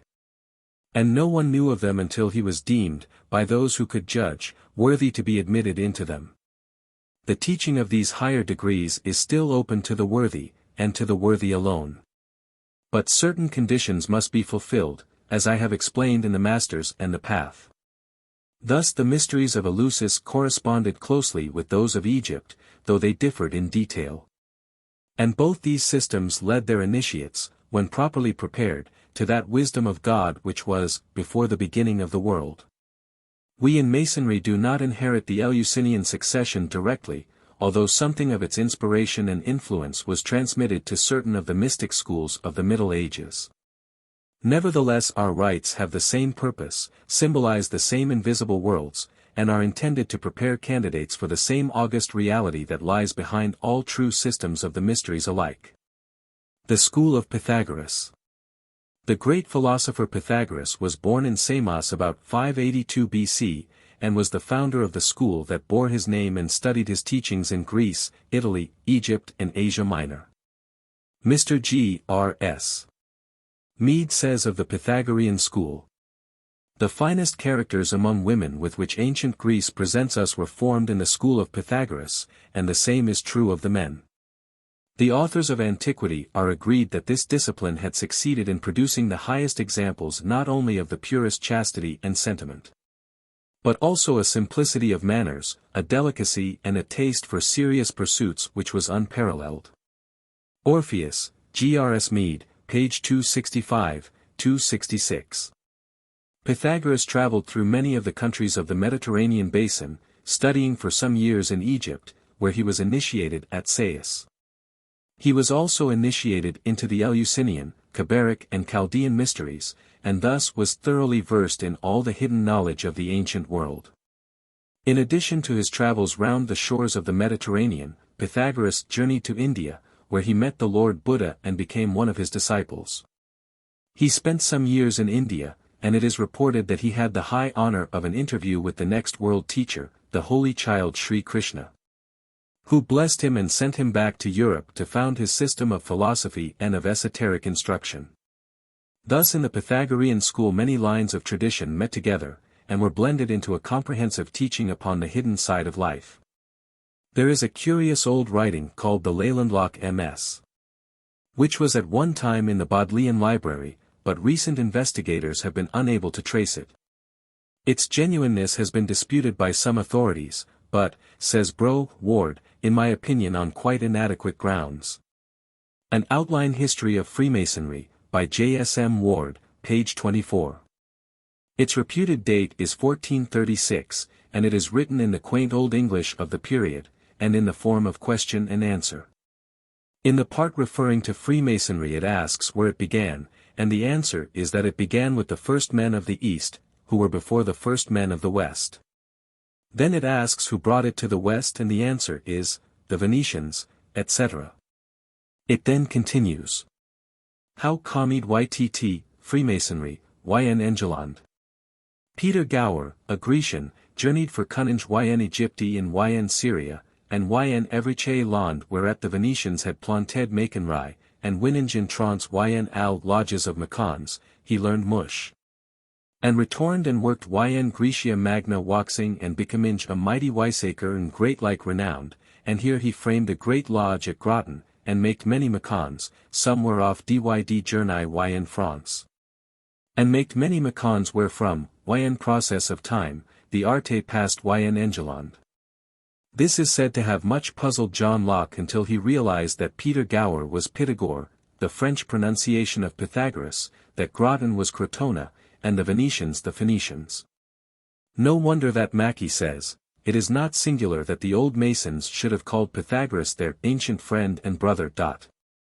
About 529 BC.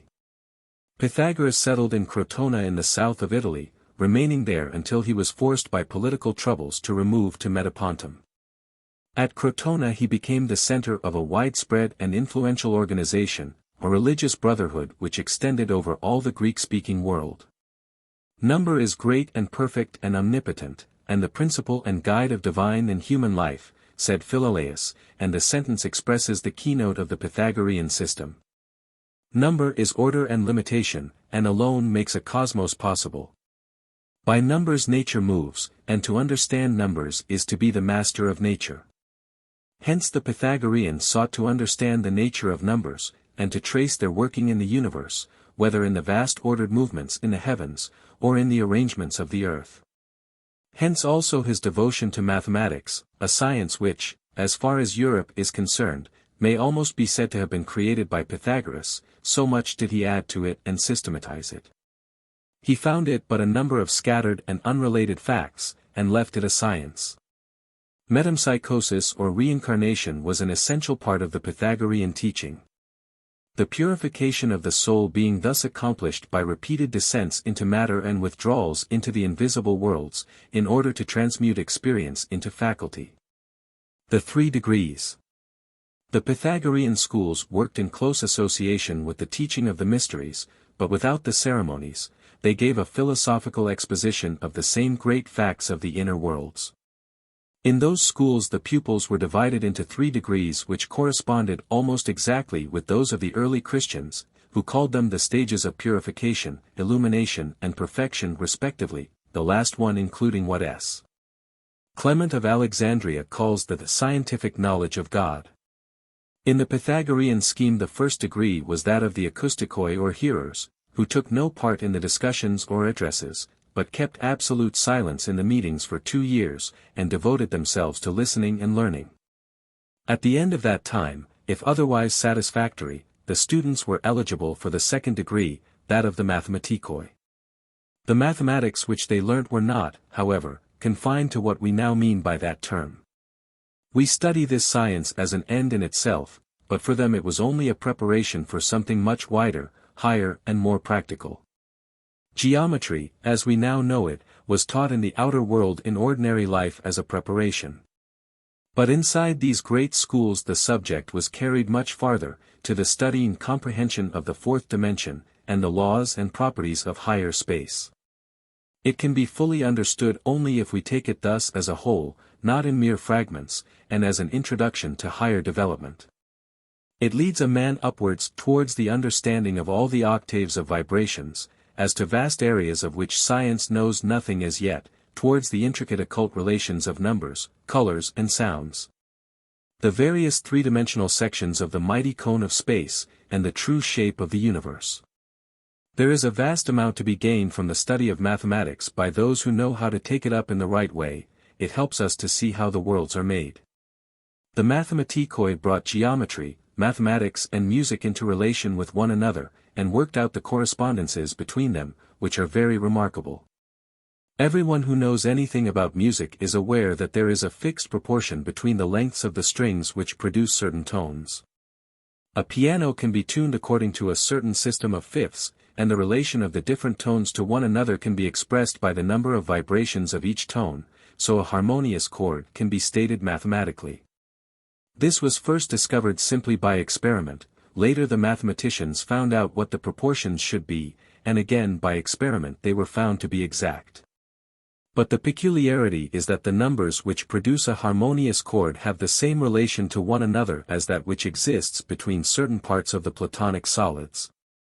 Our scale, so different from the old Greek scale, which consisted of 5 tones, can still be deduced from the proportions of those 5 Platonic figures, which were studied over 2,000 years ago in Greece.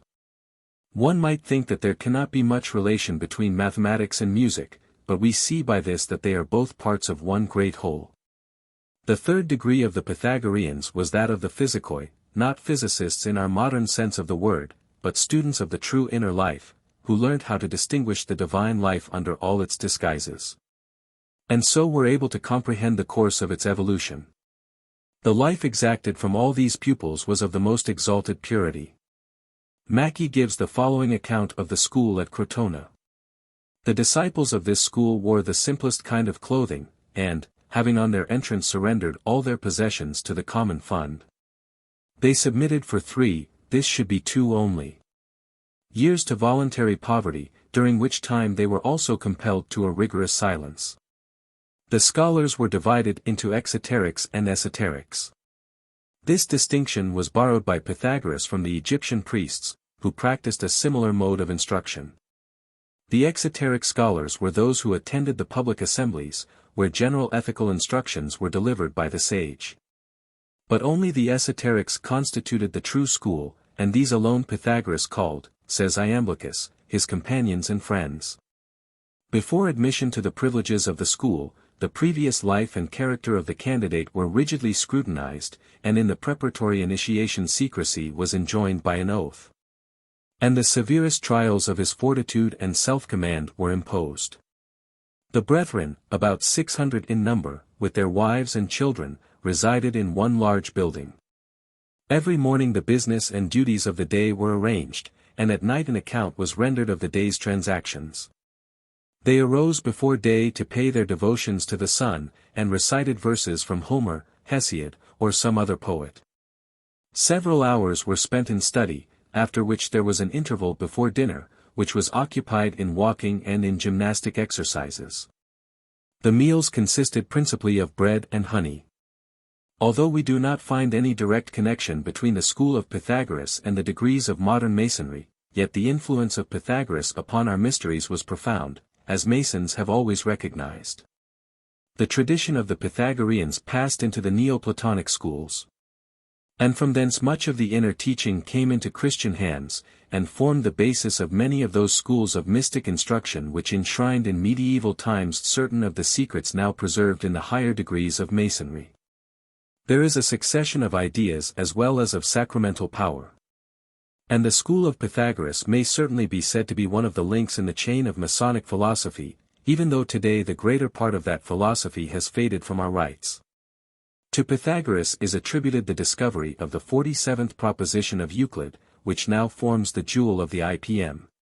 In English Masonry, and is the basis not only of a great portion of exoteric geometry but, in a mystical sense, of the whole system of the mysteries, and indeed of the universe itself. It is impossible exactly to estimate the influence of any given line of tradition. We cannot say more than that some of the Pythagorean teachings, probably transmitted along several mutually interacting lines of descent, became mingled with the Masonry of the Middle Ages and formed part of the inner instruction that was associated with the ceremonies handed down among the operative builders from Jewish sources. These were preserved under binding pledges of secrecy, and emerged in speculative Masonry after the Reformation, thus forming part of our present Masonic system. Other Greek Mysteries. Another line of tradition is that of the mysteries of Dionysus, or as the Romans called him, Bacchus, which approached more closely to the Egyptian scheme of initiation than the Eleusinian rites. They were celebrated throughout Greece and Asia Minor, but principally at Athens. They were carried to Rome, and afterwards formed a link in the chain of Masonic descent. Their central legend deals with the slaying of Dionysus by the Titans and his subsequent resurrection. The mysteries commenced with the consecration of an egg, symbolizing the mundane egg from which all things came. The candidate was crowned with myrtle, clothed in the sacred robes, exhorted to have courage, and then led through dark caverns amid the howling of wild beasts and other fearful noises, while flashes of lightning revealed monstrous apparitions to his sight. After 3 days and nights of this kind of experience, he was laid on a couch in a solitary cell. There was a sudden crash of waters, typifying the deluge, and the murder of Dionysus was enacted, his limbs being scattered on the waters. Then, amid lamentations, commenced the search of Rhea for the remains of Dionysus, and the apartments were filled with shrieks and groans, accompanied by the frantic dances of the caravans.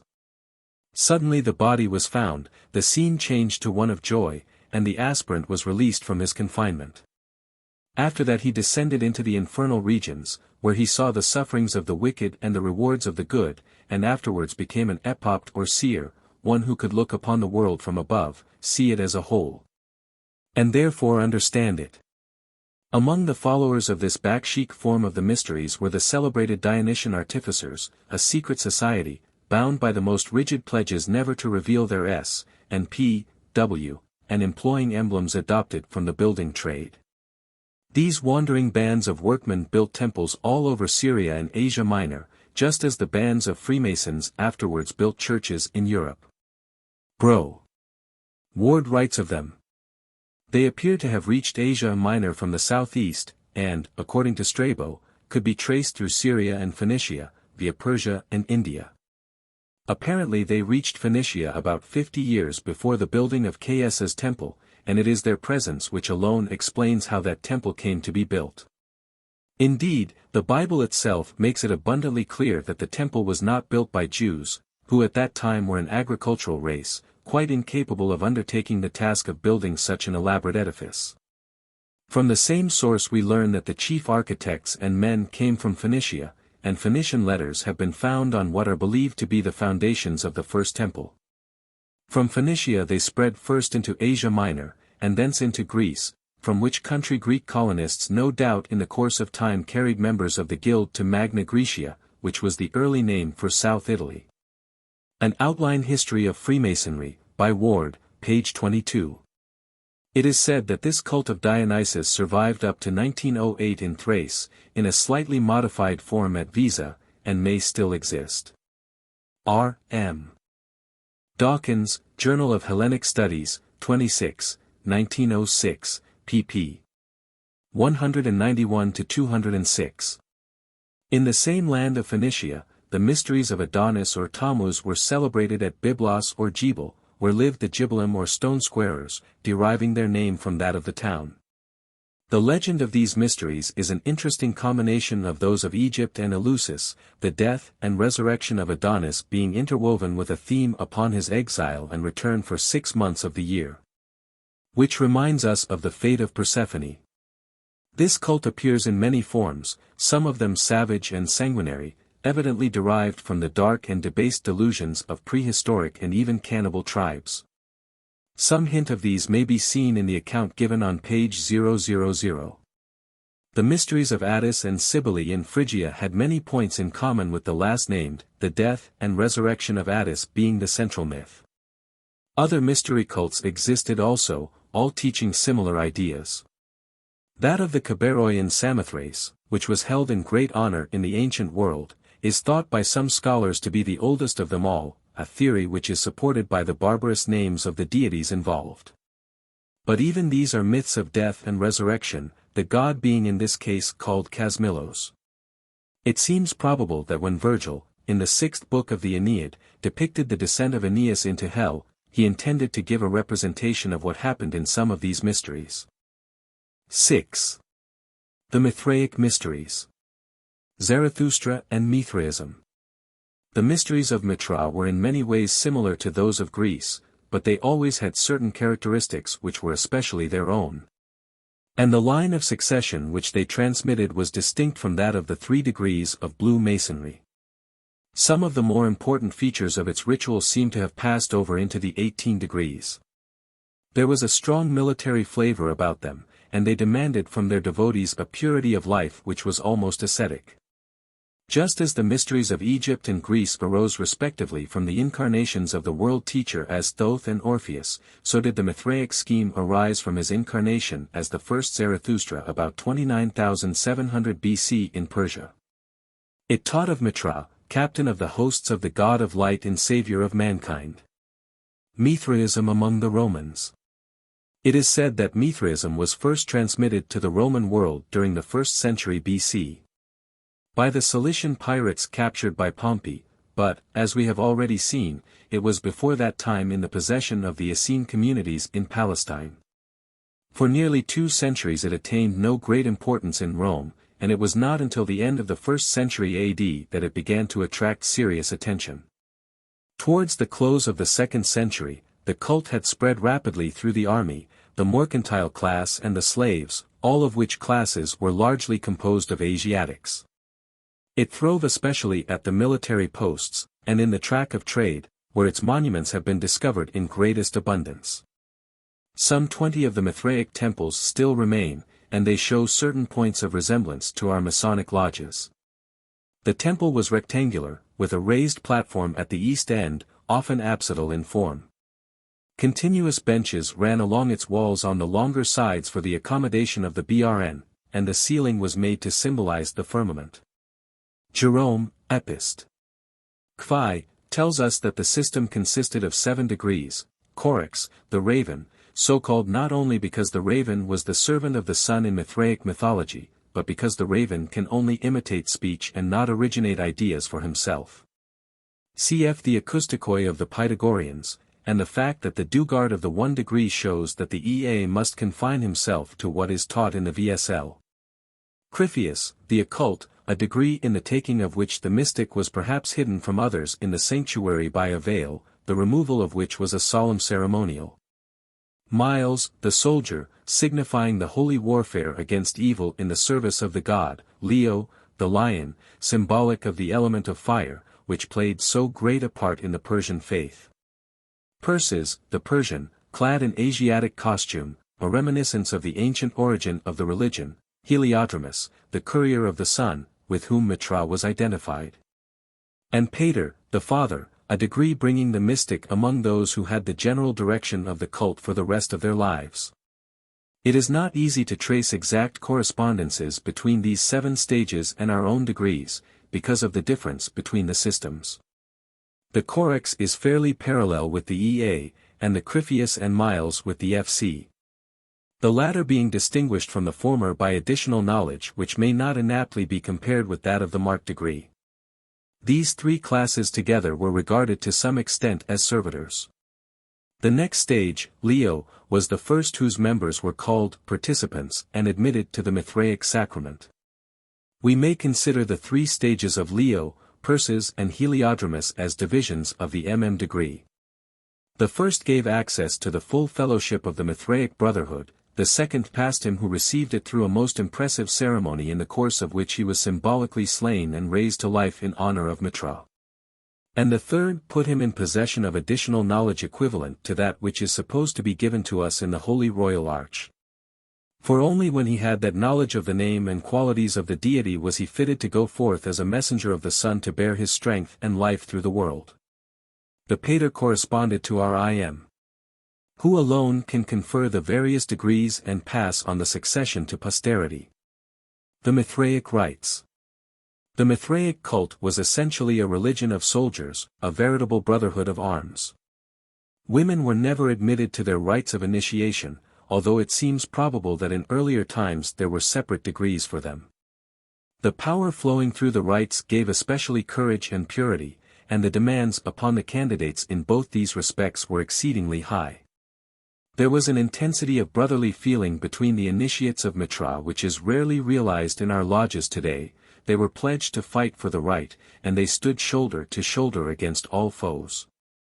The Mithraic sacrament consisted of bread and wine and salt, and was consecrated at a solemn ceremony in the mysteries, being linked to that aspect of the deity which was represented by Mitra. And intensely charged with force along the characteristic lines of purity, courage and brotherhood, helping to bind the brethren together into a body corporate as soldiers of light and truth. This same Eucharist has been transmitted to us today through the Culdee line of tradition, in the ceremonial of the Rose-Croix of Hirdam. But the forces flowing through it have been modified to some extent, so that instead of a brotherhood of arms we have now a brotherhood of love. The power of love takes the place of the military influence of courage, although the method of consecration in the higher worlds is the same.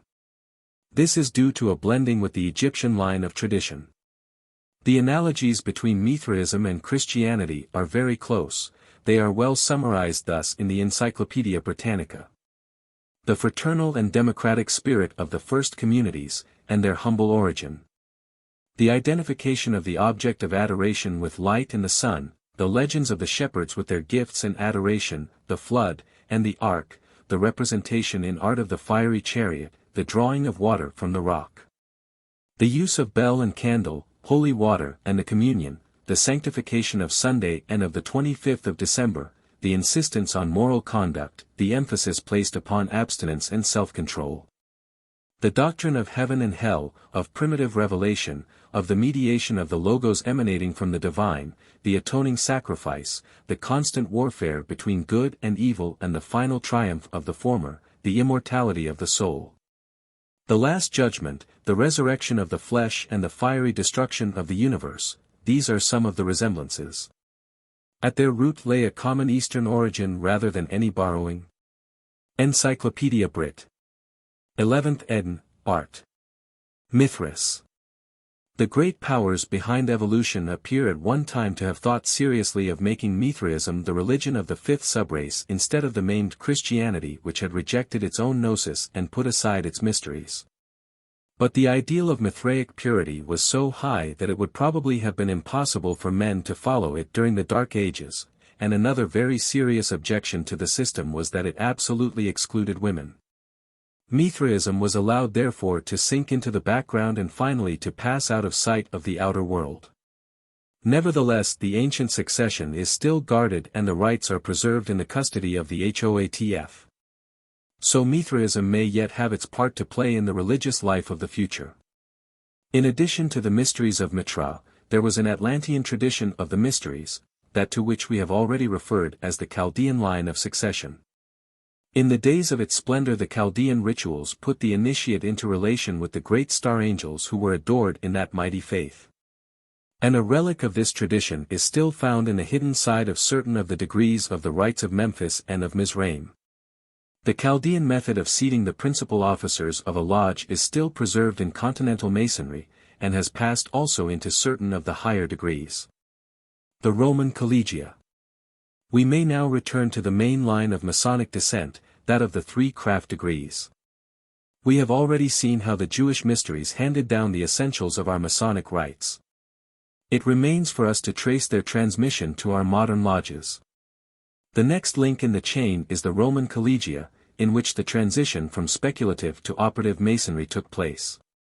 We have seen that the science of architecture was always closely connected with the mysteries, and that our Masonic craft ritual when properly worked is designed to build a superphysical temple of the Ionic order of architecture, which was chosen because it is the vehicle of the special type of force which flows through craft masonry.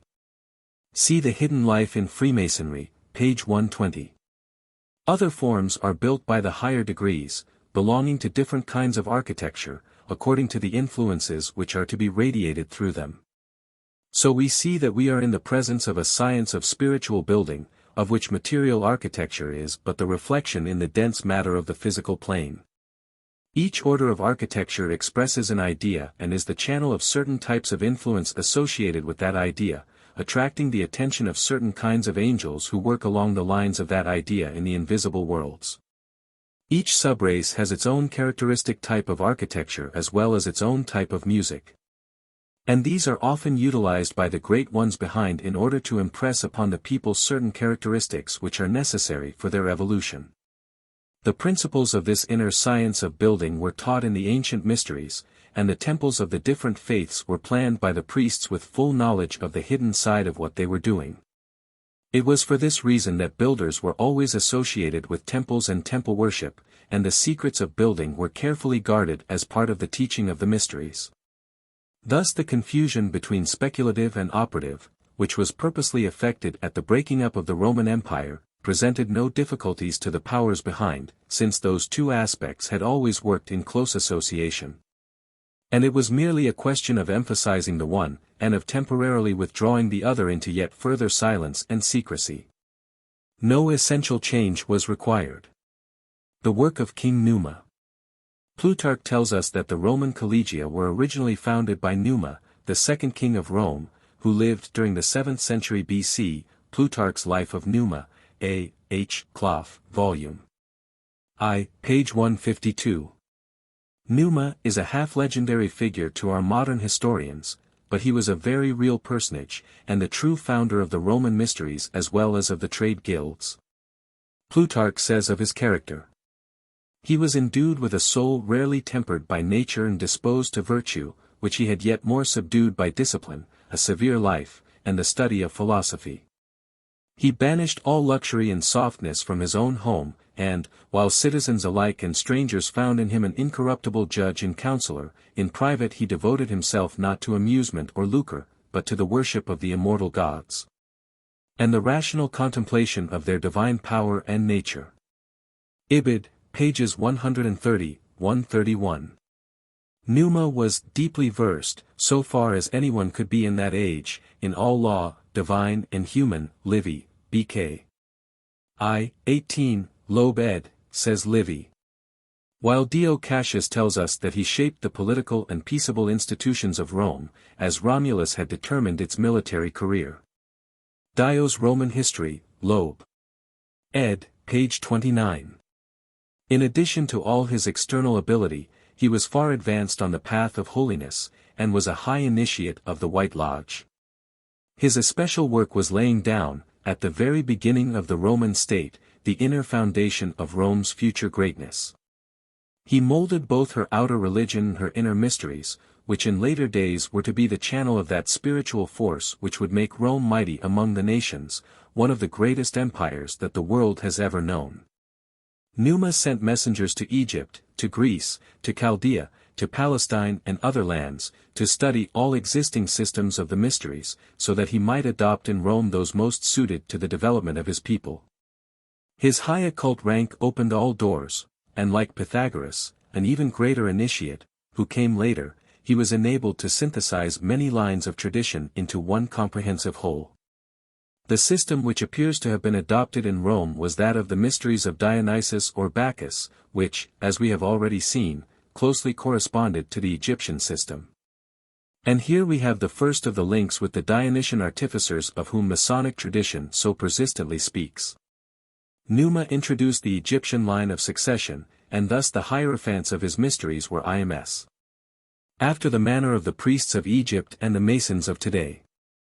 This succession appears to have been handed down in secret among the colleges of architects until the time when Christianity began to dominate the Roman world at the beginning of the 3rd century AD.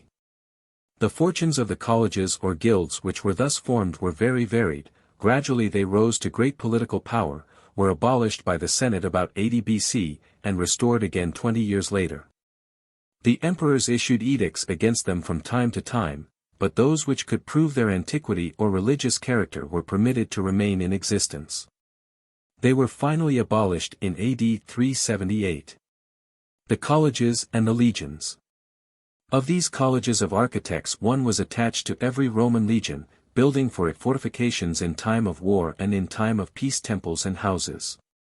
It was thus that the Roman mysteries were brought to northern Europe.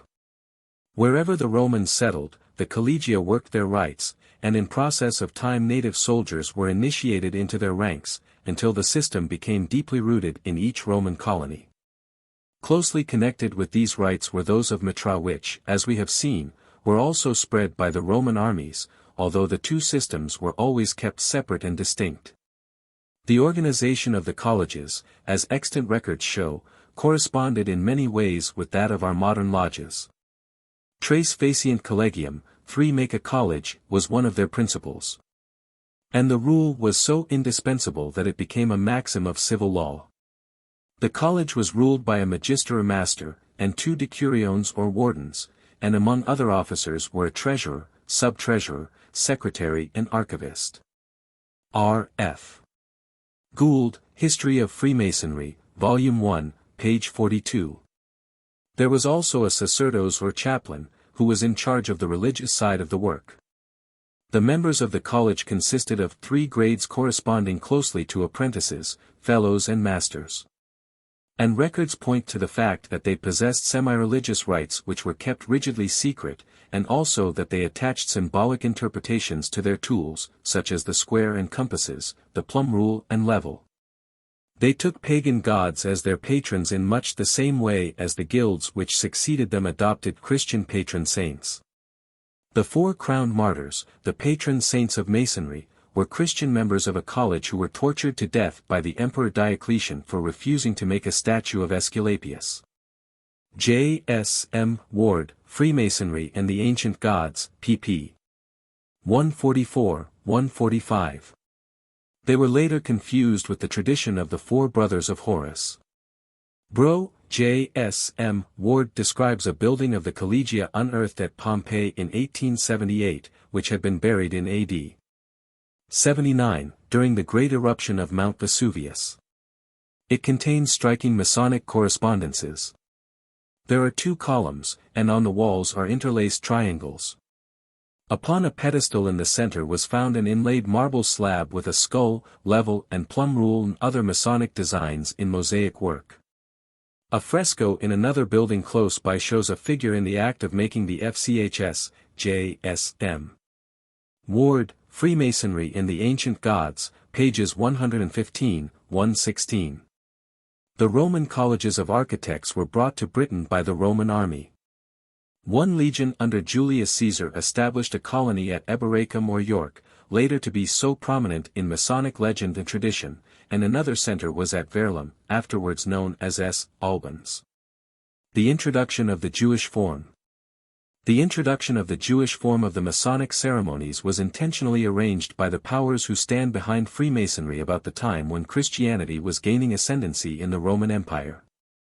It would have been almost impossible to continue the mysteries of Bacchus or those of Mitra in their original form, while there was so much opposition between the Christian faith and the old pagan religion. No such opposition was in Roman days felt towards the Jews, among whom the Christian faith arose and had its early nurture. And the Jewish form of the mysteries was therefore adopted by the White Lodge as the best means of transmitting the ancient rites through the Dark Ages, when the Church rigorously persecuted all who were not in agreement with her doctrines. The chief agent in the work of transition was he who was then known as S. Alban, but whom today we revere as the Master the Comte de S. Germain, the head of all true Freemasons throughout the world.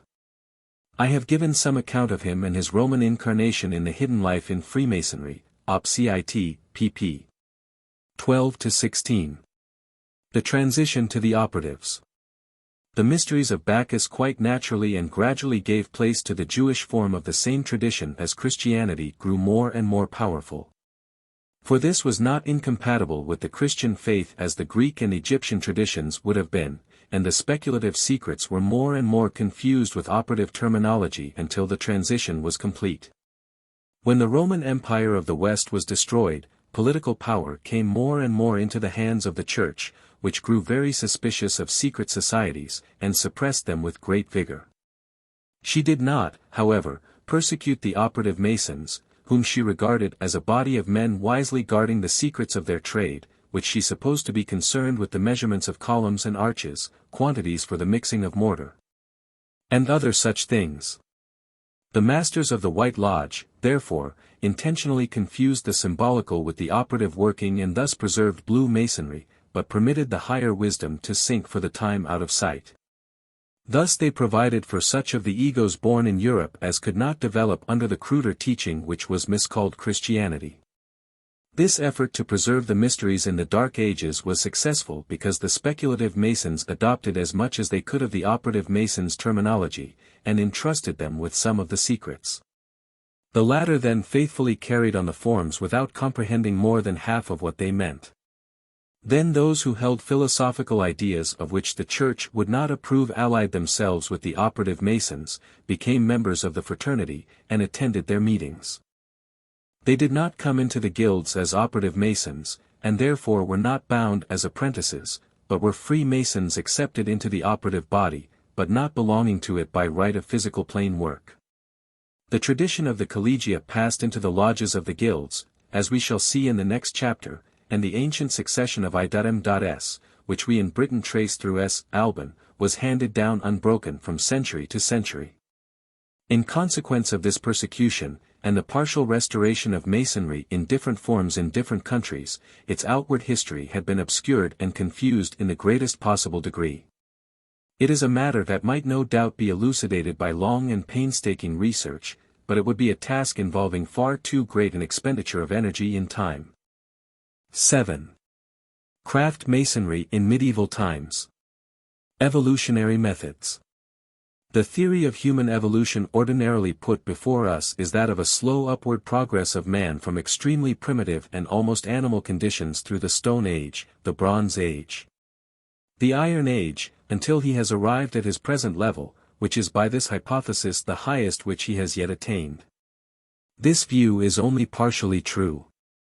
It is only on the one hand in a very broad and general sense covering a development lasting many millions of years, and on the other in a purely local sense affecting one or two subraces, that it can be said to be true at all. For it leaves entirely out of account some of the most important factors in the case. Let no one ever doubt that evolution is a fact, that God has a plan for man, and that that plan is one of eternal advancement and unfoldment, carrying him on to heights of glory and splendor of which at present we have no conception. Yet we doubt not through the ages one eternal purpose runs. And the thoughts of men are widened with the process of the suns. Locksley Hall, by Lord Tennyson. But if we wish to understand anything of this wondrous scheme we must begin by trying to grasp its general principles. First, it is no mere haphazard growth. It is being definitely directed from behind by a body of perfected men which we call the Great White Brotherhood, a body which exists to carry out the will of the logos of the solar system. It works through machinery so vast and complicated that from the physical plane we can never see more than a tiny corner of its operation, and so we constantly misconceive and underrate it. Secondly, its method of working is cyclical. The soul of man grows by occupying a succession of bodies, each of which is born, grows slowly to maturity, lives its life, learns, or fails to learn, its lesson, and then dies. Just so humanity grows by incarnating in a succession of races, each of which passes through its stage of youth, adolescence, full manhood and decay. Often the period of decay seems sad, both with the man and with the race. Often the student of history cannot but regret the passing of a once mighty and splendid civilization to make way for a savagery possibly more virile, but certainly in its youth coarser and cruder. A flagrant example of that was the destruction of the gentle and beautiful civilization of Peru by the incredibly cruel and atrocious methods of the invading Spaniards. Another very similar case was the utterly unjustifiable attack upon the civilization of Rome by the ferocious hordes of Goths and Vandals from the north. So coarse, so brutal were they that their very names have become a proverb, and we use them today to indicate the extremes of clumsiness and wanton destruction. Yet they also were an instrument in the hand of the divine power. And their crass ignorance contained within itself the seed of certain qualities which were in danger of dying out and being forgotten among the decaying races which they were destined to leaven and partially to replace. The withdrawal of the mysteries. Even before the destruction of the Roman Empire, the withdrawal of the mysteries as public institutions had taken place, and this fact was mainly due to the excessive intolerance displayed by the Christians. Their amazing theory that none but they could be saved from the hell which they themselves had invented naturally led them to try all means, even the most cruel and diabolical persecutions, to force people of other faiths to accept their particular shibboleth. As the mysteries were the heart and stronghold of a more rational belief, they of course opposed them bitterly. quite forgetful that in the earlier days of their religion they had claimed to possess as much of the inner knowledge as any other system. The Christian Mysteries. Even today it is quite commonly thought that Christianity had no mysteries, and some of its followers boast that in it nothing is hidden. That mistaken idea has been so sedulously impressed upon the world that it leads many people to feel a certain distaste for the wiser faiths which met all needs, and to think of them as unnecessarily hiding part of the truth or grudging it to the world. In the old days there was no such thought as this. It was recognized that only those who came up to a certain standard of life were fit to receive the higher instruction, and those who wished for it set to work to qualify themselves for it. Knowledge is power, and people must prove their fitness before they will be entrusted with power, for the object of the whole scheme is human evolution, and the interests of evolution would not be served by promiscuous publication of occult truth. Those who maintain the above-mentioned opinion about Christianity are unacquainted with the history of the Church. Though many of the early Christian writers are bitterly hostile to the mysteries, they indignantly deny the suggestion that in their church they have nothing worthy of that name, and claim that their mysteries are in every way as good and deep and far-reaching as those of their pagan opponents. Clement says, "He who has been purified in baptism and then initiated into the little mysteries, has acquired, that is to say, the habits of self-control and reflection, becomes ripe for the greater mysteries, for epoptia or gnosis. The scientific knowledge of God." Quoted in Some Glimpses of Occultism, ch. 2. The same writer also said, "It is not lawful to reveal to profane persons the mysteries of the Logos." Origen, the most brilliant and learned of all the ecclesiastical fathers, also asserts the existence of the secret teaching of the Church, and speaks plainly of the difference between the ignorant faith of the undeveloped multitude, and the higher and reasonable faith which is founded upon definite knowledge. He draws a distinction between the popular irrational faith, which leads to what he calls somatic Christianity, the merely physical form of the religion, and the spiritual Christianity offered by the gnosis or wisdom. He makes it perfectly clear that by somatic Christianity, he means that faith which is based on the gospel history. He says of it, "What better method could be devised to assist the masses?"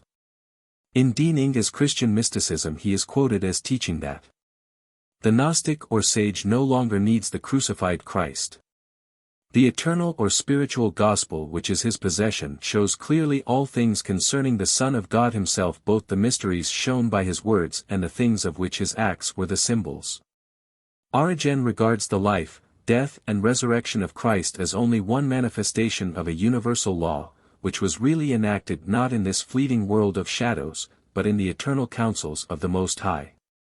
He considers that those who are thoroughly convinced of the universal truths revealed by the Incarnation and the Atonement need trouble themselves no more about their particular manifestations in time. Op. Cit., page 89. Here we see distinct and repeated references to the hidden teaching, greater far than anything known to the Church of the present day, and carrying those who study it to a much higher level than is ever now attained by the disciples of orthodoxy. What has become of this magnificent heritage of Christianity? It is true that everything the Church knows is now given out, but that is only because she has forgotten the mysteries which she used to keep hidden. This is one of the principal reasons why she has lost control of her more intellectual sons, and has therefore failed in her duty to educate and instruct the people in the most important things of life, and has left our age the most unpractical one ever known. We have come into this world to live our lives, not to make money, and on the way in which we live depends the condition of our future births. One would think, therefore, that people would be taught all about these things in school. It is certain that every one must die, but nobody tells us anything that is worth knowing about that important matter. On the contrary, exoteric Christianity in the days of its power positively forbade those who knew to say anything on the subject, and enforced with the most terrible weapons its incredibly foolish commandment, "Thou shalt not think." Happily all this wonderful wisdom is not lost, for much of it is preserved to us in the teachings of Freemasonry. There were many thousands of people at the time when Christianity began to dominate the world who still clung to the ancient tradition, who preferred to state their views in the older forms. As Christianity grew narrower and more aggressive, and less tolerant of fact, those who knew something of the truth, and wished to preserve its enshrinement in those older forms, had more and more to keep their meetings secret. For the Church was exceedingly intolerant towards anyone who dared to differ from her, even in minor matters. The repression of the mysteries.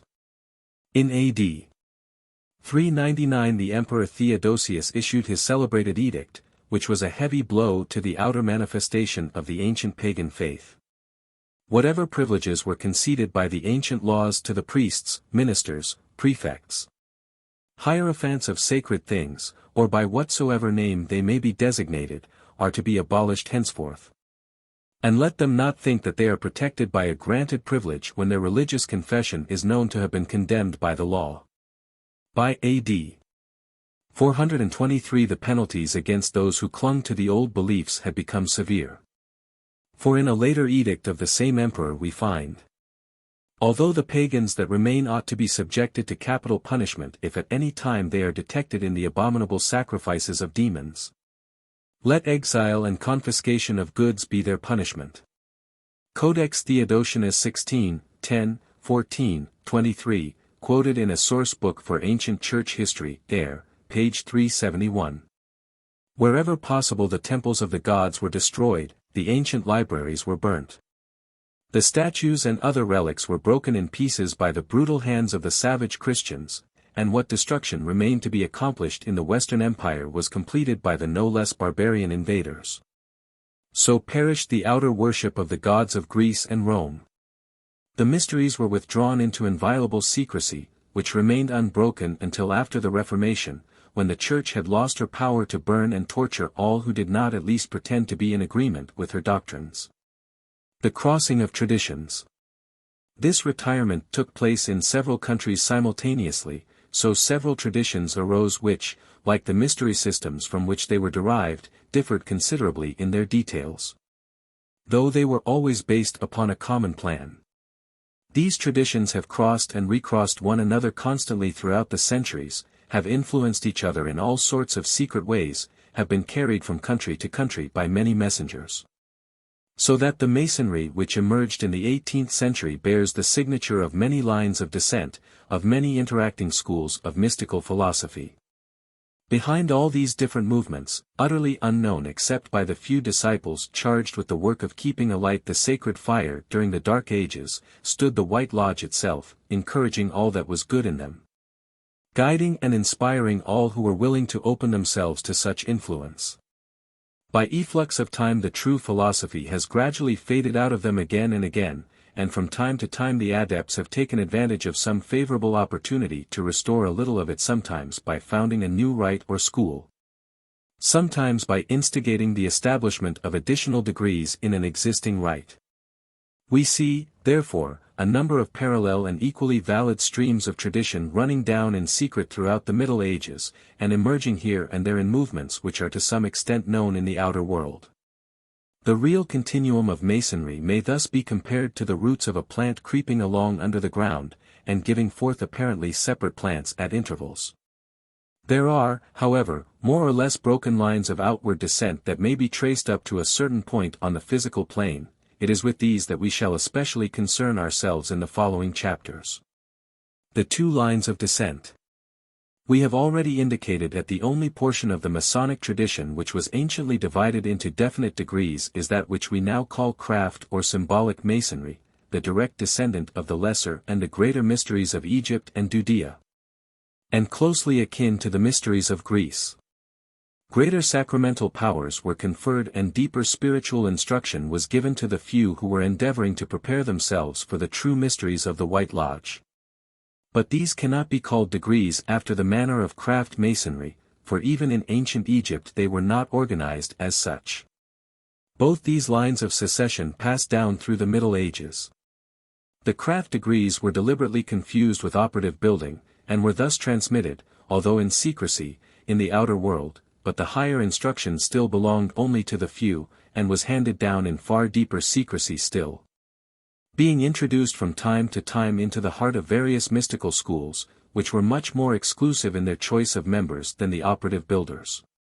With the craft degrees were associated the kernel of those ceremonies which we now attach to the honorable degree of Mark Master Mason, connected, as always, with the 2 degrees, and the Supreme Order of the Holy Royal Arch of Jerusalem. Worked in conjunction with the 3 degrees. Our present rituals for these are not therefore necessarily ancient, for all have been subjected to much modern recasting and editing. A body of legend and tradition explanatory of the ceremonial appears also to have been handed down. And the relics of this have in comparatively recent times been manufactured into separate ceremonial degrees, such, for example, as certain of the earlier stages of the ancient and accepted Scottish Rite. And their kindred among the side or additional degrees worked in England and America. The Culdees. A noteworthy line of tradition, connected with craft masonry to some extent, but even more with the Royal Order of Scotland and the 18 degrees, is found among the Culdees of Ireland, Scotland and York. Few trustworthy sources of information exist concerning them, though they have been the center of many beautiful dreams, but they are thought by scholars to have been either an ancient monastic order with settlements in Ireland and Scotland, Enc. Brit. Art. Culdees, 11th ed., or in a wider sense to have represented the monks and clerics of the Celtic Church without limitation, as well as those understood to be their successors in later times. History Freemasonry, R. F. Gould, Vol. I, page 47. We hear of them in Ireland from the 9th to the 17th centuries. From the 9th to the 14th centuries in Scotland, where they had several influential monastic communities, including one upon the holy island of Iona, which had been one of the greatest spiritual centers of Celtic Christianity long before the word Culdee is mentioned in the historical records concerning it. In Wales in the 12th century there was a strict community of Culdees living in the island of Bardsey, the holy island of Wales, while in England we find them as officiating clergy in the Cathedral Church of S. Peter at York during the reign of King Athelstan, who was so closely linked with English Masonic tradition. History Freemasonry, R. F. Gould, Volume 1, page 50 ff. It is said that after requesting the prayers of the Culdees for victory over the Scots, when he was successful he granted them a perpetual endowment of corn, to enable them to continue their works of charity. Their name has been derived from the Celtic Sealda, meaning companion or servant of God, and from the Latin Colidae, worshippers of God. Others have thought that it came from the Celtic Cuil Dyke, meaning men of seclusion. But the etymology of the word is not certainly known. Godfrey Higgins claimed that the word Culdee was the same as Chaldee, and ascribed to them an Oriental origin, although he adduces no authentic evidence for his views. Quoted by Bro. E. Waite, A New Encyclopedia of Freemasonry, Art. Culdees. Celtic Christianity in Britain. Students of English church history know that Christianity was introduced into Great Britain long before the missions of S. Patrick and S. Augustine. And there has been a persistent feeling that this Christianity was not that of Rome, but had affinities rather with the Eastern rites. Neander, General History of the Christian Religion and Church, Volume 1, page 117. Quoted Gould, Loch Sit. Many traditions, none of them substantiated by authentic records, bear witness to this belief, and point the way to a truth in the background. There is the beautiful legend of Joseph of Arimathea and the Holy Thorn of Glastonbury. There is the story told by Theodoret and Fortunatus that S. Paul visited Britain, which appears to receive some confirmation from S. Clement of Rome. While Eusebius, the great ecclesiastical historian, mentions that some of the 12 apostles visited the British Isles, foundation stones. Austin Clare, page 16.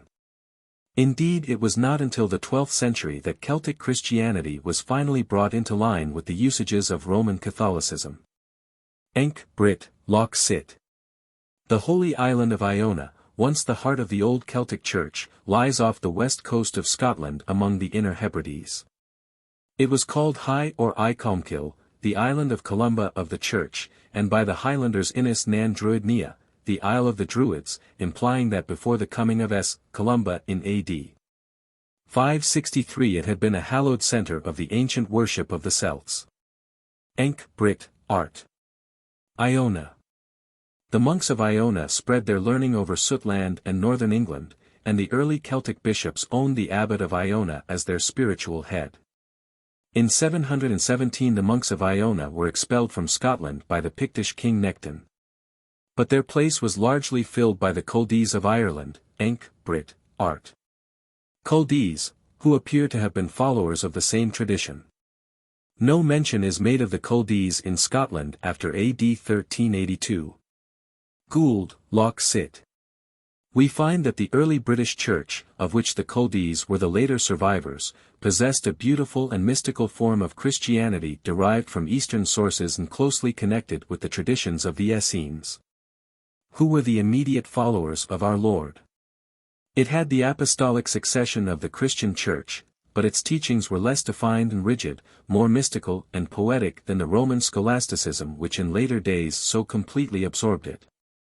In addition to the Christian sacraments, certain secret rites were brought to Britain by the original missionaries, rites belonging to the Mithraic line of succession, which, as we have already seen, were practiced among the Essenes. And there may also in all likelihood have existed among them a succession of Jewish Masonry unconnected with the Roman collegia. The Druidic Mysteries. These various lines of tradition were assimilated to some extent with the indigenous mysteries of the Druids, which, however, had lost much of the splendor of former times.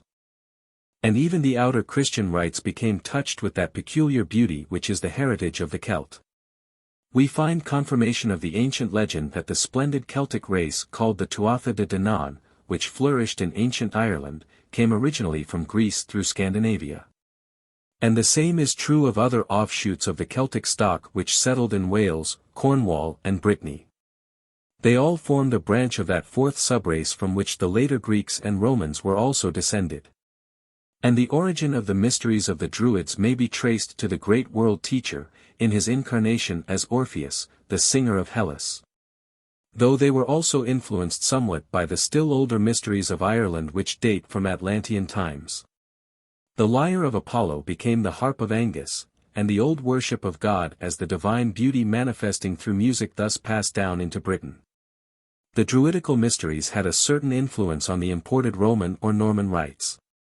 They are compared by Strabo and Artemidorus to the rites of Samothrace, and by Dionysius to those of Bacchus, while Nasius refers to their Kabiric correspondences. We learn from Diogenes Laertius and from Caesar that the Druidic method of instruction was by symbols, enigmas and allegories, and that they taught orally, deeming it unlawful to commit their knowledge to writing.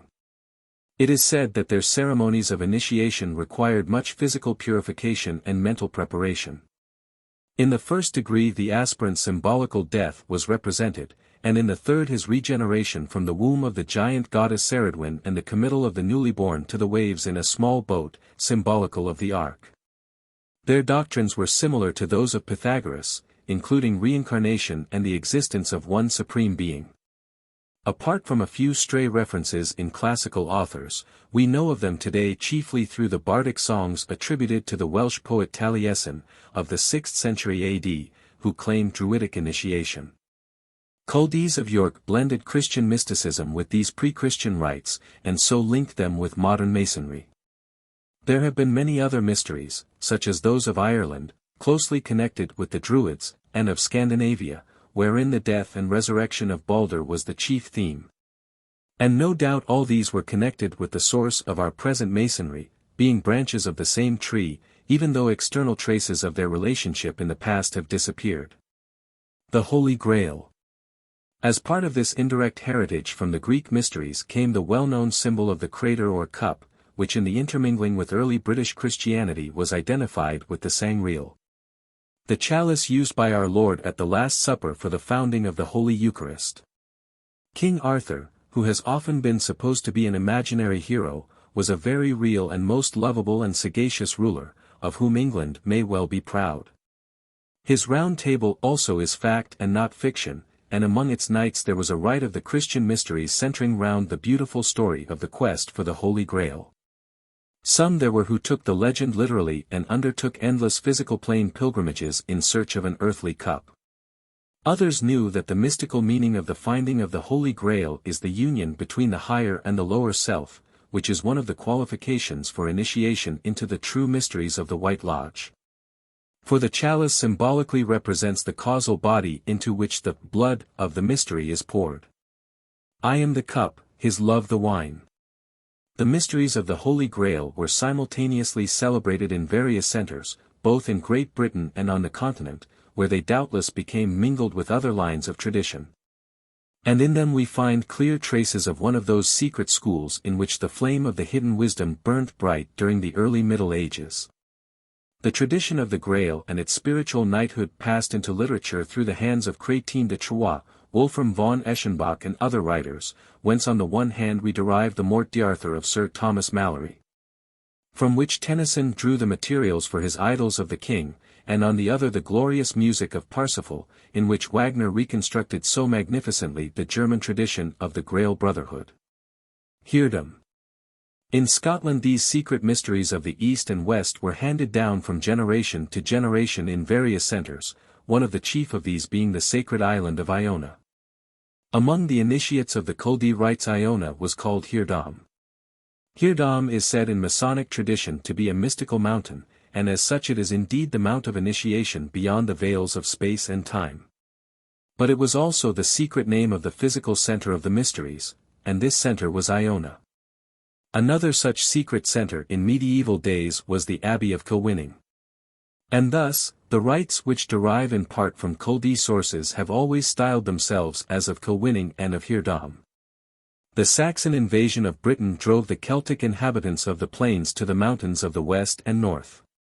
And thus there was a further mingling of the Jewish mysteries of the Collegia with the Culdee rites. The Culdees of York were among the guardians of the Masonic tradition in the 10th century, and the old charges tell us that an assembly of Masons was held at York during the reign of King Athelstan, when a reorganization of the craft took place. For many centuries York was a powerful centre of Masonry. And we have a curious piece of testimony given in 1835, by Godfrey Higgins, who claimed to be in possession of a Masonic document by which he could prove that, no very long time ago, the Culdees or Chaldeans of York were Freemasons. That they constituted the Grand Lodge of England, and that they held their meetings in the crypt under the great cathedral of that city. Quoted in Waite's New Encyclopedia, Art. Culdees, as we shall presently see, it was at York that certain important Masonic degrees emerged in the 18th century.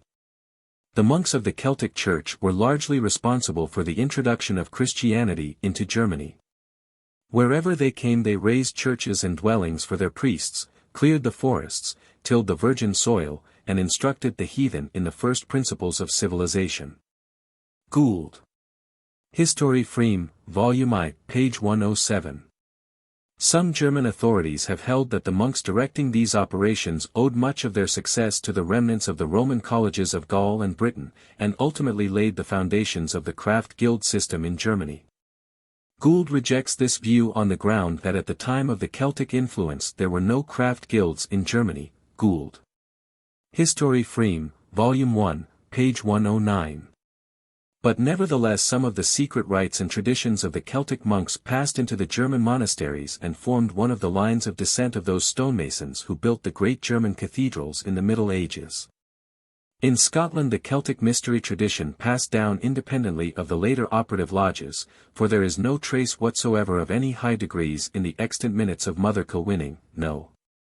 0 upon the roll of the Grand Lodge of Scotland, which date from 1642. History of the Lodge of Edinburgh, Mary's Chapel, no. 1, D. Murray Lyon, pages 340-434. There is truth in the legend of the coming of certain of the French Knights Templars to Scotland after their proscription in 1307, and there was an intermingling of their doctrines also with the Scottish rites.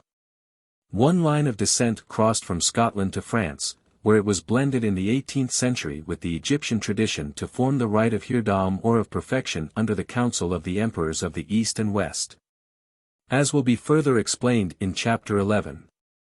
Another line was handed down in Scotland and England, becoming blended with Jewish tradition, and emerged in the degrees of HRDMSYCS in what we now call the Royal Order of Scotland. The curious rhymed ritual of the royal order bears internal evidences of age, and although its Christianity has been ruthlessly edited in Protestant interests, there are yet traces of the old mystical ideas of the Celtic Church. 8. Operative Masonry in the Middle Ages. The Temporary Custodians.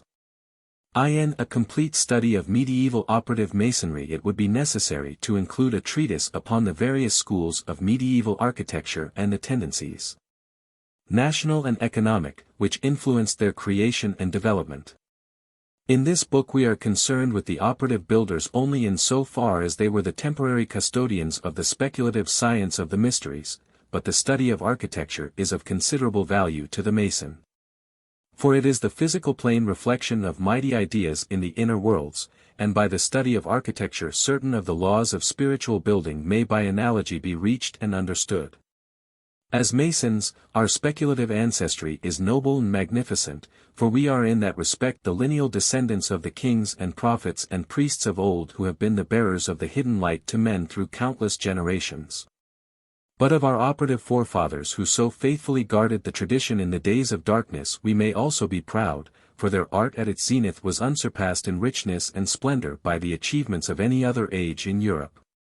The great cathedrals and monasteries which they built to the glory of God and in the service of His Church are touched with the finger of divine inspiration, so that the cold marble is transfigured into almost unbelievable grace and delicacy.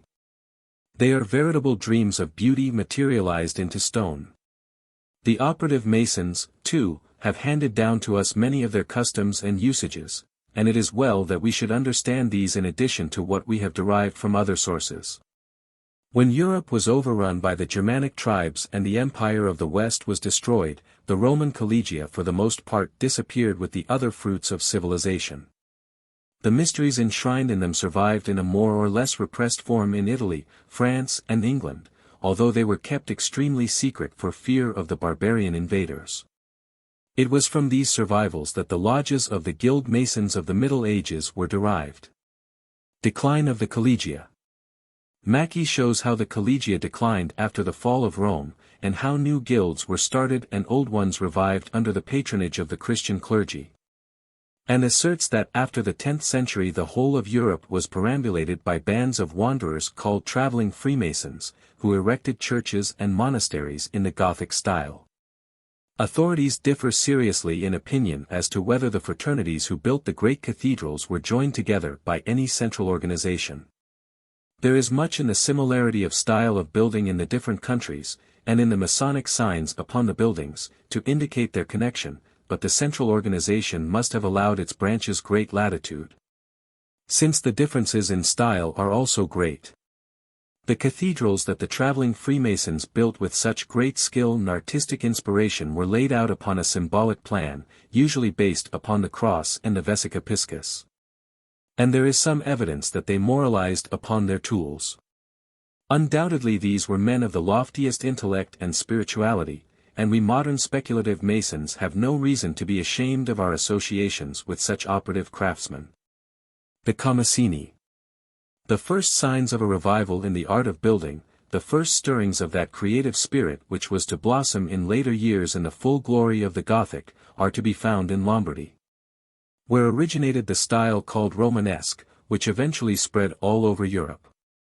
According to tradition, the College of Architects from Rome removed during the last days of the empire to the safe refuge offered by the little republic of Comum, once the home of Pliny, and made its retreat upon the lovely island still known as Isola Comasina in Lake Como in northern Italy. The Cathedral Builders, Leader Scott, pages 11, 140. In A.D. 568 the surrounding country fell into the hands of the Lombards or Longobards, so called from their long beards and uncouth appearance, whose original home had been in the lower basin of the Elbe. And although at first they were detested by the Italians, with surprising rapidity they developed enthusiasm for the arts and refinement of the land they had conquered. History of Art, H. B. Cotterill, Volume 1, page 232. The first mention in contemporary records of the celebrated Co-Masonic masters, who were descended from that Roman college, occurs in the Code of the Lombard King Rothaires, 643. in which they figure as master masons with power to make contracts for building works and to employ workmen and laborers. The cathedral builders, page 5. They are mentioned also in the memoratorio of King Liutprand in 713, Ibid, page 24, when they received the privileges of freemen in the Lombard state. To their creative genius Romanesque architecture is due. And in all probability they adapted the traditional Roman methods to the requirements of their Lombard masters. It is clear from the edict that they were highly skilled architects. From a letter from Theodoric the Great to an architect whom he had appointed, we learn that the profession was highly developed, and an architect had to be able to construct a building from foundation to roof. And also decorate it with sculpture and painting, mosaic and bronze work. This inclusiveness prevailed in all the medieval schools up to 1335, when the Sienese painters seceded, and subsequently other branches also separated themselves into distinct guilds. The first dawn of the new style, c. 600, was followed by a long period of obscuration, not unlike that dark age which in the evolution of Greek art followed the Dorian conquest. Then, with a strange suddenness, sprang forth, c. 1000, in wonderful perfection the new style. And rapidly extended itself over much of Western and Northern Christendom, the rapidity of this extension being easily explainable by the fact that master builders and workmen were often summoned to great distances from well-known centers of architecture. In the same way as Venice and Ravenna sent to Constantinople for Byzantine builders, Charles the Great and many other princes, as well as cities, procured from Italy skillful Romanesque architects, such as the Co-Masonic masters. And the characteristics of this Lombard Romanesque are found not only in Germany and France but even in England. History of Art, Volume 1, page 230. Italian chroniclers relate that architects and builders were sent by Pope Gregory the Great to England with S. Augustine, and we learn from the Venerable Bede that S. Benedict Biscop set out for Gaul to search for masons to build the monastic church at Monk Wearmouth, according to the Roman style he had always loved. The Cathedral Builders, pages 143-154. S. Boniface visited Italy before undertaking his great mission to Germany in AD 715. Pope Gregory II gave him instructions and credentials, and sent with him a large following of monks versed in the art of building, and of lay brethren who were also architects to assist him. Ibid, page 133. Leader Scott contends that these builders were Co-Masonic masters, and bases her arguments upon the evidence of building methods and the similarity of the styles employed. In like manner she traces the Co-Masonic into France and Normandy, southern Italy and Sicily, and even to Ireland, in fact wherever the Romanesque style of building has penetrated. The Co-Masonic lodges. The Co-Masonic Guild not only inherited the building traditions of the collegia, but also their secret mysteries. And it was largely owing to the impulse given by them that a general revival of the existing lodges of Europe took place. A very considerable interchange of influence occurs at this time. New lodges were founded and old lodges were restored, for, although the primary inspiration came from Italy, the builders in the different countries soon learnt to modify the new style in accordance with national requirements and taste. Many of the higher brethren, the magistry of the guild, were men of wide culture and refinement, who knew much of the inner meaning of the rites and ceremonies handed down amongst them. And it may well be that some among them possessed the knowledge now belonging to the higher degrees, for high-degree signs are occasionally found upon their work. The majority of the craftsmen, however, probably knew little more than that there was a symbolical meaning to their ceremonies and tools, and tried to order their lives accordingly. As Bro. J. S. M. Ward has pointed out very clearly, the Co-Masonic show marked analogies with our modern Masonic system. They were organized into masters and disciples under the rule of a Gestaldo or Grand Master. Their working places were called lodges. They had masters and wardens, signs, tokens, grips, passwords and oaths of secrecy and fidelity. The 4 crowned martyrs were their patron saints. They wore white aprons and gloves, and among the symbols associated with them we find the Lion of Judah, King Solomon's knot, the square and compasses, the level and plumb rule, and the rose and compasses. On a pulpit at Ravello, in one of their buildings of the 13th century, Jonah is seen coming out of the whale's mouth, making the FCHS, Freemasonry and the Ancient Gods, J.S.M. Ward, ch. 18, pass him. At Coire Cathedral in Switzerland, which is Romanesque in style and contains abundant evidence of Comasine work, several figures on the capitals of the pillars in the choir and sanctuary are depicted making Masonic S, notably the FCHS. The G, and R, S, and several S now associated with the Rose Croix, Knights Templars, and other high degrees in Freemasonry. An Outline History of Freemasonry, J. S. M. Ward, page 34. In the town hall at Bâle there is a fresco by Hans Dyg, painted in 1519, in which we may see the same S, and also one of the marked degree. King Solomon's knot is the traditional name among the Italians of today for the elaborate interlaced stonework executed by the Comasine masters up to the 11th century. It consists always of a single strand woven and interwoven in the most complex and beautiful designs. Leader Scott calls it, that intricate and endless variety of the single unbroken line of unity, emblem of the manifold ways of the power of the one God who has neither beginning nor end. The Cathedral Builders, page 72. Other survivals of the Collegia. Before passing on to the rise of Gothic architecture, which marks the climax of operative achievement in the Middle Ages, it will be well if we indicate certain other survivals of the Collegia and their mysteries. For although the great impulse to restore the art of building came through the Comasine masters, other lodges had existed in Europe from Roman days which, under the influence of Italian inspiration, regained their power and vitality. In France especially it is clear that the organization of the Collegia was never fully destroyed and that the craft guilds, corps d'état, of the Middle Ages were derived from them in unbroken continuity. The true origin of the corporation is found in the social life of the Romans, and amongst the vanquished Gauls, who always formed the principal population in the cities, and faithfully preserved under their new masters the remembrance and traces of their ancient organization. Levasseur, Histoire des classes ouvrières en France, Volume 1, page 104, quoted Gouldai, page 182. Roman civil architecture, industry, art, in one word, the whole Roman tradition was perpetuated in France till the 10th century. Even the German conquerors, while preserving their own national laws, customs, and usages, accepted the Gallic industry much as they found it.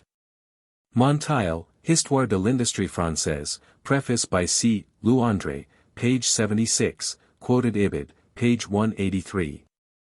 Not only was the trade organization preserved without break. The inner mysteries of the colleges of architects were transmitted to the medieval building guilds of France, though they were no doubt strongly influenced by the Italian masters who practiced the same mysteries and the same glorious craft. The Compagnonnage. An interesting survival of the medieval craft guilds of France is seen in an association of French journeymen for mutual support and assistance during their travels. Practically nothing was known about the practices of the Compagnonnage before the 19th century.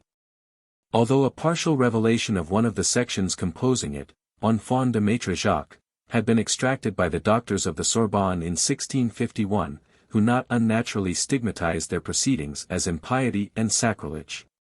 In 1841 the Livre du Compagnonnage was published by Agricole Perdiguier, a French workman of some culture, who undertook the task of revealing as much of the history and traditions of the Compagnonnage as his oath would permit. In order to put an end to the strife which ceaselessly occurred between its different sections.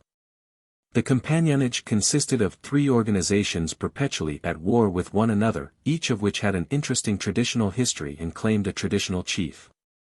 The oldest division was that of the Sons of Solomon, originally consisting of stonemasons only, although joiners and locksmiths were admitted later. The second was that of the Sons of Maître Jacques, who likewise admitted members of these 3 trades and later of many others, notably saddlers, shoemakers, tailors, cutlers, and hatters. While the third section followed Maître Soubise, and was originally composed only of carpenters, although at a later date plasterers and tilers were also admitted. It is generally conceded that the Sons of Solomon were the oldest of all. And another remarkable fact is that the Masons, to be carefully distinguished from the stonemasons, were never admitted at all. Houses of call belonging to these three associations existed in the more important towns of France. And traveling journeymen had the right to lodging and assistance in finding work in the houses belonging to their fraternity. The three sections of the companionage preserved legends concerning King Solomon and his temple. Little is known of the form of the legend current among the sons of Solomon, but there are curious indications that the story of the death of Hiram, which is not contained in the Bible, was known to them. Predigier tells us little, but he gives certain hints. An ancient fable has obtained currency amongst them, the sons of Solomon, relating, according to some, to Hiram, according to others, to Adon-Hiram. Wherein are represented crimes and punishments. Again he tells us that the joiners of Maitre Jacques wear white gloves, because, as they say, they did not steep their hands in the blood of Hiram. Furthermore, with regard to the use of the word chien bestowed upon all the compagnons du devoir, he says, it is believed by some to be derived from the fact that it was a dog which discovered the place where the body of Hiram, architect of the temple, lay under the rubbish, after which all the companions who separated from the murderers of Hiram were called chiens or dogs. Some have thought, and among them Predigier himself, that these are indications of a legend which may have been borrowed from the Freemasons, but they clearly point to an independent line of tradition handed down among the stonemasons of France. Maitre Jacques and Maitre Soubise have also their traditional histories, likewise going back to the days of Solomon's temple. And in that of the former an elaborate account of the death of Maitre Jacques is given, which may likewise be an echo of the death of another and greater master, for it is clearly intended to be symbolical. There is also a suggestion that it was taken to refer to the death of Jacques de Molay, the last Grand Master of the Knights Templars. Much yet remains to be discovered about the compagnonage, for no full investigation into its records has yet taken place. And it may well be that future research will show clearly that the speculative Masons of England and the operative journeymen of France derived their traditions from a common ancestry in the ancient mysteries. This at least was the opinion of R.F. Gould, the greatest of our Masonic historians. C. Gould. History Freme, Volume 1, ch. 4 and v, for a complete account of what is known of the French craft guilds and the compagnonage. The Stonemasons of Germany. Another line of survival of the ancient tradition is found among the stonemasons of Germany. We have already traced the influence of two streams of tradition into Germany, one emanating from Britain through the Celtic monks, and another coming from Italy through S. Boniface. The craft guilds of Germany developed independently of monastic influence, but according to Gould it is probable that in the 12th century the skilled masons of the monasteries amalgamated with the craft builders in the towns, and together formed the society afterwards known throughout Germany as the Steinmetzen. Concise History of Freemasonry, R. F. Gould, page 17. We know from the Torgau Ordinances of 1462 that the stonemasons venerated the four crowned martyrs as their patron saints, and the Strasbourg constitutions of 1459 contain a devout invocation of the names of the Father, Son, and Holy Ghost, of our gracious Mother Mary, and of her blessed servants, the holy four crowned martyrs of everlasting memory. Gould, Concise History, page 19. From the Brother Book of 1563 we learn that they had a greeting and a grip which might not be described in writing. Gould, History of Freme, Volume 1, page 128. And a curious piece of testimony came to light at the beginning of the 19th century, when a certain architect, who had joined a survival of the stonemasons and was subsequently admitted into Masonry, recognized the E.A. grip as identical with that of the Steinmetzen of Strasbourg. Ibid, page 146. A ceremony of admission was in use among them, but what it was is not known. Concise History, Gould, page 22. At Dabrin in Mecklenburg there is a carving of the Last Supper, wherein the apostles are depicted in well-known Masonic attitudes, an outline history of Freemasonry, J. S. M. Ward, page 35. While according to the Bulletin of the Supreme Council of the Ancient and Accepted Scottish Rite, Southern Jurisdiction, USA, the legend of Hiram Abiff is carved in stone at Strasbourg. Op. Cit. 7, 200. In the cathedral at Würzburg 2 pillars, inscribed Jachin and Boaz, originally stood at the porchway or entrance, but they have now been moved within the building. Stieglitz in his early German architecture says that they were intended to bear a symbolic reference to the fraternity. Gould, Concise History, page 24. A bas-relief in a convent near Schaffhausen depicts a figure making one of the S of an I. M. An Outline History of Freemasonry, J. S. M. Ward, page 11. In the year 1459 the stonemasons of Germany united to form a grand guild, governed by 4 head lodges, of which Strasbourg was the chief. So close are the parallels between its organization and that of modern speculative masonry that many German writers have held that the Steinmetzen were the originators of the speculative system. As a matter of fact, there appears to have been no interchange in modern times between the two corporations, and modern German craft masonry is clearly derived from England. Gould, Concise History, pages 18-24. The English Guilds. 3 distinct lines of tradition contribute to the masonry of the English guilds. One line was preserved among the Celts, as we have already seen, and became mingled in later times with streams from other sources. Secondly, the Roman collegia survived to some extent in England after the departure of the Romans. The Saxons found them there and did not interfere with them. Coote, cited in the Cathedral Builders, Leader Scott, page 140. Thirdly, there was the influx of continental builders, beginning in the time of S. Augustine, but greatly augmented after the Norman conquest under the patronage of Archbishop Lanfranc, the first Norman Archbishop of Canterbury, a Lombard by birth and a celebrated patron of building even before he came to England. J. S. M. Ward, Freemasonry and the Ancient Gods, page 147. All these streams of tradition were represented in the medieval guilds, and were handed down in various centers. The French craft guilds preserve accounts similar to those found in our English old charges regarding the assistance given to Masons by Charles Martel. Gould, Concise History, page 30. The secret mysteries of the craft, common, save for certain unimportant local modifications, to all these lines of descent, Celtic, Saxon and Continental, were handed down in the lodges of the medieval Masons, which were the units of organization and labor within the guilds. They were never written down, but were transmitted orally from generation to generation, the succession passing down from master to master as in the present day. The primary work of the lodges was of course operative, and the speculative ritual which was handed down so faithfully in essentials was regarded as an ancient heritage to be scrupulously transmitted to posterity. But it is unlikely that any but the few recognized its true purpose, or thought of it as containing more than a merely moral code of life. It is due to the rigid observance of the oath, never to write those secrets, an oath, which would have been enforced by certain pains and penalties not unknown to Masons today, that no trace of the ritual can be found in any document prior to 1717.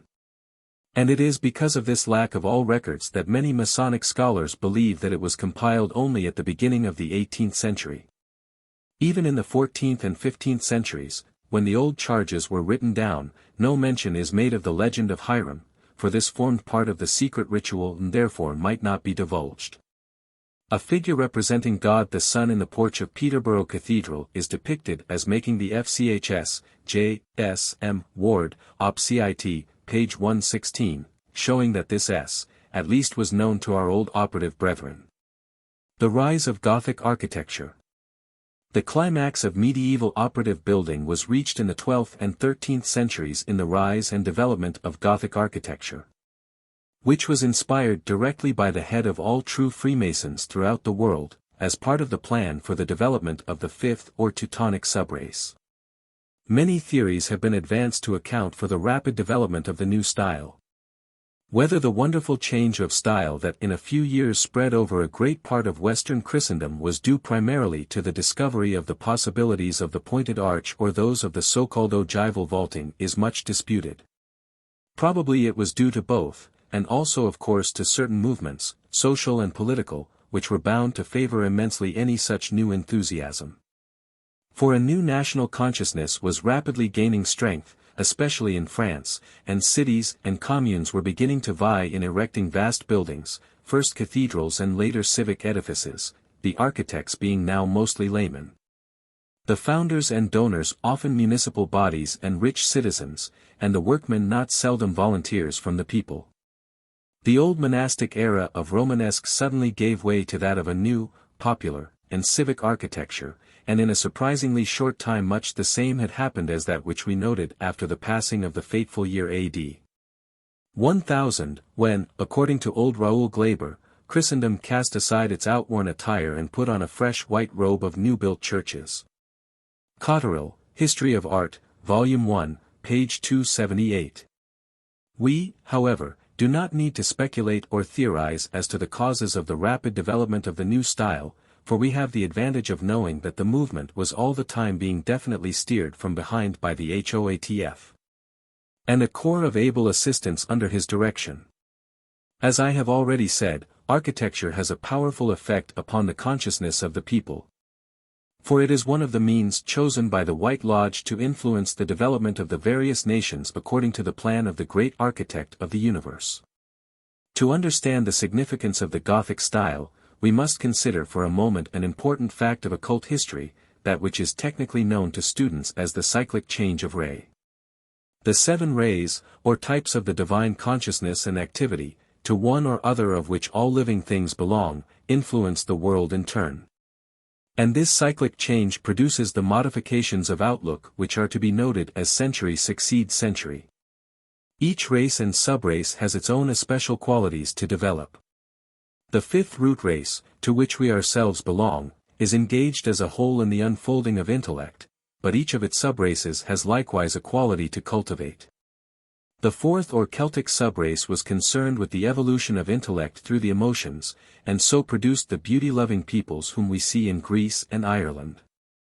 While the 5th or Teutonic subrace, to which the Anglo-Saxons and Scandinavians belong, is striving to awaken the intellect working in the concrete mind, and so is producing the scientific and industrial nations which lead the world today. This cyclic change of ray, which is also part of the great plan, produces other, but no less definite modifications in the corporate consciousness. In Greece we saw something of the 5th ray, the ray of knowledge, working upon the 4th subrace with its love of beauty, resulting in that intellectual type of art so characteristic of the classical age. The Middle Ages show forth the qualities of the 6th ray, the ray of devotion, working upon the 5th or Teutonic subrace. And producing as its characteristic intellectual fruit scholastic philosophy with its hair-splitting intellectuality based upon an almost fanatical devotion. Devotion, indeed, was the great characteristic of the Middle Ages. The 12th and 13th centuries, so rich in the annals of Christian mysticism, were adorned by men and women whose power of devotion reached heights rarely touched in any other age. The great S. Bernard, who among many other noted works gave their rule to the order of Knights Templars, Richard of S. Victor, S. Hildegard, S. Francis of Assisi and S. Antony of Padua, and a little later S. Bonaventura and S. Thomas Aquinas, all these have shone forth as a light unto many generations. Profound changes took place in the Catholic Church during these significant years, and Europe rose from the Dark Ages into the full glory of an era of culture and art. Gothic architecture was intended to lift the devotion of the masses to greater heights than had been induced by the contemplation of the flatter Romanesque style. By its soaring lines and ever-ascending curves, by the richness of its ornamentation and the splendid complexity of its design, by its amazing grace and delicacy. It had power to raise the hearts of men on the wings of its silent music to the very throne of God Himself, to mold and enrich their devotion in unseen subtle ways. To pour out upon them spiritual influences which would aid in the great work of transformation which had to be accomplished. The change from Romanesque to Gothic, then, was brought about deliberately. The inspiration was given to certain master builders in the different countries by the HOATF. And the erection of the splendid cathedrals of the period was carried out by traveling bands of masons passing from center to center, and doubtless employing the local builders upon the actual work of construction. This, as we have said, was an age of devotion, and every stone was carved with the utmost care to the glory of God, and thereby charged with the adoration of the skillful craftsmen who worked so unselfishly. The powerful spiritual influences generated by all this loving care have contributed in no small degree to the extraordinary beauty of the Gothic cathedrals, and to the power which they possess even in the present day of evoking devotion and reverence from all who approach them. The particular expressions of Gothic vary in the different countries, and even in different parts of the same country. That is always the case in every style of building. But behind the whole order of Gothic architecture there is one great idea, that of soaring, passionate devotion ever rising to the feet of God, and that is found with national modifications in England, France, Germany, Italy and Spain. This was the great age of operative masonry, and at its close the building corporations began to decline in power, until in England and Germany especially the movement miscalled the Reformation killed out ecclesiastical architecture, and church building as a fine art practically ceased. In the 14th century the merchant guilds, which organized an entire industry, became decentralized, and a new system of craft guilds gradually arose, organizing different branches of each industry. This change of organization was due to a profound change of thought among the people, which was to lead to the great stirring of the Renaissance and the growth of national consciousness in the different countries. It is at this period that the old charges of our ancient operative BRN first appear, and they were written down as the Freemasons became gradually disorganized, in order to preserve the older oral records from oblivion. The old charges. These old charges reflect in no small measure the ignorance of the time in matters of geography and chronology, but they nevertheless contain an account of the broad outline of Masonic descent from Egypt, through Judea, into Europe. And it would certainly be difficult to suppose that they were fabricated by mere operative builders who had nothing of hidden mystery to transmit. I give below a brief summary of the Dowland manuscript, which is fairly representative of the tradition common to all. It is reproduced from Huggins' Old Charges, 1872, and is quoted from Mackey's Encyclopedia. Art. Legend of the Craft. The legend begins with an account of Lamech and his 4 children, who founded all the sciences of the world before the flood. These sciences were engraved on 2 pillars, one of which was later found by Hermes, who taught its contents to the people. Nimrod is next mentioned as having employed masons at the building of the Tower of Babel, and as having given them their first charge. Next Abraham and Sarah are said to have taught the 7 sciences to the Egyptians, and especially to a worthy scholar that hight Euclid. The latter was commissioned by the king to teach masonry to a large number of children of the lord and estates of the realm. The legend passes then to David, who, when he began the Temple of Jerusalem, learned the charges and manners of masons from Egypt and gave them to his people. Solomon continued the building of the temple after David's death, sent for masons from all lands, and confirmed the charges given by his father. There is no reference to the legend of the 3 degrees in any of the old charges before the 2nd edition of Anderson's Constitutions, published in 1738, except that Anon, the son of Iram, is mentioned as being the chief master of all masons, and master of all his gravings and carvings and of all other manner of masonry that longed to the temple. The legend, in defiance of all chronology, then states that one curious mason that hight Mamus Graecus, who had been at the making of Solomon's temple, taught masonry to Charles Martel of France. Since the latter died in A.D. 741, the former would have been about 1700 years old, unless we are to understand that the charge assumes that he had reincarnated. A legendary account is given of S. Alban's work for Masons in the 3rd century, and especially of his institution of General Assemblies. He is also said to have obtained for them a charter, to have given them charges, and to have arranged for better pay. Later, Athelstan is said to have built many abbeys and towers, and to have loved well Masons. His son Edwin, who loved them still more, held an assembly at York and gave them a charter. All the old writings were collected at this period, some in French, and some in Greek, and some in English, and some in other languages, and the intent of them all was founded all one. These old writings were digested into the York Constitutions which resulted from this assembly of AD 926. It is from this source that we draw the material now embodied in the old charges. 9. The transition from operative to speculative. The Reformation. The dawn of a new era was heralded by the renaissance of classical learning and culture in the 15th century, a time of immense creative activity, of the bursting of bonds. Of the liberation of a new and vital spirit of freedom, the direct result of which was what it is the fashion to call the Reformation. The cause of this change and reconstruction was a general reaction against the spirit of the Middle Ages. The Renaissance originated in that longing for emancipation from the shackles of the past which is probably felt by every new generation, and which now and then, favored by special conditions, succeeds in realizing its ideals. The ideals in this case were joy and liberty in personality, liberation from medieval asceticism, medieval priestcraft, medieval dogma. Liberation from the anathema that had rested on the natural rights of man, on freedom of thought and on moral judgment. Liberation from traditional law and self-constituted authority, and the restoration to the individual of intellectual and moral self-rule. Cotterill. History of Art, Volume 1, page 390.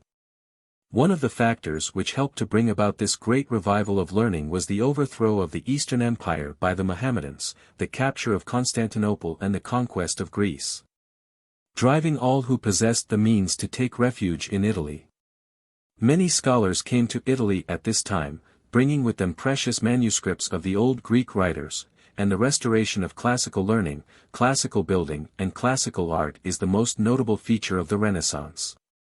The invention of printing made possible a wider diffusion of learning, and a wave of creative enthusiasm swept over Europe, leaving its mark upon the art, literature and philosophy of the age, and indeed making all things new. It was obvious to the thinking men of the period that a reform of the Church was essential, for corruption and abuses of all kinds had crept into her sanctuaries. At first an attempt was made towards a broader view of Christian doctrine from within the Roman Church, and scholars, such as Ficino, the Platonists of Italy, Erasmus, and Sir Thomas More, sought to reinterpret Christianity in the light of the philosophy of Plato and Plotinus. But this attempt failed, and, in consequence, the Reformation took place outside the Church in the 16th century. It was an attempt to purify the Church from her abuses, to bring her teachings into closer harmony with the new ideas. But it must be admitted that it did little to improve matters from the spiritual point of view, even though it won freedom of belief and liberty for the individual intellect to search for the truth in its own way. For so great was the ignorance and bigotry of the reformers that they cast aside the good with the evil, and framed a theology more intolerable than that of Rome, while to a great extent rejecting her sacramental and contemplative treasures. The reappearance of speculative Masonry. After the Reformation in England, ecclesiastical architecture practically ceased as an activity of the guilds, and the operative lodges fell into decay since their work was no longer needed. But while the Reformation thus injured operative Masonry, it made Europe safe for the re-emergence into comparative publicity of the speculative art. The guilds had always accepted rich and influential patrons, and there was nothing new in the introduction of theoretic Masons into the lodges. Some have denied the possibility of any speculative Masonry existing before the revival. But speculation was the rule rather than the exception in all the guilds, not only the Masonic, and in that devotional age workmen of all trades might be found moralizing upon the instruments of their labor. But between the period when operative Masonry was at the height of its power and inspiration and the revival of the speculative art at the beginning of the 18th century, there was a dark period in which the light of Masonry, both operative and speculative, seemed almost extinguished. Many of the operative lodges had lost nearly all trace of ritual workings, and had forgotten the traditional secrets of building no less than the ancient secrets of the building symbolism. It is to this period of darkness and decay as well as to the not to write those secrets, that we may attribute the paucity of records referring to the mystery tradition among so many of the old operative lodges. But by the guidance of the great ones this was nevertheless definitely preserved, and transmitted from various sources into our modern craft. The first minutes. It is during this post-Reformation period, when the old lodges had almost forgotten the glory of their heritage, both operative and speculative, that we first find actual minutes of lodge meetings. These minutes show the condition into which the craft had fallen at the time. They are, as we should expect, almost silent upon all questions of ritual, secrets and symbolism, although there are occasional indications which point to the concealment of a hidden tradition. It is in this period also that the first public references to the secrets of the Freemasons occur in contemporary literature, and we are able by means of them to trace to some extent the gradual emergence of the speculative mysteries. Scottish Minutes.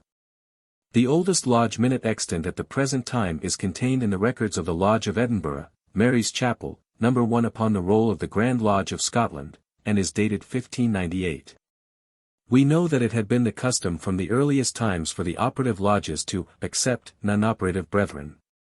But the first authentic record of this is contained in the same archives, which state that John Boswell of Auchinleck was admitted in the year 1600, History of the Lodge of Edinburgh, D. Murray Lyon, page 53.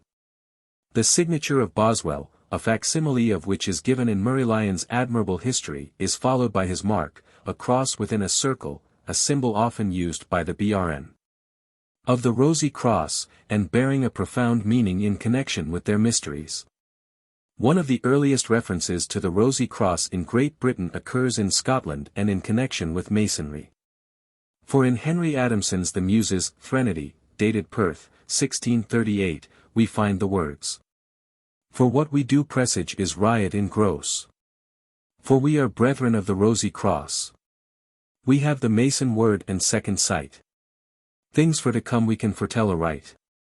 The Rosicrucian Manifestos, which are the first literary memorials of the order, c. 1614, were not translated and published in English until 1652, when Thomas Vaughan, the celebrated alchemist and mystic, who wrote under the name of Eugenius Philalethes and has now become an adept of the White Lodge, undertook the task. The Brotherhood of the Rosy Cross, A. E. Waite, page 375, so as early as 1638 Masonry was associated both with the Rosicrucian Brotherhood and with the occult power known as Second Sight. The connection of the Rosy Cross with Masonry belongs to our next chapter. The Mason word is the only secret alluded to in early lodge minutes in Scotland. What it was is still unknown, although there are curious indications emanating from two writers who did not belong to the craft. The Rev. George Hicks, afterwards Dean of Worcester, describes it about 1678 as the secret signal Masons have throughout the world to know one another by. Robert Kirk in 1691 says that it is like a rabbinical tradition, in way of comment on Jachin and Boaz, the two pillars erected in Solomon's Temple, I. Kings 7:21, with an addition of some secret signet delivered from hand to hand, by which the know and become familiar one with another. Gould. Concise History, page 183. So far had the craft forgotten its traditions in Scotland that it seems clear that only one degree existed, so far as the communication of secrets was concerned. The Mason word was revealed to apprentices, under a great oath, and it is probable that a charge was read, but there is no other indication of ritual procedure. The attainment of the grade of Fellow of the Craft or Master was merely a question of age and skill, and it is ordered in the Shaw Statutes of 1598 that admission to it should take place in the presence of apprentices, thus precluding any secrets peculiar to the degree. History of the Lodge of Edinburgh. D. Murray Lyon, page 10. As the years passed by, more and more non-operatives were admitted into the Scottish lodges, until the speculative element entirely predominated. English Minutes. An indication of the secret transmission of speculative Masonry is found in the Lodge of the Accept Ion attached to the Masons' Company of London, whose records go back to 1356. Gould. Concise History, page 105. We first hear of that lodge in 1620-21, when it was clearly a body distinct from the company, for the King's Master Mason, Nicholas Stone, though Master of the Company in 1633, and again in 1634. Was not enrolled among the accepted Masons until 1639. Gould. Concise History, page 111. Persons not belonging to the company were also eligible for admission, although from them a higher fee was demanded for the privilege of initiation. Elias Ashmole, the celebrated student of alchemy, who collected certain texts upon this abstruse science in his Theatrum Chemicum Britannicum, was initiated into a non-operative lodge at Warrington in Lancashire in 1646. Ibid, page 112. In 1682 he received a summons to attend a lodge at Mason's Hall in London, which was almost certainly the Accept Ion, and was present at the initiation of 6 candidates, 2 of whom were not members of the Masons' Company. Ibid, page 116. Elias Ashmole has sometimes been cited as the real founder of speculative Masonry, and also as a bro of the Rosy Cross. The latter suggestion is possible, although no evidence exists upon the point, but the former cannot of course be accepted by those who hold that Masonry has descended from the ancient mysteries. A speculation is put forward by Bro. E. Wade in a recent book, connecting the Accept Ion with Robert Fludd, the great English Rosicrucian philosopher, 1576 to 1637. He says, "However and whenever it arose, my thesis is that the Accept Ion may have included a group of Hermetic students, of which there were many at the period, that Fludd drew them together or took his place among them. And that, after his manner and the manner of the Rosy Cross, they began to speak of spiritual building in a hall of masons, of a Hermetic art in stone. And that therefore they may have contributed something to our own unfinished sketch of figurative building." Emblematic Freemasonry, page 43. Among the records of the Accept Ion was a book of constitutions, which Mr. Fludd gave. In the Harleian Mizas, No. 2054, a rough memorandum of date 1665 is found, containing the following sentence, which looks like notes of an obligation. Used probably in the Chester Lodge. "There is seu all word and signas of a free mason to be revealed to you wch as you will anew, before God at the great and terrible day of judgment you keep secret and not to reveal the same to any in the hears of any son w but to the misses and fellows of the said Society of Free Masons so help me God." Xt. Ibid, page 115. Dr. Robert Plott in his Natural History of Staffordshire, chap. 3, published in 1686, refers to the admission of Masons, which chiefly consists in the communication of certain secret signas, whereby they are known to one another all over the nation. He also speaks of a large parchment volume they have amongst them containing the history and rules of the craft of Masonry. Emblematic Freemasonry, page 119. In the Aubrey Mizas of the Natural History of Wiltshire Dr. Plott refers to the adoption of Sir Christopher Wren as a Freemason. Ibid, page 120. The Minutes of Lodge Antiquity No. 2, the Old Lodge which met at the Goose and Gridiron, dated 1723, refer to a set of candlesticks which its worthy old master, Sir Christopher Wren, presented to the lodge. The Builders, Volume 10, No. 2, page 55. The Old Lodge at York City was in a flourishing condition in 1705, but there is no documentary evidence to show its earlier history, though a Logium Fabrici is mentioned in the fabric rolls of York Minster in 1352. From 1705, and perhaps before, the York Lodge was exclusively the home of speculative or symbolical masonry. The earliest minutes preserved are in a parchment roll dated 1712 to 1730.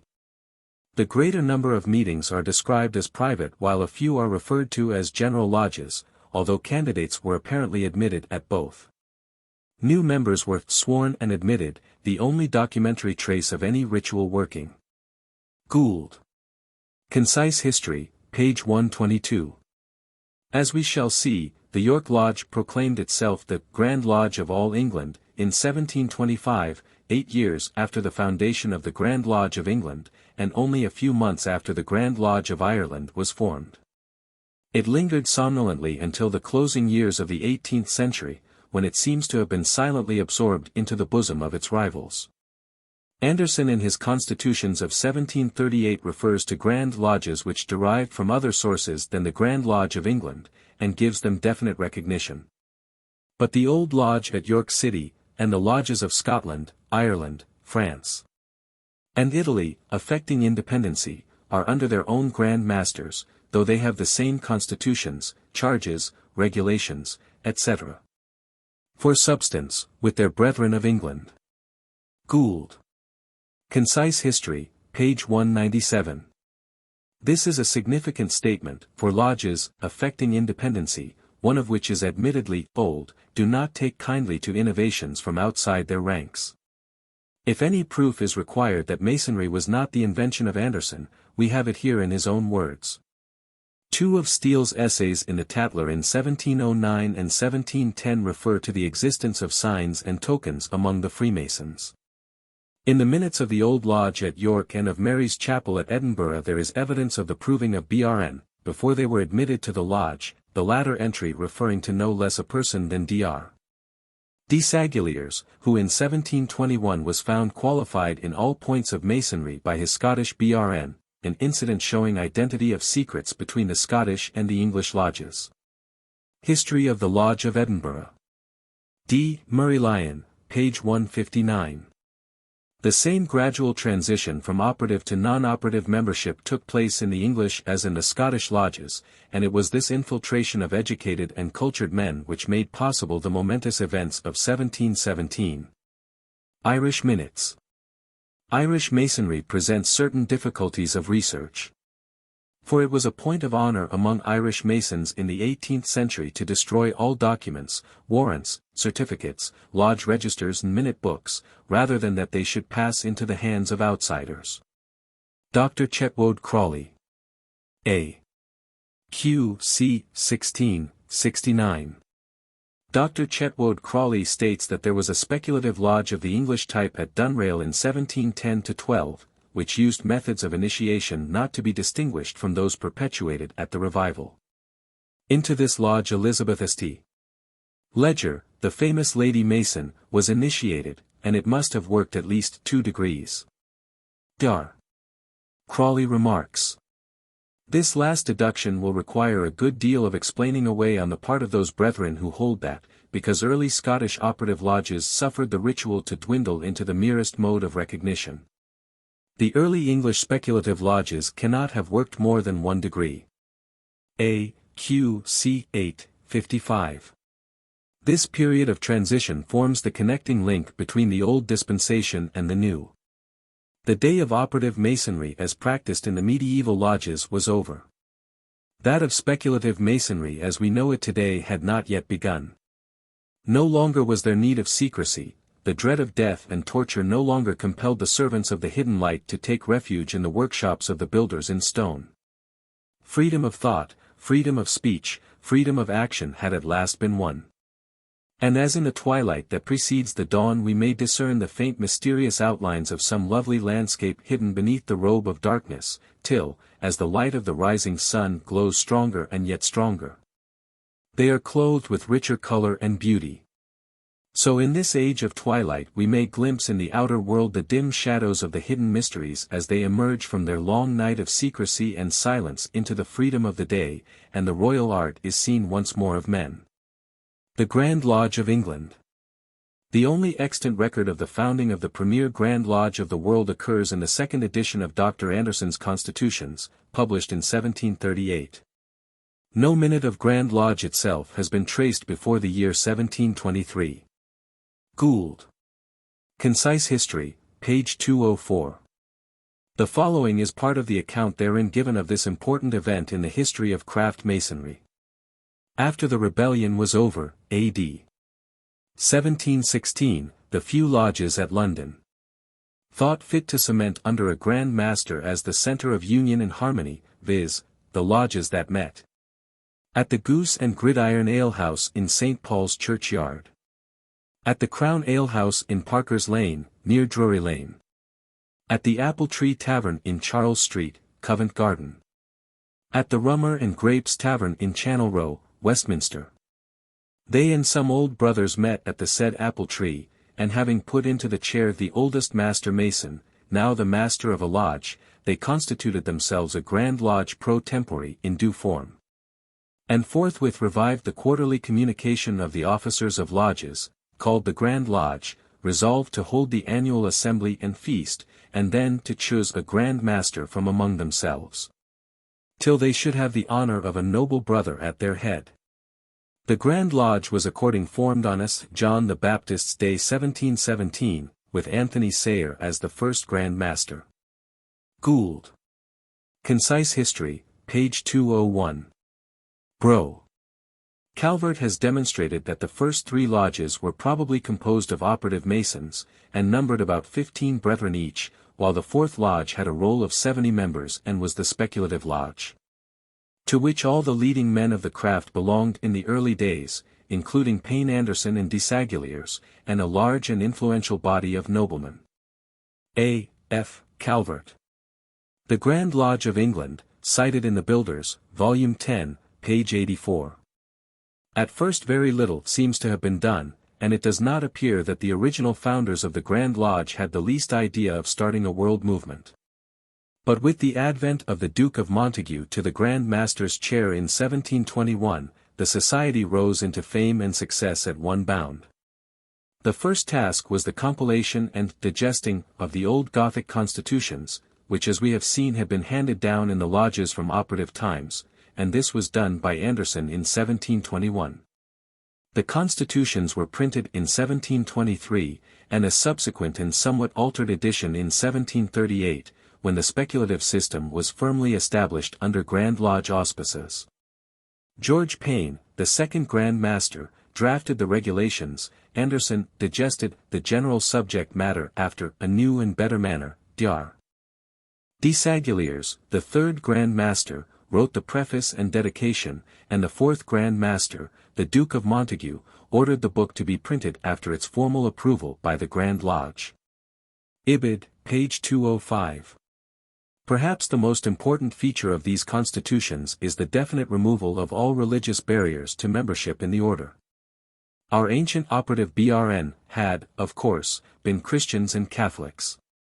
But now the universality of the mysteries was again to be demonstrated by the excision of all sectarian limitations. The language in which this was expressed is not happy. But it is possible that some inspiration may have been given upon this point, for it was certainly in accordance with the policy of the White Lodge. Masonry is indeed the heart of all religions, and should be bound definitely to none. Although every Mason is at liberty to profess whatever faith may be most congenial to him, since they are all facets of the truth. The recomposition of the rituals. Much debate and controversy has taken place among Masonic writers with regard to the origin of our modern speculative rituals, of which there is no documentary trace before the revival in 1717. That there was a definite Masonic ceremonial in existence at this time we learn from Dr. Stukely, who tells us that his curiosity led him to be initiated into the mysteries of Masonry, suspecting it to be the remains of the mysteries of the ancients. Gould. Concise History, page 54. He was initiated into the order on January 6, 1721, and says, "I was the first person made a Freemason for many years. We had great difficulty to find members enough to perform the ceremony." Gould. Concise History, page 223. The Manningham Letters also offer testimony that the rituals of speculative Masonry belong to an earlier period than 1717. Dr. Manningham, Deputy Grand Master of the Grand Lodge of England, writes in 1757 of one old brother of 90, who I conversed with lately. This brother assures me he was made a Mason in his youth, and has constantly frequented lodges, till rendered incapable by his advanced age, and never heard, or knew, any other ceremonies or words, than those used in general amongst us. Such forms were delivered to him, and those he has retained. Ibid, page 249. This testimony is significant, for a Mason 90 years old in 1757 would have been 50 years of age in 1717, so that if he was initiated in his youth, our ceremonies must date at least from the last half of the 17th century. It will be remembered that the judgment of R. F. Gould is precise upon this matter. If we once get beyond or behind the year 1717, i.e., into the domain of ancient Masonry, and again look back, the vista is perfectly illimitable, without a speck or shadow to break the continuity of view which is presented to us. R. F. Gould. A. Q. C. 1630. The decay of the operative lodges, noted earlier in this chapter, had a disastrous effect upon the ancient ritual which had been handed down orally from lodge to lodge and from master to master from the days of the Roman collegia. No word of it might ever be written, and it had to be learnt by heart by the masters and officers of the lodges. By the time, however, that we reached the days of the revival, this oral tradition had become much corrupted, and although the ancient ritual actions were still remembered, the words accompanying them had degenerated into mere verbal jargon, often quite unintelligible to those who recited it. One example will be sufficient to indicate the state of affairs. Several inns in England are named the Goat and Compasses, and as it stands the phrase has no meaning, unless it be taken to refer to the perennial fable of the riding of the goat. The real derivation is from the words, God encompasses us, degenerated into, goat and compasses. It was into a somewhat analogous state that the whole ritual had fallen in the days of Anderson and Desaguliers, who after the founding of the new Grand Lodge set to work to bring order out of chaos. They proceeded to collect and revise all the workings known to them, clothing the skeleton of the ritual in the 18th century English so familiar in our ears today. On the whole their task was well carried out, and although many losses had occurred before 1717, the portion which Anderson brought with him was fairly representative of the general chaos. Anderson was clearly not a man of genius, though he did his best. And it may well be a matter of regret that the stilted language of that dullest of dull periods should have been chosen to clothe the ancient mysteries rather than the inspired and stately English of a century before. But taverns are not conducive to spiritual inspiration, and it was in taverns that this rebirth of the mysteries took place. 2 and 3 degrees. At first it would appear that only 2 degrees were worked, for the constitutions of 1723, Regulation 13, speak of apprentices, and of masters and fellow craft, who could only be made in Grand Lodge unless by a dispensation. The Constitutions of Freemasons, Bicentenary ed., page 61. This rule was repealed in 1725, when Grand Lodge enacted that, the master of each lodge, with the consent of his wardens and the majority of the brethren, being masters, may make masters at their discretion. A. Q. C. 16, page 38. There is in this same year a mention of 3 degrees in the working of the Grand Lodge of all England, at York, when a speech was delivered by Dr. Francis Drake, Junior Grand Warden, in which he mentions EA, FC, and MMRF.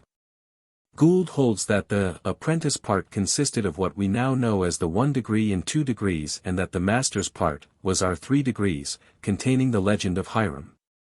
A. Q. C. 16, page 36. He considers it settled beyond dispute.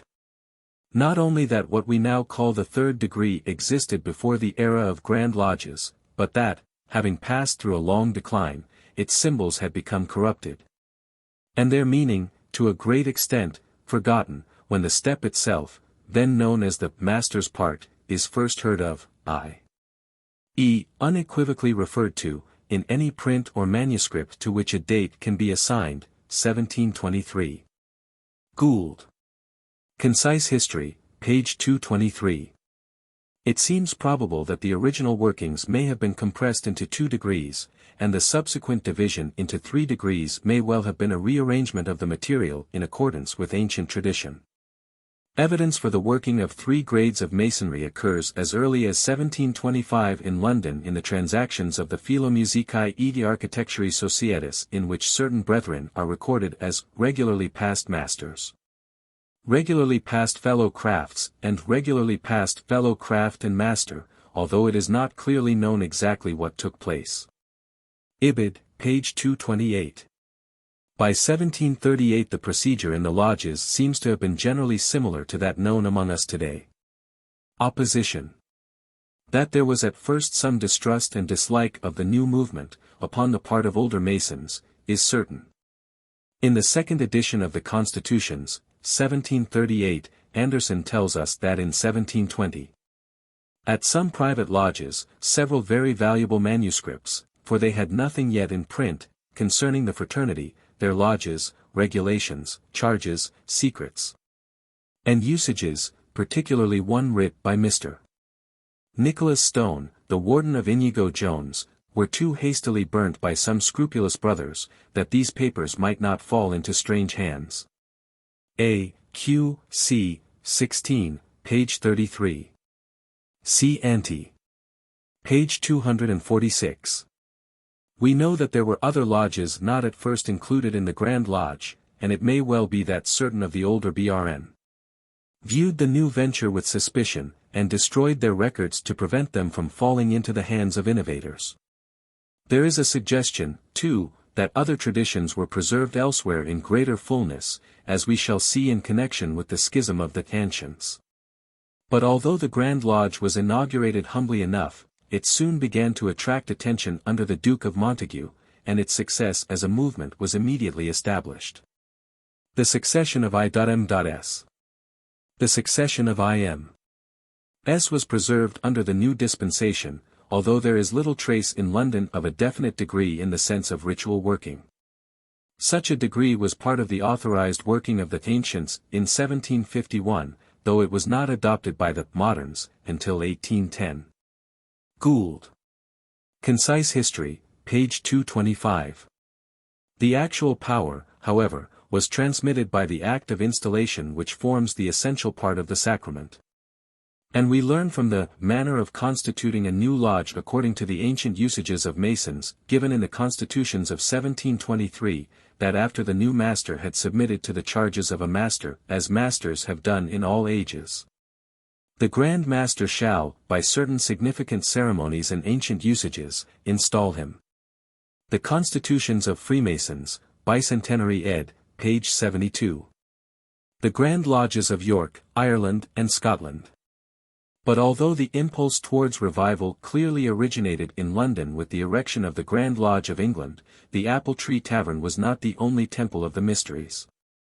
Other lodges existed both in England and the sister kingdoms, and other equally valid streams of tradition began to emerge in different centres. York was for unnumbered years a powerful and hallowed sanctuary of speculative masonry. And the Old Lodge at York proclaimed itself a Grand Lodge in 1725. It is even possible that it may have called itself such before, for there is written testimony in 1778 from the then York Grand Secretary to the effect that the Grand Lodge at York antedated the Lodge of London by 12 or more years. A. E. Waite. Emblematic Freemasonry, page 59.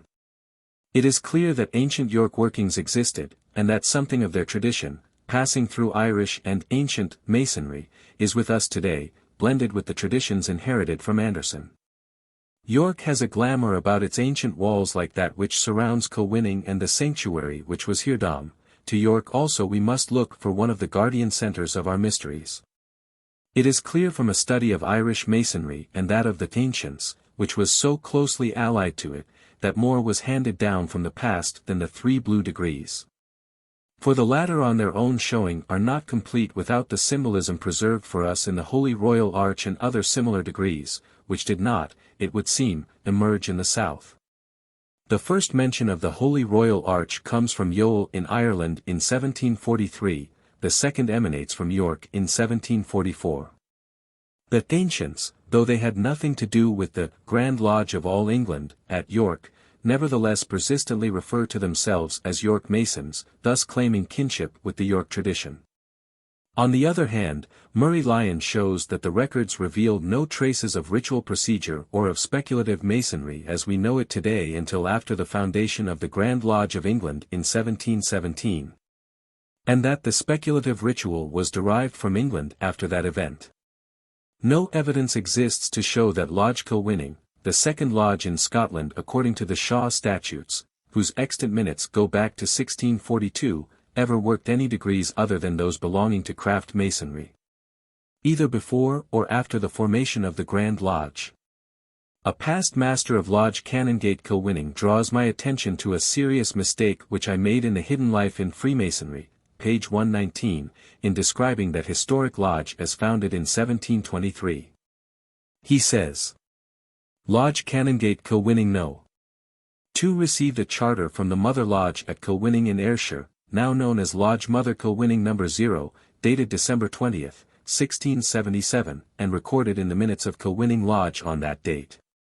The lodge history tells us that at the beginning of the 18th century the lodge numbered amongst its members the foremost noblemen and gentlemen of Scotland who were devoted to the Stuart cause. The unsuccessful rising in 1715 sent those who had escaped death on the battlefield into exile, and during the confusion attendant on those times, the whole early records of the lodge were lost or destroyed, and no trace of them can now be found. At length the survivors, a small but trusty band, met about the beginning of 1735 and resumed the meetings. The earliest minute in preservation is dated February 13, 1735, and begins. Canongate, Febby. Ye 13th AD 1735 AM 5735. The lodge having met according to adjournment do appoint. The lodge is never closed, but adjourned to the next fixed day of meeting. Most lodges install on S. John the Evangelist's Day, December 27th. Lodge Canongate Kilwinning installs on S. John the Baptist's Day, June 24th. The earliest reference in the minutes of this, or any Scottish, lodge to the admission of Master Masons is on March 31, 1735. I apologize for the error in my previous book, and will see that it is corrected if a second edition should be needed. The Grand Lodge of Ireland appears to have come into being in 1725, and the Irish rituals are clearly derived from a somewhat different line of tradition from those preserved in southern England, being indeed closely allied with the York workings. The Grand Lodge of Scotland was formed in 1736, and here again we find marked differences of ritual and even of secrets, though there is no evidence on the physical plane to show whence this distinctive Scottish Masonry is derived. It is from these three premier Grand Lodges, and from the Grand Lodge of the Ancients, now amalgamated with the Grand Lodge of England, that all Anglo-Saxon Masonry, and probably much of continental Masonry also, has sprung. The details of their workings may differ in non-essentials, but the same hallowed mysteries were the heritage of all. And through them have penetrated into all the world to be a light to those who sit in darkness and to guide their feet into the way of peace. The Ancients. As a further indication that the Grand Lodge of England had not inherited the only tradition current in the United Kingdom, we find the schismatic Grand Lodge of the Ancients, formed in 1751 in London. Under the title of the Grand Lodge of England according to the old institutions. The researches of Mr. Henry Sadler into the archives of the Grand Lodge prove that the establishment of this body was due to the activity of a number of Irish Masons resident in London. Gould. Concise History, page 252. They claimed affinity with the York tradition, though not with the York Grand Lodge, and it is clear that they differed considerably from the modern or regular Grand Lodge of England. Their Grand Secretary, Lawrence Dermot, says, "The ancients under the name of Free and Accepted Masons according to the old institutions, and the moderns under the name of Freemasons of England, though similar in name, yet differ exceedingly in makings, ceremonials, knowledge, Masonic language, and installation, so much that they have always been, and still continue to be, two distinctive societies totally independent of each other." Quoted. Locke. Cit. Furthermore he tells us something of the nature of such differences. A modern Mason may safely communicate all his secrets to an ancient Mason. But an ancient cannot with like safety communicate all his secrets to a modern Mason without further ceremony. For as a science comprehends an art, though an art cannot comprehend a science, even so ancient Masonry contains everything valuable among the moderns, as well as many other things that cannot be revealed without additional ceremonies. Ibid, p. 256. There is little doubt that these differences consisted of changes in the 3 degrees, the degree of IM, and the Holy Royal Arch, and they are clearly the result of the inheritance of a different stream of Masonic tradition. It is almost certain that the moderns did make innovations in the ritual. They seem to have exchanged the words of the 1st and 2nd degrees, because of the exposures contained in Samuel Pritchard's Masonry Dissected, which had an enormous sale in England and on the continent. And the old order is still preserved in continental Masonry, especially in lodges working what is known as the French Rite. The Holy Royal Arch. The first mention in contemporary records of the Holy Royal Arch occurs at Youghal in Ireland in 1743, and we hear of it again in 1744 in Dr. D'Assigny's serious and impartial inquiry into the cause of the present decay of Freemasonry in the Kingdom of Ireland, in which he tells us of the existence of an assembly of Royal Archmasons at York, from which city the degree was introduced into Dublin. That it was known and practiced in London, some small space before, and that the members thereof were an organized body of men who have passed the chair. Quoted. Locke Sit page 199. We have already seen how in ancient days the Royal Arch was associated with the 3 degrees, as the mark was with the 2 degree.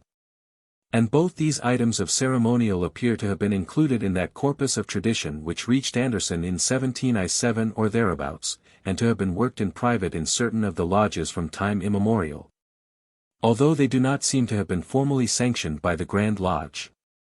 The first exoteric mention of the marked degree occurs in the Minute Book of a Royal Arch chapter in Portsmouth in 1769. Quoted. Locke Cit, page 263. A careful study of existing rituals of both these degrees shows that considerable differences occur in English, Scottish and Irish workings, and it is clear that in their case also many lines of tradition were handed down. Bro. A. E. Waite refers to a ritual of the Old York Mark Lodge in his possession, which differs almost completely from any of our present workings. Emblematic Freemasonry, page 62, note. It is not difficult to account for differences of ritual between ancients and moderns, when we consider the number and variety of traditions handed down throughout the ages. The United Grand Lodge. In 1813 the 2 rival Grand Lodges of England formally united, and thenceforward the United Grand Lodge of England has been the governing body of craft masonry in that country.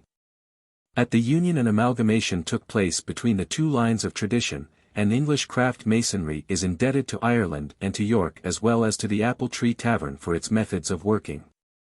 According to the Articles of Union already noted, it was agreed upon that for the future, pure Antient Masonry consists of 3 degrees, and no more, viz. Those of the entered apprentice, the fellow craft, and the master mason, including the Supreme Order of the Holy Royal Arch. But this article is not intended to prevent any lodge or chapter from holding a meeting in any of the degrees of the orders of chivalry, according to the constitutions of the said orders. A. Q. C. 1663. In such wise the Masonic tradition became fixed, and it remains the same in essentials today. Craft Masonry in other countries. It is commonly held that Masonry was introduced into France from England about 1732, though some think that it came in 7 years earlier under Jacobite auspices. In reality it antedates that era altogether, for Masonic tradition of some sort had existed in France from time immemorial. And when King James II took refuge at Claremont Abbey in 1688 he found a Masonic center there which he tried unsuccessfully to use for political purposes. Whether the English Rite which was brought in at the date above mentioned linked itself in any way with the indigenous Masonry is uncertain, there is no evidence upon the point, but French Masonry has diverged very considerably from the English workings. The symbolic or blue degrees of the ancient and accepted Scottish Rite appear in many ways to preserve a fuller tradition, and they probably represent another line of descent. For they employ the ancient Chaldean method of seating the 3 principal officers in an isosceles triangle. As in the regular Grand Lodge of England prior to 1810, there is no degree of IM worked on the continent, except in bodies deriving authority from the Grand Lodge in London. The elected master is placed in the chair without ceremony, as in the older English working. The Grand Lodge of Scotland recognized the ceremonial degree only in 1872. It was derived from sources accessible to the ancients, possibly from York. Certain of the signs of the degree are found on the walls of Egyptian temples, and when its inner or occult side is studied, installation into the ch. of K.S. is found to have formed part of the genuine and immemorial tradition of the Mysteries. Masonry is said to have appeared in Germany in 1733, though the first known lodge was established in Hamburg in 1737, in Sweden it dates from 1735. While Dutch Masonry was inaugurated in 1731, when the Duke of Lorraine was initiated at The Hague by Dr. de Saguliers. Gould, Concise History, p. 306. It was introduced into America before 1733, when the first lodge holding written authority from the Grand Lodge of England was established in Boston. Ibid, page 333. It was in reality practiced in America before the date of the founding of Grand Lodge, being carried thither by some of the earlier settlers. Many lodges were constituted with Scottish, Irish and ancient warrants, which accounts for the many variations to be found in American workings. In America today there are over 50 Grand Lodges with a membership of at least 2 millions, many of whom also belong to various high-degree obediences. Ibid, pages 348, 349. There are 9 Grand Lodges in Canada, with 120,000 members, and 7 Grand Lodges in Australasia, with 75,000 members. Ibid, page 345. Craft Masonry flourishes likewise in many other countries, and is unquestionably one of the greatest powers for good in the world in this 20th century. 10. Other lines of Masonic tradition. The stream of secret societies. In the name of the Christ, the Lord of love and compassion. That body which called itself his church and professed to follow him had established a reign of terror throughout Europe, and plunged into a mad orgy of cruelty and unbridled wickedness such as the world has rarely seen even among the most degraded savages. It was this desperate condition of affairs that made necessary the intentional confusion of the inner truths of Freemasonry with the trade secrets of the operative guilds. But that was not the only method adopted by the powers behind to carry on the tradition of the light through those days of more than Cimmerian darkness. There were also certain societies, secret or semi-secret, which existed for the express purpose of perpetuating a noble and pure teaching. Just because they had to work so warily and so quietly, it is not easy to find traces of the activity of these organizations, but a very earnest Mason, Mrs. Isabel Cooper Oakley, has devoted years of patient and laborious original research in many parts of Europe to the study of this subject, and has published the results of her toil in Traces of a Hidden Tradition in Masonry and Medieval Mysticism. From that book I extract the following list of mystical societies, interspersed with a few names of individual mystics.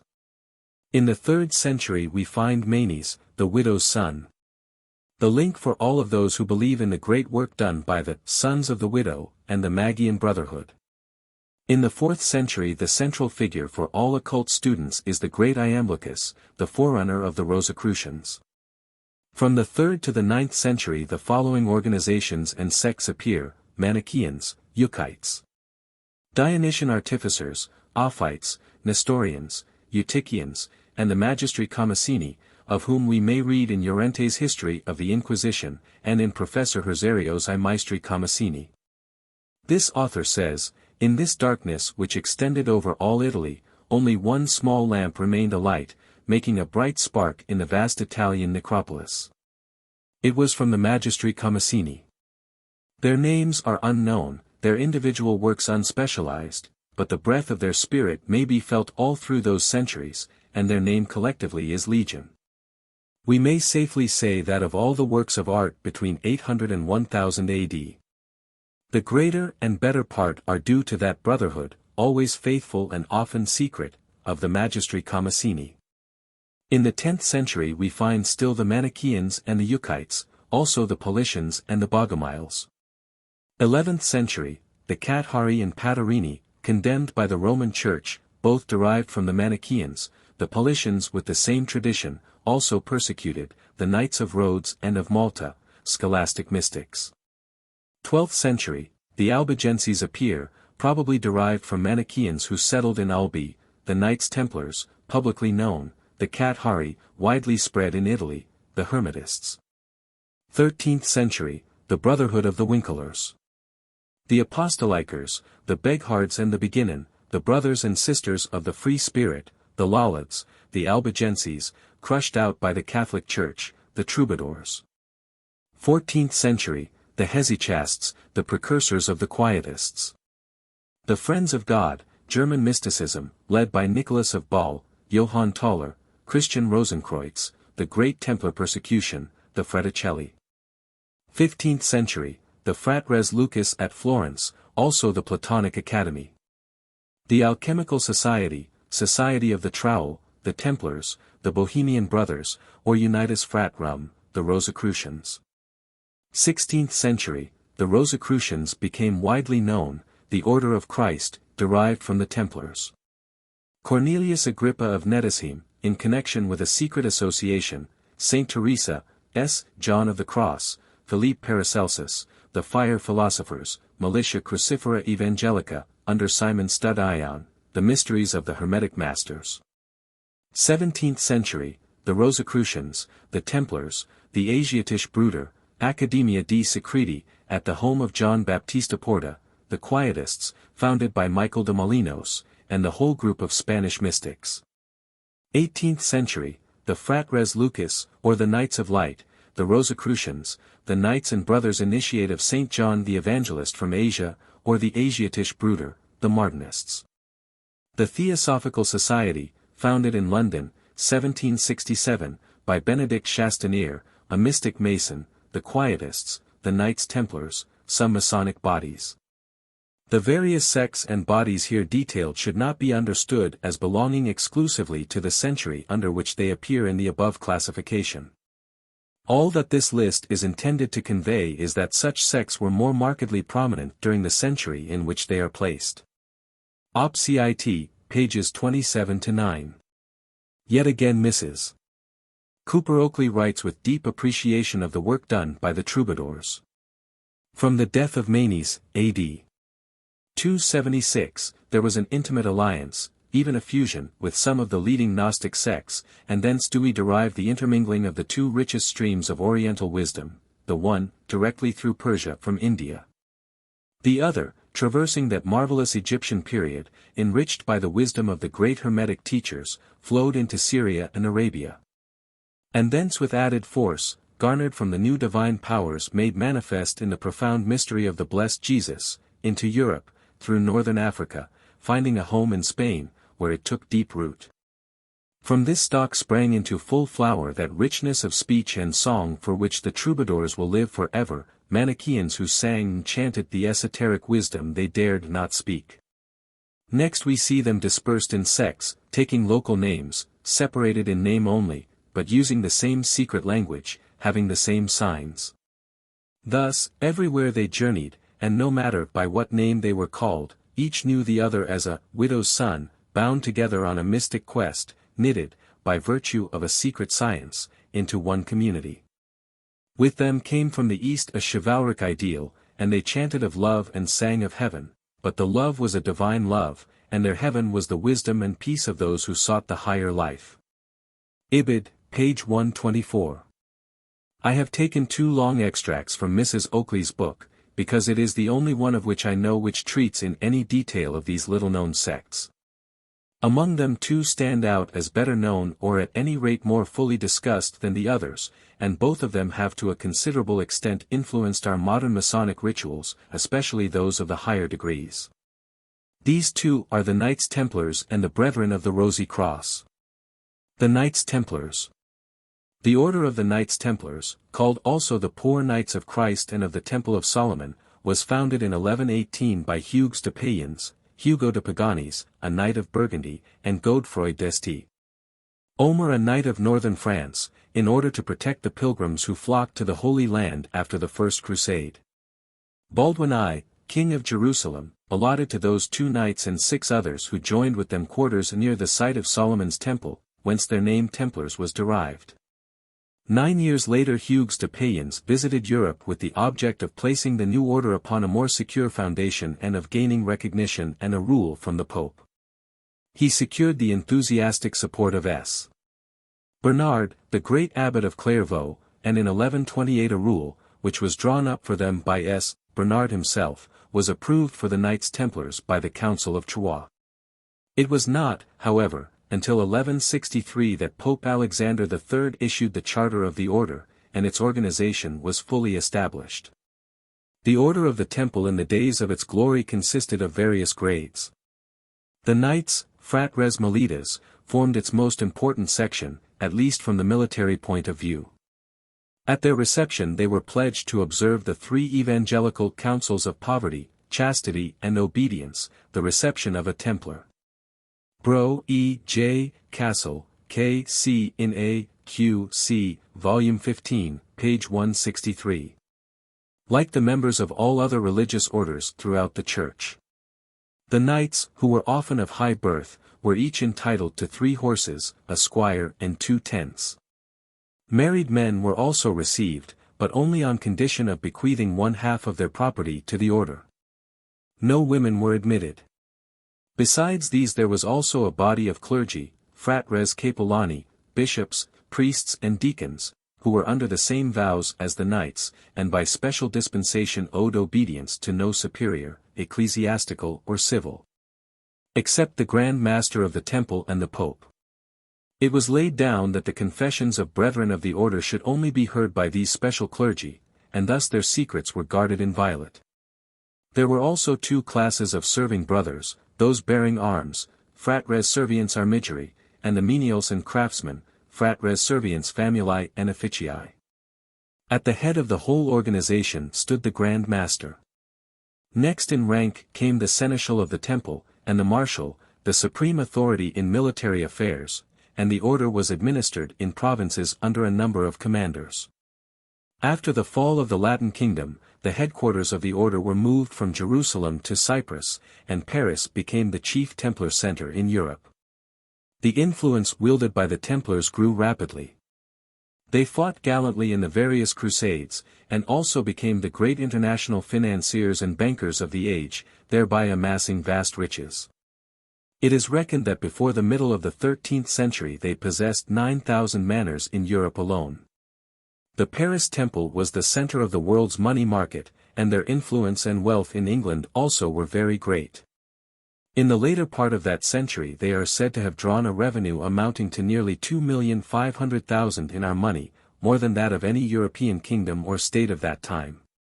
Quelques reflections sur les origines de la franc-maçonnerie templière, par le grand commandeur du Suprême Conseil de Belgique, Count Goblet d'Alviela.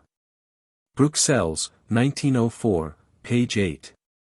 At this period the Templars were believed to number between 15,000 and 20,000 knights and clergy, but in attendance upon these there was a veritable army of squires, servants and vassals. Their influence may be estimated from the fact that members of the order were summoned to the great councils of the Church, such as the Lateran Council of 1215 and the Council of Lyons of 1274. See also Encyclopaedia Britannica, Art. Templars, from which much of the above information is derived. The Knights Templars brought back to the West a set of symbols and ceremonies belonging to the Masonic tradition, and they possessed certain knowledge which is now given only in the degrees of the ancient and accepted Scottish Rite. The order was thus one of the repositories of the hidden wisdom in Europe in the 12th and 13th centuries, although the full secrets were given only to the few. Alone, therefore, among the religious orders, their ceremonies of reception were conducted in strict privacy. As was but natural in such an age, the most evil and horrible practices were attributed to the order because of this secrecy, and stories were told which had absolutely no foundation whatever in fact. In the Templar form of what we now call the 18 degrees, the most wise sovereign was an ordained priest or bishop. And the bread and wine which was consecrated in open chapter in the course of a splendid ceremony was a veritable Eucharist, a wonderful blending of the Egyptian with the Christian sacrament. The suppression of the Templars. The suppression of this great and powerful order forms one of the darkest blots upon the tenebrous history of the Roman Catholic Church. The reports of the French trial were published by Michelet, the great historian, in 1851-61, and an excellent digest of the evidence given both in France and England is contained in a series of articles which appeared in 1907 in Ars Quatuor Coronatorum, 20, 47, 112, 269. We can give here but a brief outline of what took place, referring those who wish for a more detailed account to the sources quoted, and to the general literature of the subject. Philip the Fair, King of France, was in desperate need of money. He had already debased the coinage, had arrested the Lombard bankers and the Jews, and after confiscating their wealth upon a trumped-up charge of usury, a thing abhorrent to the medieval mind, had expelled them from his country. Then he determined to get rid of the Templars, who had lent him large sums, and since the Pope, Clement V, owed his position to the intrigues of Philip, the matter presented little difficulty. His task was rendered easier, too, by the accusations brought against the order by the ex-knight Esquieu de Fleuren, who had a personal interest in the matter, and pretended to reveal all manner of evil things, blasphemy, immorality, idolatry and the worship of the devil under the form of a black cat. This traitor is still execrated in some of the Masonic rituals, together with one Nafo Dei of Florence, who, however, had nothing to do with the matter. These charges were accepted by Philip with delight, and on Friday, October 13, 1307, all the Templars throughout France were arrested without warning on behalf of the most infamous tribunal that has ever existed. A collection of demons in human form called in ghastly mockery the Holy Office of the Inquisition, which at this time held plenary jurisdiction in this and other countries of Europe. The Templars were horribly tortured, so that many died, and the remainder confessed in set terms whatever the Church required. The interrogations were concerned chiefly with the alleged denial of Christ and the spitting on the cross, and in a minor degree with certain grave charges of immorality. A study of the evidence reveals the entire innocence of the Templars and the diabolical ingenuity of the familiars of the Holy Office, who kept them separated without adequate defense or proper consultation, and circulated among them lying rumors that the Grand Master had confessed to the Pope that there were evils in the order. The brethren were cajoled, bribed and tortured into confessing crimes they had never committed, and they were treated with the most fiendish cruelty. Such was the justice of those who bore the name of the Lord of Love in the Middle Ages. Such the compassion which was shown to his faithful servants, whose only crime was their wealth, lawfully won for the order, and not for themselves. Philip the Fair obtained his money. But what karma, even in 1,000 lives of suffering, could ever be sufficient for so vile a wretch? The Roman Church has doubtless many good deeds to its credit, but can all of them put together ever cancel such incredible wickedness as this? The Pope desired to destroy the order, and called a council at Vienne in 1311 for that purpose, but the bishops refused to condemn it unheard. The Pope, therefore, abolished the order in private consistory on November 22, 1312, 5312 AL. A date still commemorated in a striking fashion in our high-grade rituals, although he admitted that the charges were not proved. The riches of the temple were to be transferred to the order of S. John, but it is certain that the French portion found its way into the coffers of King Philip. The last and most brutal act of this stupendous tragedy occurred on the 14th of March, 1314, when the venerable Grand Master of the Temple, Jacques de Molay, and Goffred de Charny, preceptor of Normandy, were publicly burned as relapsed heretics before the great cathedral of Notre Dame. As the flames closed round him, the Grand Master summoned the King and the Pope to meet him within a year before the judgment seat of God, and both Pope and King were dead within 12 months. The preservation of the Templars' tradition. The destruction of the order of the Temple did not, however, involve a complete suppression of the teaching enshrined within it.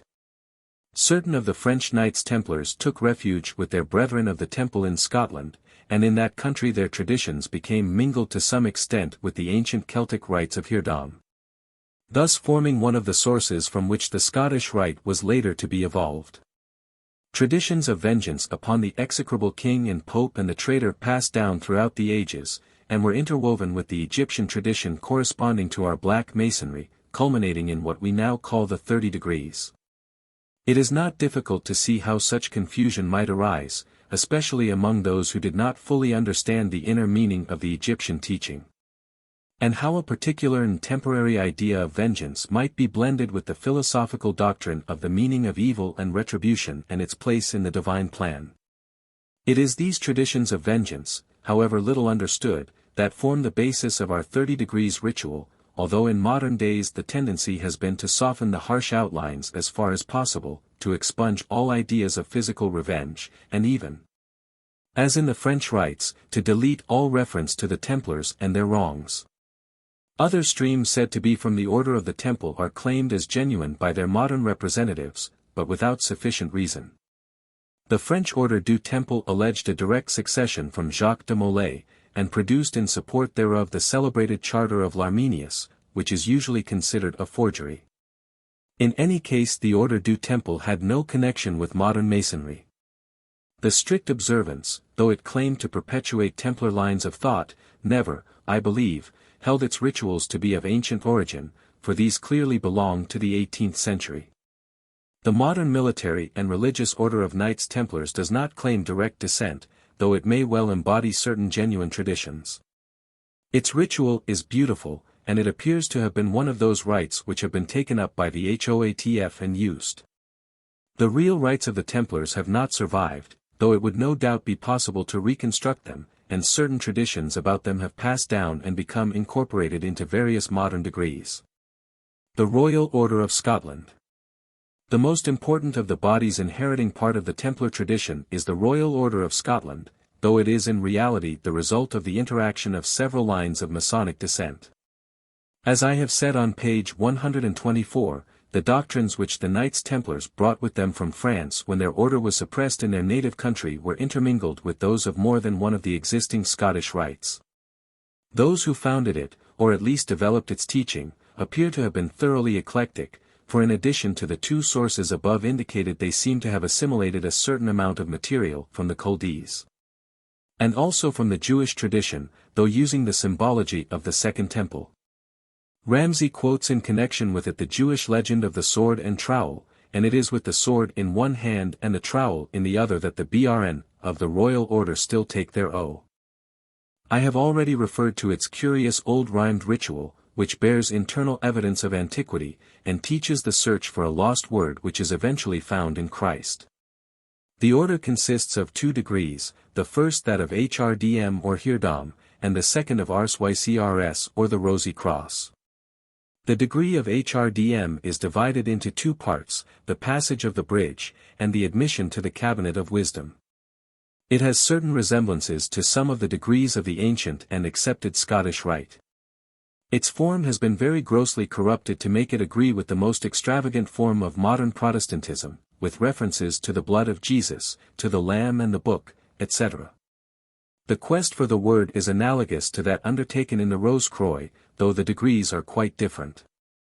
Our 18 degrees has little to do with the symbolism of the Royal Order, although the purpose of the 2 rites is the same.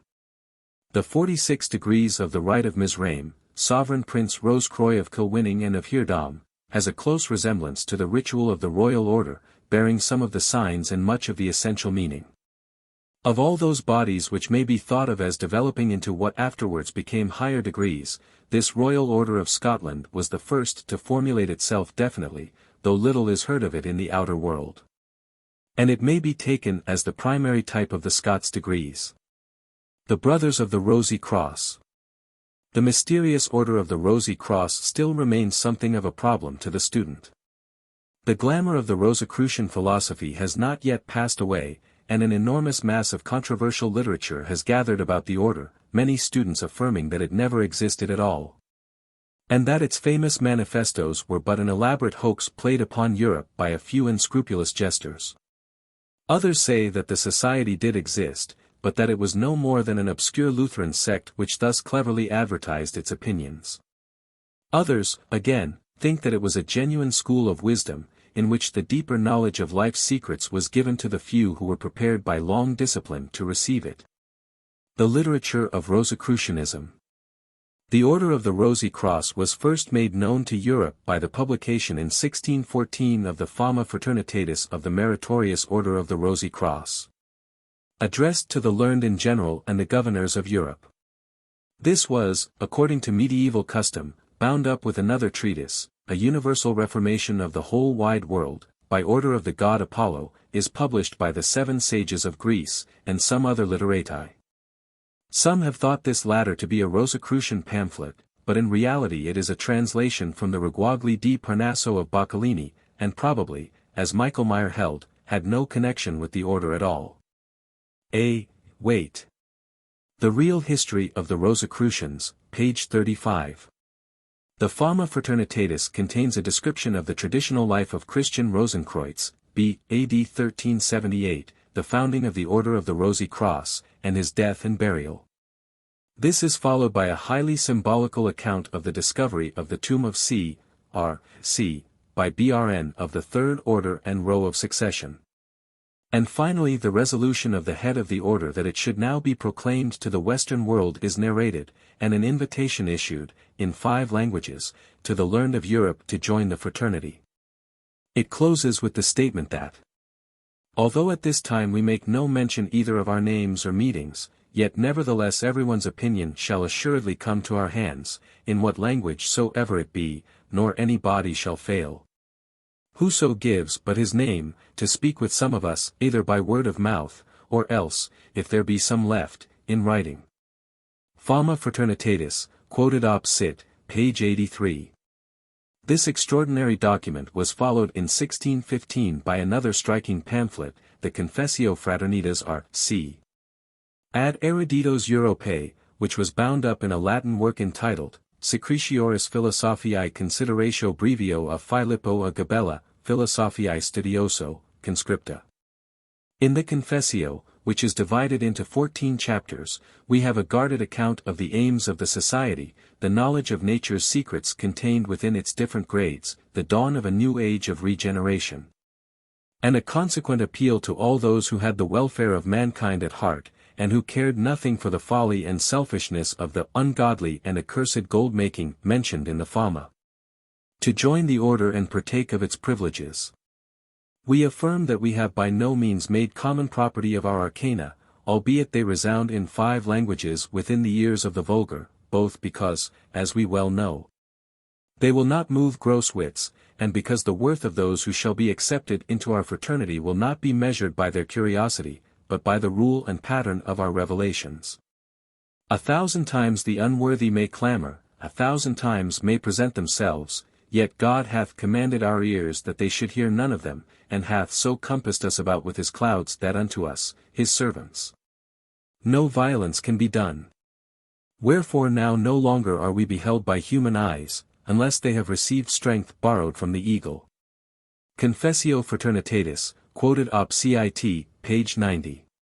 The Confessio is clearly written by one deeply versed in genuine occult lore, and contains a veiled but unmistakable promise that real knowledge will be given to the earnest and unselfish aspirant. A year later a third pamphlet was published at Strasbourg called The Chimical Marriage of Christian Rosenkreuz, supposed to have existed in Mizas as early as 1601-2. It is dated anno 1459, and commences with the following significant warning. Arcana publicata violscunt, e gratium profanata amittent. Ergo, any margaritas objas porcis, seu asino substernir rosas. Published secrets become valueless, and things profaned lose their grace. Therefore cast not pearls before swine, nor strew roses before an ass. Op. cit., page 99, showing clearly that it was meant to be taken in a mystical sense. It is a long and cryptic account, lit with gleams of humor, of the initiation of Christian Rosenkreuz into the mysteries of the Rosy Cross, commencing from his invitation, or awakening to the inner life, and ending with his final triumph or regeneration as a Knight of the Golden Stone. This is the most curious of all the Rosicrucian documents, and it will repay the close study necessary to its comprehension, for within it are contained some of the deepest secrets of spiritual alchemy. The authorship of these pamphlets has always been a matter of speculation. They have all been attributed to Johann Valentine Andreas, a cultured and traveled German scholar of the 17th century, who was much interested in secret societies, and was a follower of the doctrines of Paracelsus. The arguments for and against his authorship are very ably given by Bro. E. Waite in his Real History of the Rosicrucians, and in his recent work, The Brotherhood of the Rosy Cross, in which, however he may mistake, in our opinion, as to the real purpose and aims of the original order, the existence of which he denies, he has nevertheless brought together a mass of valuable facts which throw a good deal of light upon the whole question. Andreas acknowledges the chimical marriage, although he calls it a ludibrium or jest. From his later works he seems to have turned against the Order of the Rosy Cross, and started a new society of his own. It is extremely unlikely, however, that Andreas was the author of the Fama and the Confessio. These three documents raised an indescribable storm of curiosity all over Europe. Numbers of students wrote open letters applying to be admitted into the order, and setting forth their qualifications, but none of these seem to have been openly answered. A multitude of pamphlets appeared, especially in Germany, some attacking the society, and others no less valiantly defending it, while many charlatans arose, claiming to be brethren of the R.C. and relieving the credulous of their superfluous money. The most noted of the opponents of Rosicrucianism was Andreas Libavius of Halle, who wrote 3 treatises against the order, in the last of which, though posing as a critic, he advises all persons to join the order, because there is much to be learned and much wisdom to be gained by so doing. The Real History of the Rosicrucians, page 252. On the Rosicrucian side we may note the Echo of the God-illuminated Brotherhood of the Venerable Order R.C.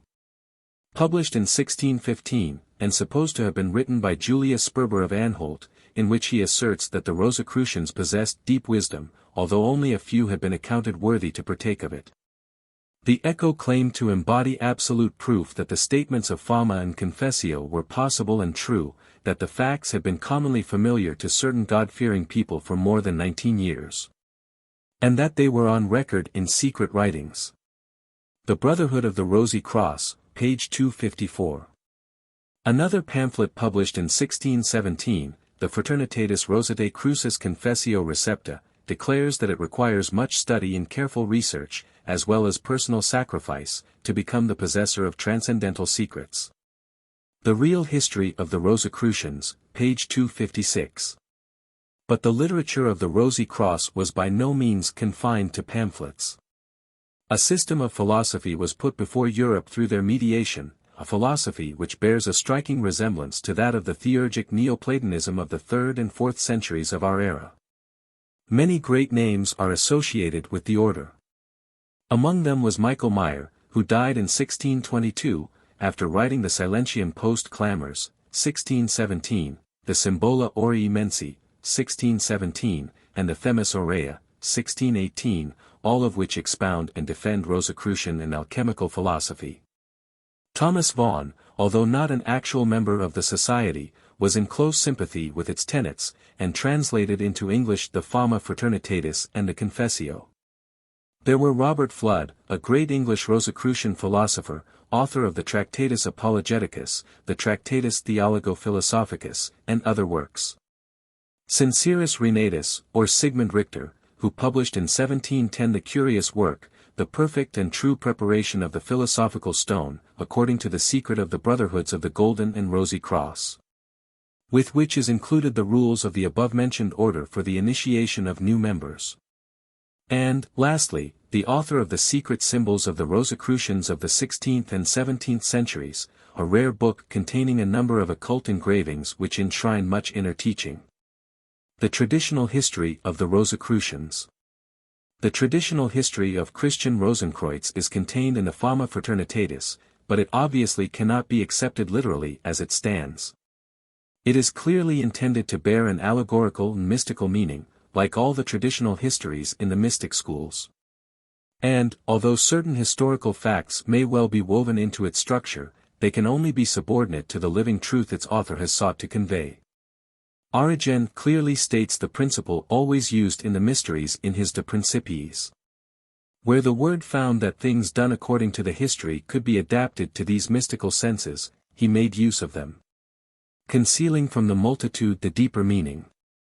But where, in the narrative of the development of supersensual things, there did not follow the performance of those certain events which were already indicated by the mystical meaning, the scripture interwove in the history the account of some event that did not take place, sometimes what could not have happened, sometimes what could, but did not. Origen, Book 4, Chapter 1, 15, Ante-Nicene Library ed. This is one of the methods by which the secret teachings are guarded from the profane, who throw them aside, thinking that as history they are inaccurate and uninteresting, and so completely miss their deeper meaning. The Fama Fraternitatis, which admittedly contains only a tradition, written down long after the events recorded had taken place, tells us how C.R.C. was born in A.D. 1378, of poor but noble parents, and how he entered a monastery at a very early period of his life. While still quite young, he is said to have journeyed to Cyprus with a brother Pael, who died there. He then crossed to Palestine, and came into touch at the age of 16 with the wise men of Damcar in Arabia, who received him not as a stranger, as he himself witnesseth, but as one whom they had long expected. They called him by his name, and shewed him other secrets out of his cloister, whereat he could not but mightily wonder. Fama Fraternitatis, quoted in the Real History, etc., page 67, from which translation the citations following are also taken. There he learnt Arabic, translated into Latin the Book M, which he afterwards brought to Europe, and in which Paracelsus was said to have been interested. And thence he travelled to Egypt and to Fez, to become acquainted with the elementary inhabitants, who revealed unto him many of their secrets. From Fez the founder of the order is said to have crossed into Spain, where he offered his knowledge to the learned, but to them it was a laughing matter. He therefore returned to Germany, his own native country, determining gradually to begin there the foundation of the brotherhood that was destined to reform Europe.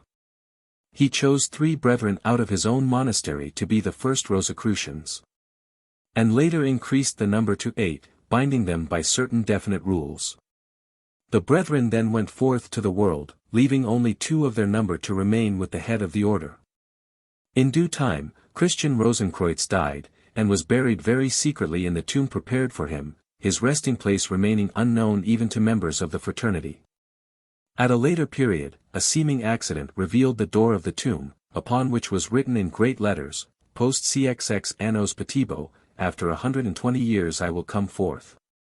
In the midst of the tomb there shone a blazing star, and upon the altar in the center of the vault these significant words were engraved, ACRC. Hoc universi compendium unius mihi sepulchrum feci, I have made this my tomb a compendium of the universe. Beneath the altar was found a fair and worthy body, with all the ornaments and attires. In his hand he held the parchment called T. The which next unto the Bible is our greatest treasure, which ought not to be delivered to the censure of the world. Various other objects were discovered, looking-glasses of diverse virtues, little bells, burning lamps, and chiefly wonderful artificial songs, and most important of all, the secret Book M. And other volumes, including certain of those of Paracelsus, the philosopher and chemist of the 16th century. Such is the traditional history of Christian Rosenkreutz, as contained in the documents of the order. The form in which the story is cast shows that it is obviously not intended to be an historical narrative. It is clearly designed as an allegory to express certain hidden truths to those whose eyes are opened, even though historical details are probably contained within it. The history of the order. Despite the assertions of scholars and the absence of corroborative evidence, Christian Rosenkreutz did indeed found the Order of the Rosy Cross. And he was in fact an incarnation of that mighty master of the wisdom whom we revere today as the H.O.A.T.F. He was born in 1375, 3 years before the date given in the Fama, and was sent, when quite young, to a lonely monastery on the borders of Germany and Austria, where he received his education and training. Like many such communities in the Middle Ages, this monastery preserved a secret tradition, and its monks, who devoted themselves to meditation, were possessed of genuine spiritual and occult knowledge. Here Christian Rosenkreutz studied those deeper secrets of nature of which chemistry is but the outer shell, that alchemy which is concerned primarily with the transformation of the lead of the personality into the gold of the spirit, and only secondarily with the transmutation of metals and the manufacture of jewels. Christian Rosenkreutz now began to travel, and after passing through Germany, Austria and Italy, finally reached Egypt, where he was welcomed by the brethren of the Egyptian lodge of that white brotherhood to which in past lives he had belonged. In Egypt Christian Rosenkreutz was received into all the degrees of the Egyptian mysteries, which had been preserved by the White Lodge in direct succession from the Hierophants of old. And through him we may trace one of the most important of the lines of succession which eventually became incorporated into the ancient and accepted Scottish Rite. Among other things he adapted, and translated into Latin from the Egyptian, that ritual of the rosy cross to which we have already referred. And this became the prototype of the ceremony of perfection worked in the sovereign chapters of Co-Masonry today. On his return from Egypt, Christian Rosenkreutz founded the Order of the Rosy Cross, choosing here and there a brother who was worthy to be brought into touch with the secret mysteries of Egypt and the profound occult knowledge which they enshrined. The order was always extremely limited in numbers, some 30 or 40 at most, but it had an enormous effect upon the secret tradition in Europe, and indeed formed a Western school through which the White Lodge might be directly reached. In later days a portion of its teaching and ritual passed into less exclusive hands, and it is through one of these semi-exoteric bodies that the Rose-Croix ritual was transmitted into the keeping of the Council of Emperors of the East and West. See Chapter 11. During its passage through many hands, ignorant of its true meaning, that ritual has suffered much distortion, being on the one hand blended with Protestant Christianity, as in English and American workings, or rationalized beyond recognition under the auspices of the Supreme Council of France. In our Co-Masonic Order we have the great privilege of using, by order of the HOATF, an English translation of his original Latin ceremonial, and I think that we may say without exaggeration that it is one of the most stately and beautiful rituals of the Rose-Croix in existence. The Rose-Croix, as we have said before, is essentially a degree of Christhood, concerned with the awakening of the Christ mystical within the heart, the hidden love which is the heart of the mystic rose, and which can only be known when the heart is laid upon the cross of sacrifice. But it was not originally intended to be an appendage to Christianity, as it has now become in England, but rather an independent sacramental channel through which the Lord of Love may pour down his blessing upon initiates of every faith. For it was founded thousands of years before the birth of the disciple Jesus in Palestine. Thus, although it is the Christ, the second person of the blessed Trinity, who is adored in the Rose-Croix, the Christ whose love is outpoured in the sovereign chapters of Hirdom, in our Co-Masonic ritual we speak of him only as the Lord of Love, and do not bind our BRN, especially to the doctrines of the last great faith which he founded in person on earth. For he is the Lord of all religions alike, and the Rose-Croix is no less his than the glorious sacraments of the Christian Church which he himself gave 2,000 years ago. The original Order of the Rosy Cross still exists in utter secrecy, and, although it is unknown in the outer world, its mysteries are yet handed down on the physical plane. And it still preserves the ancient secrets of healing and magic which its M.W.S. brought in the 15th century from the Egyptian Lodge. Only very few, and those high initiates of the White Lodge from whence it came, are admitted to its house of the Holy Spirit. Many have claimed and still claim to belong to it, but it is quite independent of the many orders and societies, both open and secret, which bear its hallowed name in the 20th century. In Masonry, however, we inherit some portion of its ritual, though but little of its hidden lore, and the sacramental powers of the Rosy Cross yet shine through certain of our high grades in the ancient and accepted Scottish Rite. There is thus good reason why modern Masons have claimed affinity with the Rosy Cross, and why it has exercised so fascinating an influence over the minds of men since it was first heard of in the 17th century. It is the nearest approach to a higher degree that existed in ancient Egypt. In fact, we may say that to all intents and purposes it was a higher degree, though it never called itself so. I have explained in the Hidden Life in Freemasonry that in Egypt thousands of years ago there were 3 grand lodges which differed from all the rest in their objects and workings, and that it was these 3 lodges which, at certain stated times every year, undertook the duty of flooding the land with spiritual force by means of the magnificent ritual of the building of the Temple of Amen, the Hidden Life in Freemasonry, p.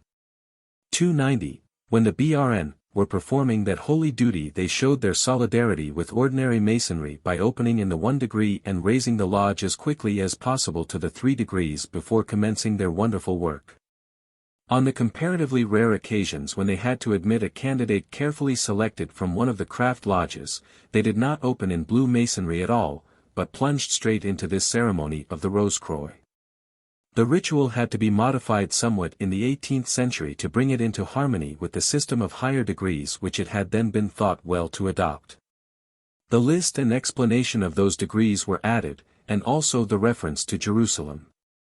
The word, which in modern Masonry has degenerated into mere initials, was then in itself a living word of power, pregnant with deepest meaning, though a double scheme of initials was also used. All this needed and received the most skillful attention when the translation from Egyptian into Latin was made. One cannot but admire the marvelous ingenuity which, while changing the language, yet contrived to keep practically intact the sound, the form, and an elaborate triple set of meanings, one within the other. The 18th-century editions have considerably lengthened the ceremony, but they are congruous with the older part, so that it still retains its transcendent beauty. And all the principal features of the degree, the rose, the cross, the cup, the sacrament, are precisely the same as they were thousands of years ago. 11. The Scottish Rite. Origin of the Rite. The origin of the ancient and accepted Scottish Rite of 33 degrees, or rather that of the Rite of Perfection or of Heirdom of 25 degrees out of which it was evolved, has been one of the most obscure Masonic problems.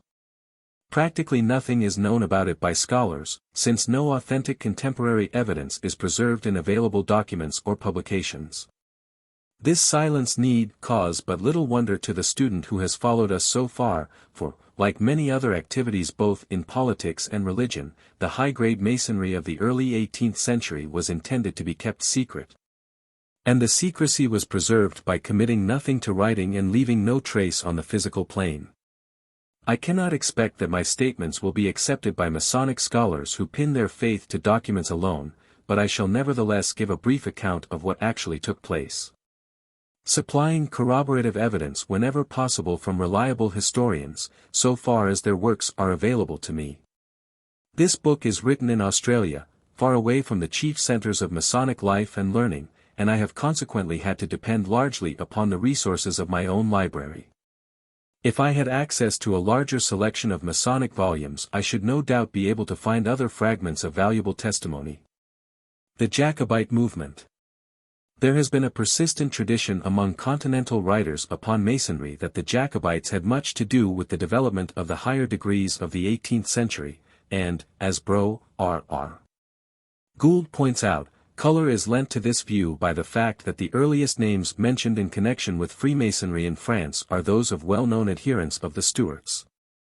Although he himself rejects the hypothesis for lack of sufficient evidence. Gould. History Freem, 3, 78. We have the direct and personal testimony of Baron von Hund, the founder of the Rite of the Strict Observance, given in 1764, that he himself was received into the Order of the Temple in Paris in 1743 by an unknown Bro.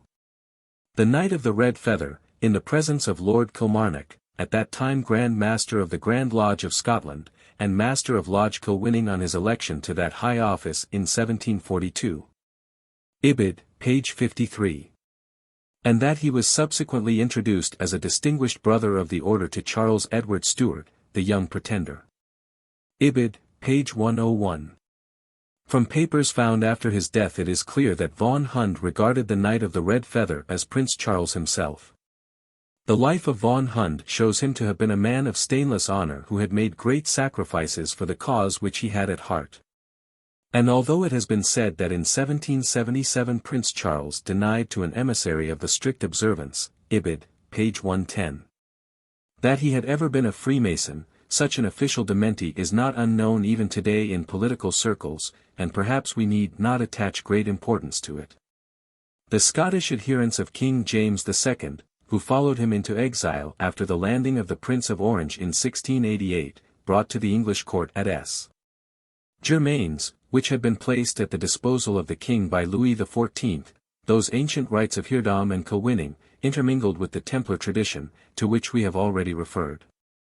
When King James II fled from England he took refuge at the Jesuit Abbey of Clermont, which had attached to it a College of Clermont in Paris, founded by Guillaume du Prat, Bishop of Clermont, in 1550. The Catholic Encyclopedia, 1913, Volume 14, page 88. There, most unexpectedly, the king found a Masonic center, working rites which had been handed down in France from a remote past. An intermingling of two traditions thus took place, and it was at this period, many years before the revival in 1717, that certain of the ceremonies which are today included in the ancient and accepted Scottish Rite were first put together. It is probably this fact which gave birth to that other recurring tradition that the Jesuits were connected with the development of high-grade Masonry on the continent. And it is from this indigenous French tradition, of which another branch had found its way into the compagnonage, that the rituals of French craft Masonry, so different from the English, were derived. A further intermingling with the English tradition transmitted through Anderson no doubt took place after 1717. King James conceived the idea of trying to use Freemasonry to assist him in his endeavor to regain his throne. But this attempt failed, for, though they sympathized with the king, the Masonic authorities staunchly refused to abandon their traditional neutral policy, or to allow the order to become a cloak for political intrigue. The Jacobite influence nevertheless left its traces upon this part of Masonry, and in the ancient and accepted Scottish Rite the 14 degrees is still called, under some obediences, Grand Scottish Knight of the Sacred Vault of James VI. Though its older name was Grand, Elect, Ancient Perfect Master. Wait. Secret Tradition in Freemasonry, Volume 1, page 125. Baron von Hun spoke the truth when he claimed to have met Prince Charles in Paris in 1743, and he seems to have inherited certain lines of succession which afterwards became the heart of the Rite of the strict observance. After the Battle of Culloden in 1746, which practically destroyed the Jacobite movement, the connection of the Stuarts with Masonry was dropped, and it seems probable that Baron von Hun himself composed the Latin rituals of the strict observance, which played a considerable part in German Masonry in the 18th century. Gould. History Freme, 3, 101. The Oration of Ramsay. After the year 1740, Scots degrees sprang up in all parts of France, Ibid, page 92. And their creation and development are largely attributable to the celebrated oration delivered in 1737 in the Provincial Grand Lodge of England in Paris by the Chevalier Ramsay. Although the first published reference to a Scotch Mason's Lodge occurs as early as 1733 in London. R. F. Gould, AQC, 1644. Ramsay was born in 1681 or 1682 at Ayr near Kilwinning, though he does not seem ever to have joined that ancient lodge. He was converted to Catholicism by Archbishop Fenelon, whose life he wrote and with whom he continued to live till his death in 1715. After that he acted as tutor to the two sons of the rightful King James III in Rome. He was unquestionably a learned man, a deep student both of ancient and modern history, a DCL of Oxford University and, like many other prominent Freemasons of the period, a Fellow of the Royal Society. He never appears to have taken much interest in Masonry, though he wrote to Cardinal Fleury, the Prime Minister of France, in 1737 asking his protection for the Freemasons, and stating that their ideals were very high and most useful to religion, literature and the state. He died in 1743. But although Ramsay never did much work for Masonry, the oration which he delivered in 1737 before the Provincial Grand Lodge of England in Paris, of which he was Grand Chancellor and orator, had a profound influence upon French Masonry. It was a tolerably good oration, but nothing very extraordinary. None the less it appears to have given just that impetus that was needed to set the French high-grade movement in activity, and ever afterwards the makers of high grades looked to Ramsay as their pattern and ensample. He proclaimed the ideal of Masonry to be a universal brotherhood of cultured men, a spiritual empire that would change the world. He refers to the 3 degrees, and calls them novices or apprentices, fellows or professed brothers, masters or perfected brothers, a slightly different set of titles which may refer to a different stream of tradition. These are required to practice respectively the moral virtues, the heroic virtues and the Christian virtues. According to him, Masonry was founded in remote antiquity and was renewed or restored in the Holy Land at the time of the Crusades. It has affinities with the ancient mysteries, especially those of Ceres at Eleusis, Isis in Egypt and others. The Crusaders adopted a set of ancient signs and symbolical words drawn from the well of religion, which were intended to distinguish Crusader from Saracen, and were concealed under strict pledges of secrecy. The intimate union between the crusading Masons and the Knights of St. John of Jerusalem is the reason why the blue degrees are called St. John's Masonry. The returning Crusaders brought lodges of Masonry to Europe, and from thence they were introduced into Scotland, where James, Lord Steward of Scotland, was Grand Master of a lodge established at Kilwinning, in the west of Scotland in 1286. Shortly after the death of Alexander III, King of Scotland, and 1 year before John Balliol mounted the throne. Ramsay goes on to explain that by degrees our lodges and rites were neglected almost everywhere. But nevertheless they were preserved in all their integrity amongst those Scotsmen to whom the kings of France confided during many centuries the safeguarding of their royal persons. He allows that, Great Britain became the seat of our order, the conservator of our laws and the depository of our secrets. Many of our rites and usages which were contrary to the prejudice of the reformers were changed, disguised or suppressed. Thus it was that many BRN forgot the spirit and retained only the shell of the outer form. Masonry however is to be restored to its pristine glory in the future. The rituals of these Scots degrees are varied, but one chief idea underlies them all, the discovery in a vault by Scottish crusaders of the long-lost and ineffable word, during the search for which they had to work with the sword in one hand, and the trowel in other. History Freme, 3, page 92. This same symbolism of the sword and the trowel is mentioned in Ramsay's speech, in which he derives Freemasonry from the patriarchs and the ancient mysteries through the Scottish crusaders. And they are further mentioned both in the present ritual of the Royal Order of Scotland, in which the candidate takes his oath with a sword in one hand and a trowel in the other. Wait. Secret Tradition in Freemasonry, Volume 1, page 404.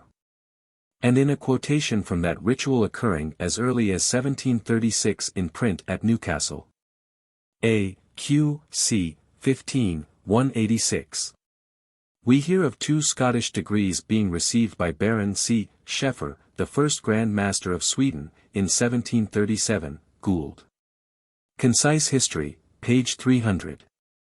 And we may perhaps suggest, though in opposition to the theory held by most Masonic writers, that the oration of Ramsay, although it may have helped to popularize Scottish Masonry, was in reality an effect rather than the cause of the introduction of high-grade Masonry on the continent, which was all the time being quietly directed from behind by the OATF.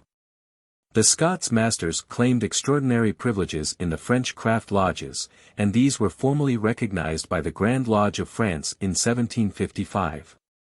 Gould. History Freme, 3, page 95.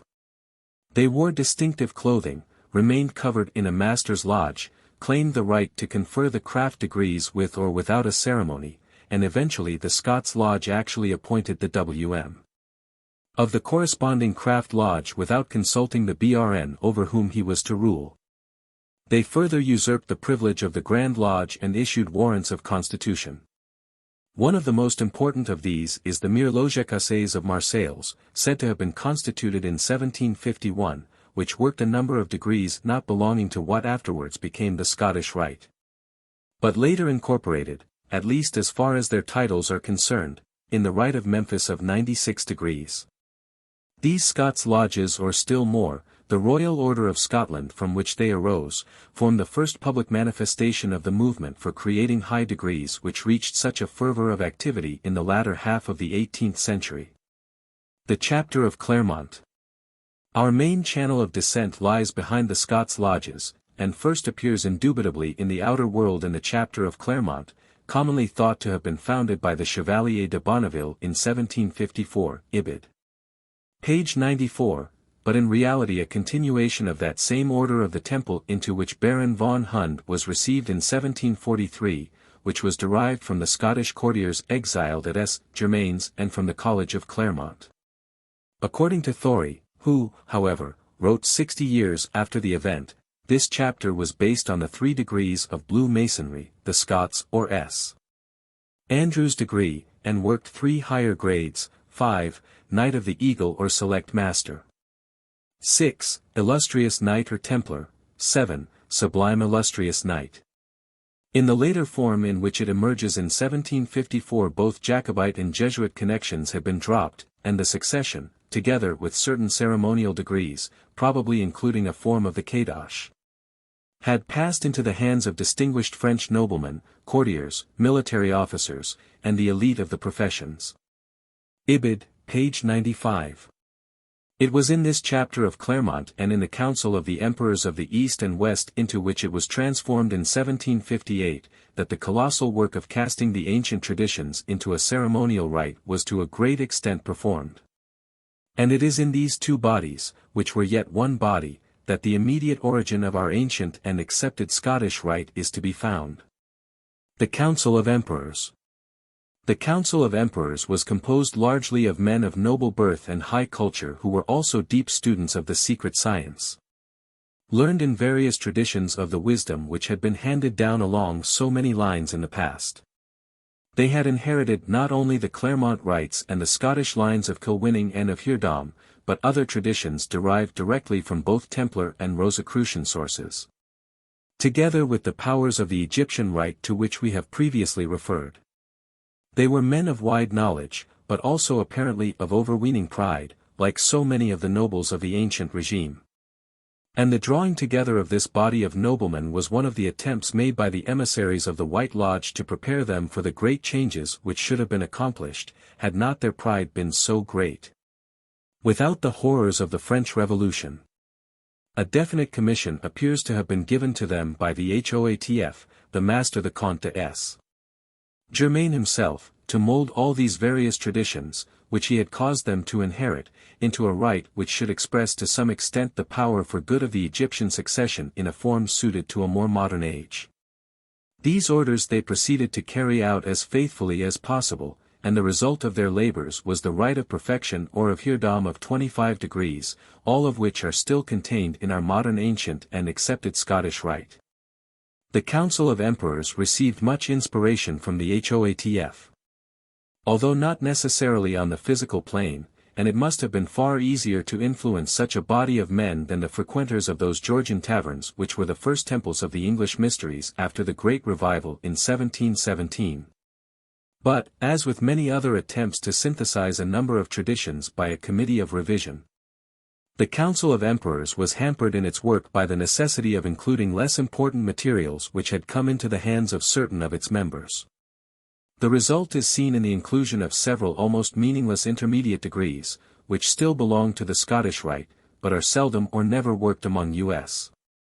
A certain marriage of traditions took place in the case of the 18 degrees, for the great ritual of the Rosy Cross used for the perfecting of the Rosicrucian and Egyptian brethren, though shorn already of much of its ancient splendor, was blended with the old Mithraic Eucharist handed down in the rites of Hirdom, to form the source of our modern workings of the Rosecroix. The Emperor's ritual of the 30 degrees, then called the 24 degrees, Grand Commander of the Black and White Eagle, Grand Elect Kadosh, reflected far more efficiently the Egyptian teachings of Black Masonry than those which have today reached us through the hands of many editors, who were ignorant of their true meaning. The highest degree among them was the 25 degrees, now our 32 degrees, called Most Illustrious Prince of Masonry, Grand and Sublime Knight Commander of the Royal Secret. And the tracing board of the 32 degrees, often little understood, reflects their original plan of union with the hidden light through the passing of many rites of initiation. There was no degree of Sovereign Grand Inspector General, for the 33 degrees as such did not yet exist, but the wonderful powers which now belong to that high rank were conferred upon their Grand Inspectors, chosen from among the Prince Masons of the 25 degree. And the great white angels who wear the insignia of the king were linked with these, even as they are linked with the BRN of the 33 degrees today. The crimson angels of the Rosy Cross likewise attended their sovereign chapters, and many other glorious powers which are ours today were theirs also. Thus the Council of Emperors represents the first real attempt ever made to incorporate the full Egyptian inner tradition into a ceremonial form, and as such it is an important landmark in the history of Masonry. Almost all the splendid teaching given by the great master the Comte de Saint-Germain, by Père Joseph and Cagliostro, and other emissaries of the White Lodge, was swept into oblivion in the colossal tragedy of the French Revolution. The Rite of Perfection of 25 degrees was carried into Great Britain, and handed down among the Templar encampments long before the advent of the Supreme Councils of the Scottish Rite, which derived their authority from Charleston. Most of the BRN, of the old Rite joined the new obediences as soon as they were formed. But there exists today one line of tradition at least, in part derived from those old Templar encampments, which has never been incorporated in the Supreme Councils of England, Scotland and Ireland. There was also a perpetuation in France, which later amalgamated with the French Supreme Council. Gould. History Freme, page 164. Stephen Moran. The scene of our story now shifts to the New World. For it was there that the change from the Rite of Perfection of 25 degrees into the Scottish Rite of 33 degrees took place. In 1761, 3 years only after its foundation, the Council of the Emperors of the East and West granted a patent to one Stephen Moran to establish perfect and sublime Masonry in all parts of the world, constituting him a Grand Inspector of the Rite of Perfection. The patent authorized him to form and establish a lodge in order to admit to and multiply the Royal Order of Masons in all the perfect and sublime degrees, and gave him power to create other inspectors. The original of this document has not yet been found, and the world knows of it only from the copy preserved in the Golden Book of the Comte de Grostilly, founder of the Supreme Council 33 degrees of France. Bro. R. Gould, however, has a right intuition in the matter, for he is by no means prepared to deny its authenticity, and a complete transcription of it is given in his History of Freemasonry. 3 p. 125 ff. It is signed by Chalon de Joinville, Prince de Rohan, Brest de la Chaussée, Comte de Choiseul, and others of the Council of the Emperors. In 1761, Stephen Moran arrived in San Domingo, where he commenced the dissemination of the Rite, and appointed many inspectors both for the West Indies and the United States. Mackey's Encyclopedia. Art. Scottish Rite. He was unfortunately by no means an ideal channel for spiritual force, and although he certainly transmitted to his American BRN the Egyptian succession of powers, he was sometimes not in possession of the fullness of the power himself. At times he rose splendidly to the occasion, and showed signs of distinct advancement. I have watched him during the consecration of a chapter of the high degrees magnificently overshadowed by the HOATF himself and the great white angels. But it cannot be denied that he had many faults, among others a passion for amorous intrigues, and not infrequently the greater part of his spiritual heritage was withdrawn, leaving him the mere seeds of the succession to transmit to others. The reports of his misdoings were so numerous and persistent that at one time the Council of Emperors actually withdrew his patent. But posts were slow in those days, and before the withdrawal reached him the Council had already cancelled it, and fully reinstated him. Stephen Moran was also unfortunate in his choice of lieutenants, for in many cases these were Jews of not very good repute, and it is through these somewhat soiled hands that we must trace the Rite of Perfection during the next 40 years. The Rite passed through a period of obscuration, when the degrees were shamelessly sold to any who would buy their titles, and the inner meaning of the ceremonies was almost forgotten.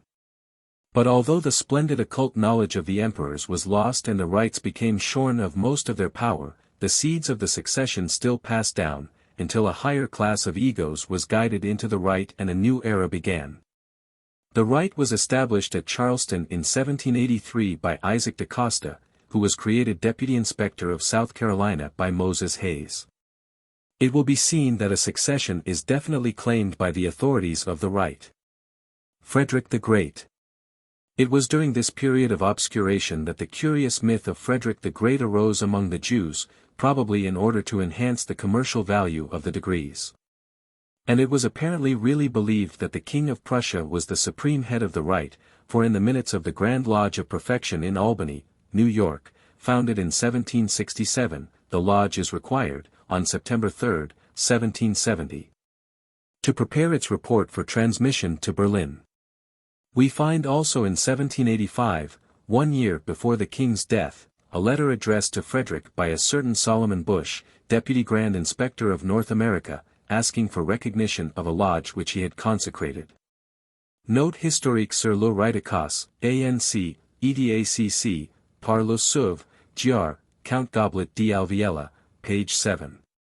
It was afterwards alleged that Frederick the Great, on his deathbed, ratified the Grand Constitutions of 1786 containing the laws that still bind the Scottish Rite, and that he constituted the 33 degrees in person, delegating his powers as a sovereign of Masonry to 9 BRN in each country.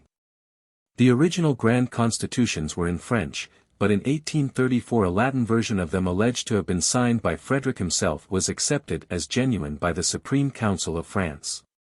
But this is now on all sides admitted to be a forgery.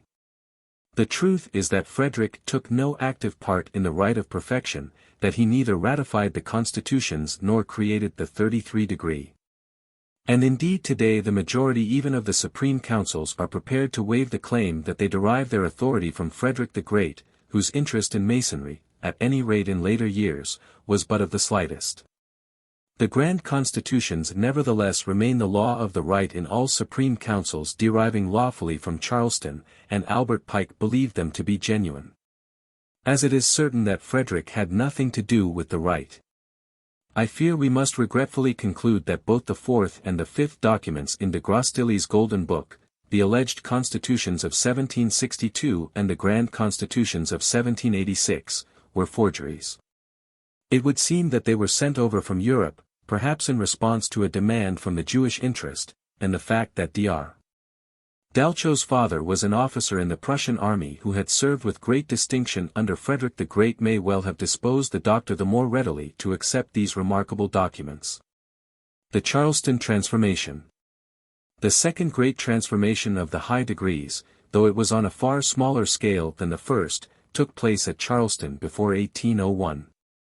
We learn from the circular of Dr. Dalcho that on the 31st of May, 1801, the Supreme Council of the 33rd degree for the United States of America was opened, with the high honors of Masonry, by brothers John Mitchell and Frederick Dalcho, Sovereign Grand Inspectors General. And in the course of the present year, 1802, the whole number of Grand Inspectors General was completed, agreeably to the Grand Constitutions. Quoted in Mackey's Encyclopedia. Art. Supreme Council. Such is a brief account of the formation of that which called itself the Mother Supreme Council of the world, from which, indeed, all other Supreme Councils of the world spring, with the exception of a few survivals of other lines of descent. It is clear from archives in the possession of the Mother Supreme Council that up to the eve of its formation the only degrees worked were the 25 degrees of the Rite of Perfection.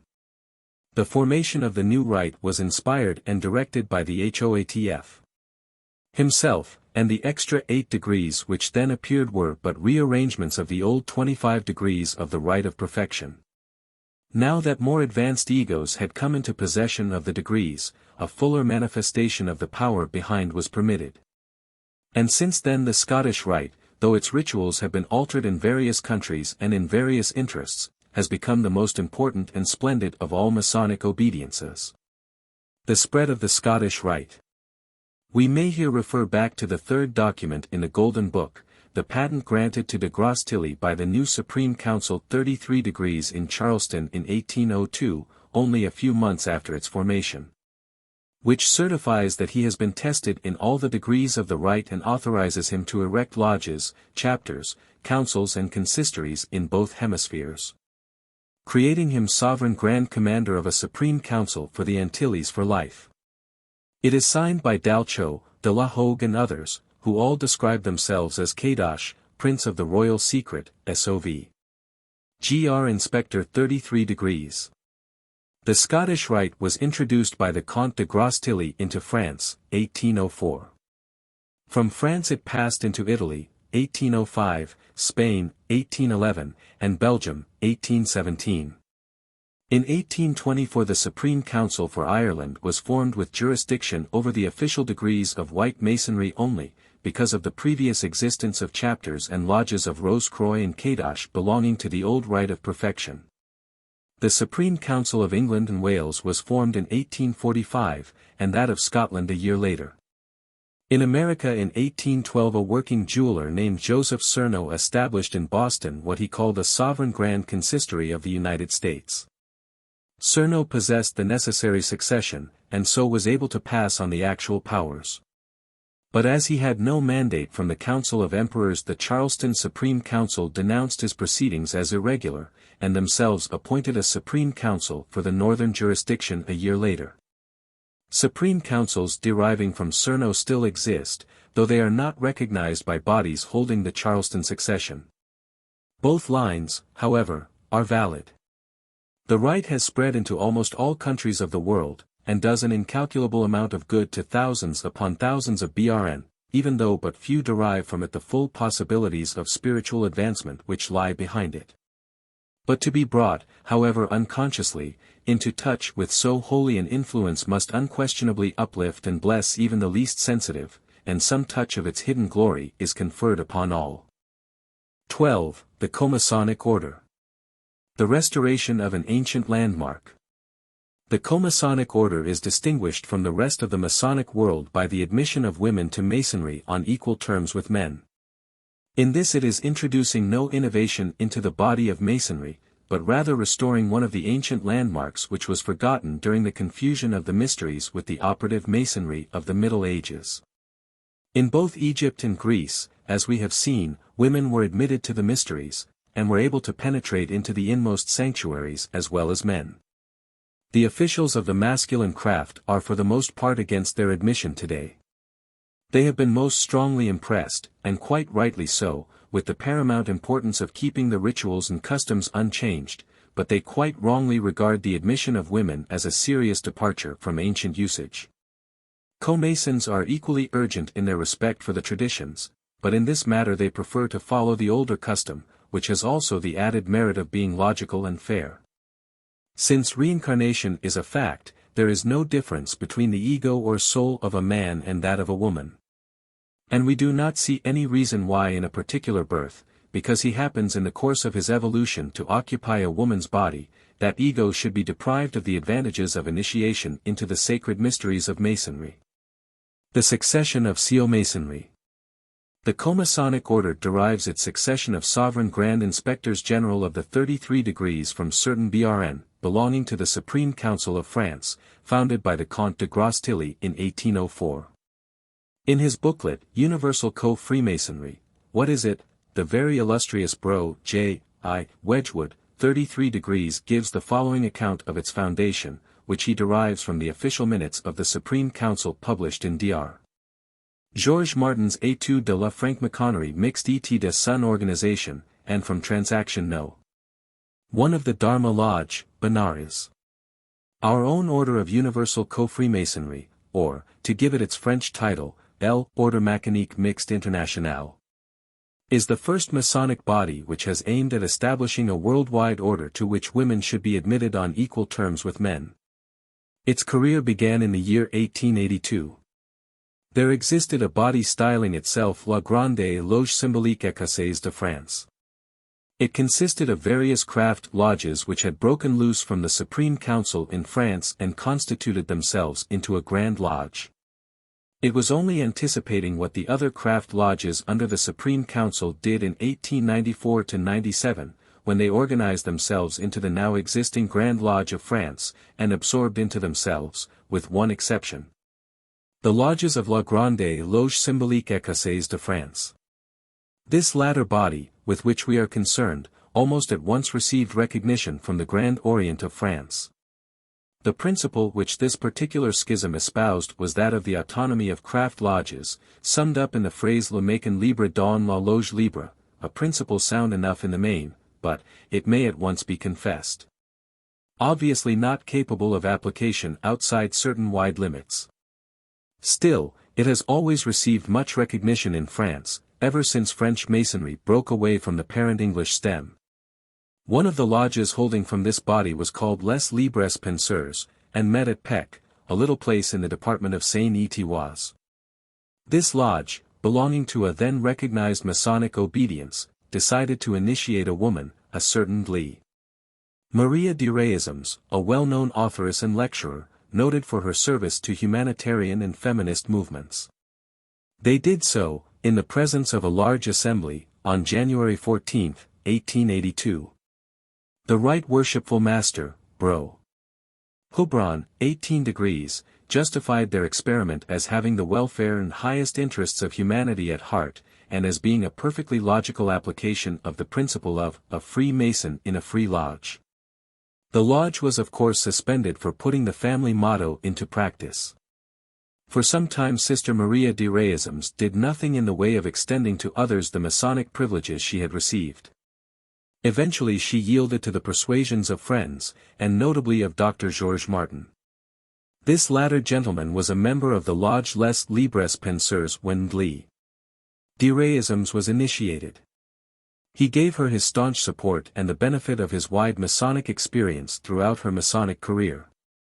Upon his retirement from political life, he had been a senator, he devoted his energies to the helping of humanity through our order. On March 14, 1893, Sister de Reisms initiated a number of ladies, in the presence of Dr. Martin, and on April 4 of the same year La Grande Loge Symbolique Écossaise de France, Le Droit Humain, came into being. In 1900 the new Grand Lodge, with a view to extending its ramifications into other countries, found it desirable to work the higher degrees. Aided, therefore, by brethren in possession of the 33 degrees, the body was raised from a craft Grand Lodge to a Supreme Council of the ancient and accepted Scottish Rite. Madame Marie Martin, the close friend and collaborator of de Reisms, succeeded upon the death of the latter to the leadership of the movement, Dr. Georges Martin holding the office of Grand Orateur, and she occupied her exalted position with distinction, with dignity, and with utter devotion, until her demise in 1914. There are lodges in France, Belgium, England, Scotland, India, Australia, South Africa, America, over 100, Holland, Java, Switzerland, and Norway. We need add only a few words about the movement in England. The first of our English lady members to enter the order was our highly esteemed Sister Francesca Arundel. Mrs. Annie Besant, feeling that a Masonic movement open to men and women alike could be made a powerful force for good in the world, who had been offered initiation by de Reisms, learned of the continuance of the order from Miss Arundel, and sought initiation in Paris. She was subsequently created Vice President Grand Master of the Supreme Council and Deputy for Great Britain and its dependencies. The first Co-Masonic Lodge was consecrated in London in September, 1902, by the Grand Officers of the Supreme Council, under the title of Human Duty, No. 6. Op. Cit., page 25 ff. See plates X and 11, following page 178. With the advent of Dr. Annie Besant to the leadership of the order in the British Empire, the direct link between Masonry and the Great White Lodge which has ever stood behind it, though all unknown to the majority of the BRN, was once again reopened, and the HOATF has taken a keen personal interest in its development. The ancient English and Scottish succession of installed masters, installed mark masters and installed first principles of the Holy Royal Arch of Jerusalem was introduced into Co-Masonry by sympathetic BRN. From the masculine obediences, and these degrees now form part of our British Co-Masonic workings. Plate 12, following page 178. The Co-Masonic Rituals. In 1916, by order of the HOATF, the ritual of the craft degrees was finally revised in accordance with their ancient occult meaning, this ritual being based upon the English and Scottish workings. Certain features, such as the recognition of the elementals and the 3 symbolical journeys, were introduced from the French craft rituals worked under the auspices of the ancient and accepted Scottish Rite, with further modifications from occult sources. This ritual was approved by the HOATF himself, who deigned to work it in his own lodge, afterwards making certain suggestions, which were of course immediately adopted. In 1923 he further most graciously authorized an English translation of his Latin ritual of the Rosecroix, to be worked in those sovereign chapters R.C. who desired to make use of it. The celebration of this ceremonial has enormously quickened the occult strength of our chapters. And though as yet we cannot hope to equal the old Egyptian working, we are able to some extent to call down and pour forth upon the world the splendid powers of the Rosy Cross. In 1925 the HOATF was kind enough to allow the use of a mark ritual which had been brought into line with the inner meaning of the degree.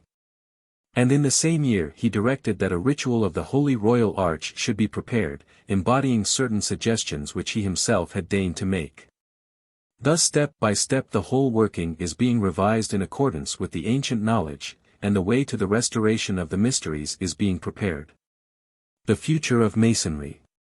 Masonry must surely have a wonderful part to play in the civilization of the future. Not for naught have the old hallowed rites been preserved in secret and the immemorial powers of the mysteries transmitted throughout the ages to our modern world of the 20th century. For we stand today on the threshold of a new era, which will be heralded by the coming forth once more of the world teacher, the Lord of Love himself, who taught in Palestine 2,000 years ago. We have seen that human evolution takes place according to a cyclic law. Race succeeds race, and subrace follows subrace according to the plan of the great architect of the universe, working in this world through that white lodge which is the guardian of humanity. The time has come for the blossoming of a new subrace, the sixth of our great Aryan race, and it is already beginning to appear in North America, Australia and other lands. In that subrace, as in all the others, there will be egos of different temperaments. Some no doubt will seek their inspiration in the liberal forms of Catholic Christianity. But others will find themselves attracted to the philosophic and ceremonial teaching formerly given in the mysteries of Egypt, which are the heritage of the Masonic Brotherhood. The coming of the world teacher has always in the past marked a revival or an inauguration of the mysteries. Thoth in Egypt, Zoroaster in Persia, Orpheus in Greece, each of these mighty messengers of the White Lodge, who were yet one messenger appearing under different names and in different forms, left behind him a glorious rite of initiation to lead men to his feet after he had gone. That great teacher of mankind passed from human sight as Gautama the Lord Buddha. But the scepter of the Lord of Love was placed by the spiritual king in the hands of his successor, whom today we revere as the Lord Christ, whose coming we await with hearts filled with longing love. He, too, will surely take the sacred vessels of the mysteries and fill them anew with his own wonderful life. He, too, will mold them according to the needs of his people and the age in which they live. For the influence of the sixth ray, the ray of devotion which inspired the Christian mystics and the glorious Gothic architecture of the Middle Ages is passing away. And the seventh ray is beginning to dominate the world, the ray of ceremonial magic which brings the especial cooperation of the angelic hosts, of which Masonry itself with its many-colored pageant of rites is a splendid manifestation. Thus in the coming days when the Lord of Love, who is our most wise sovereign and the Prince of sovereign princes, will visit yet again his holy sanctuaries, guarded throughout the ages by his great disciple, the Prince Adept of the seventh ray and the master of our craft, we may look for a restoration to the worthy, and to the worthy alone, not only of the full splendor of ceremonial initiation, once more to be a true vehicle of the hidden light, but also of that secret wisdom of the mysteries which has long been forgotten in the outer lodges and chapters of the Brotherhood. Such surely is the destiny that awaits our beloved order in the future. Such the splendor that will transfigure the craft in the years that are to come, until within its temple walls once more is raised, not only in symbol but in actual fact, the ladder which stretches between earth and heaven, between men and the grand lodge above, to lead them from the darkness of the world to the fullness of light in God, to the rose which ever blossoms at the heart of the cross, to the blazing star whose shining brings peace and strength and blessing to all the worlds. Transmutamini de lapidibus mortuis in lapides vivos philosophicos s. M. I. B.